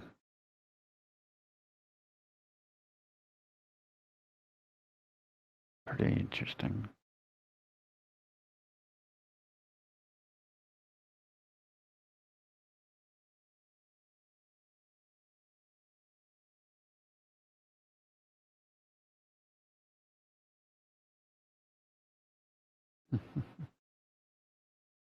It's either that or she got mad and left.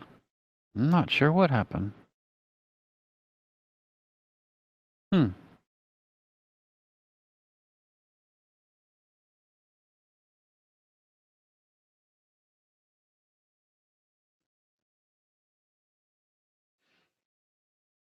I got a feeling she's not coming back. She would have come back by now. Da da da da da da da da da da da da. Dial up, dial up. Bum bum.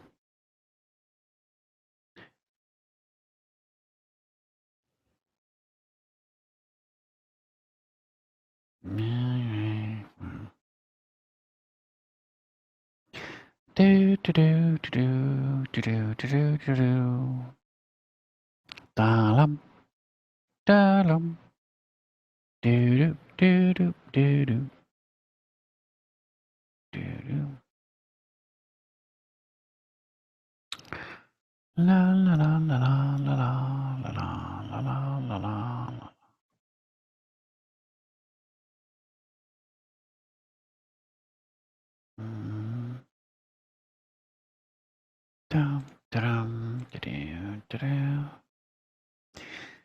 I got this funny feeling this is going to drop. Oh, well, no sense in hanging around then. Goodbye, everyone. I'm out of here.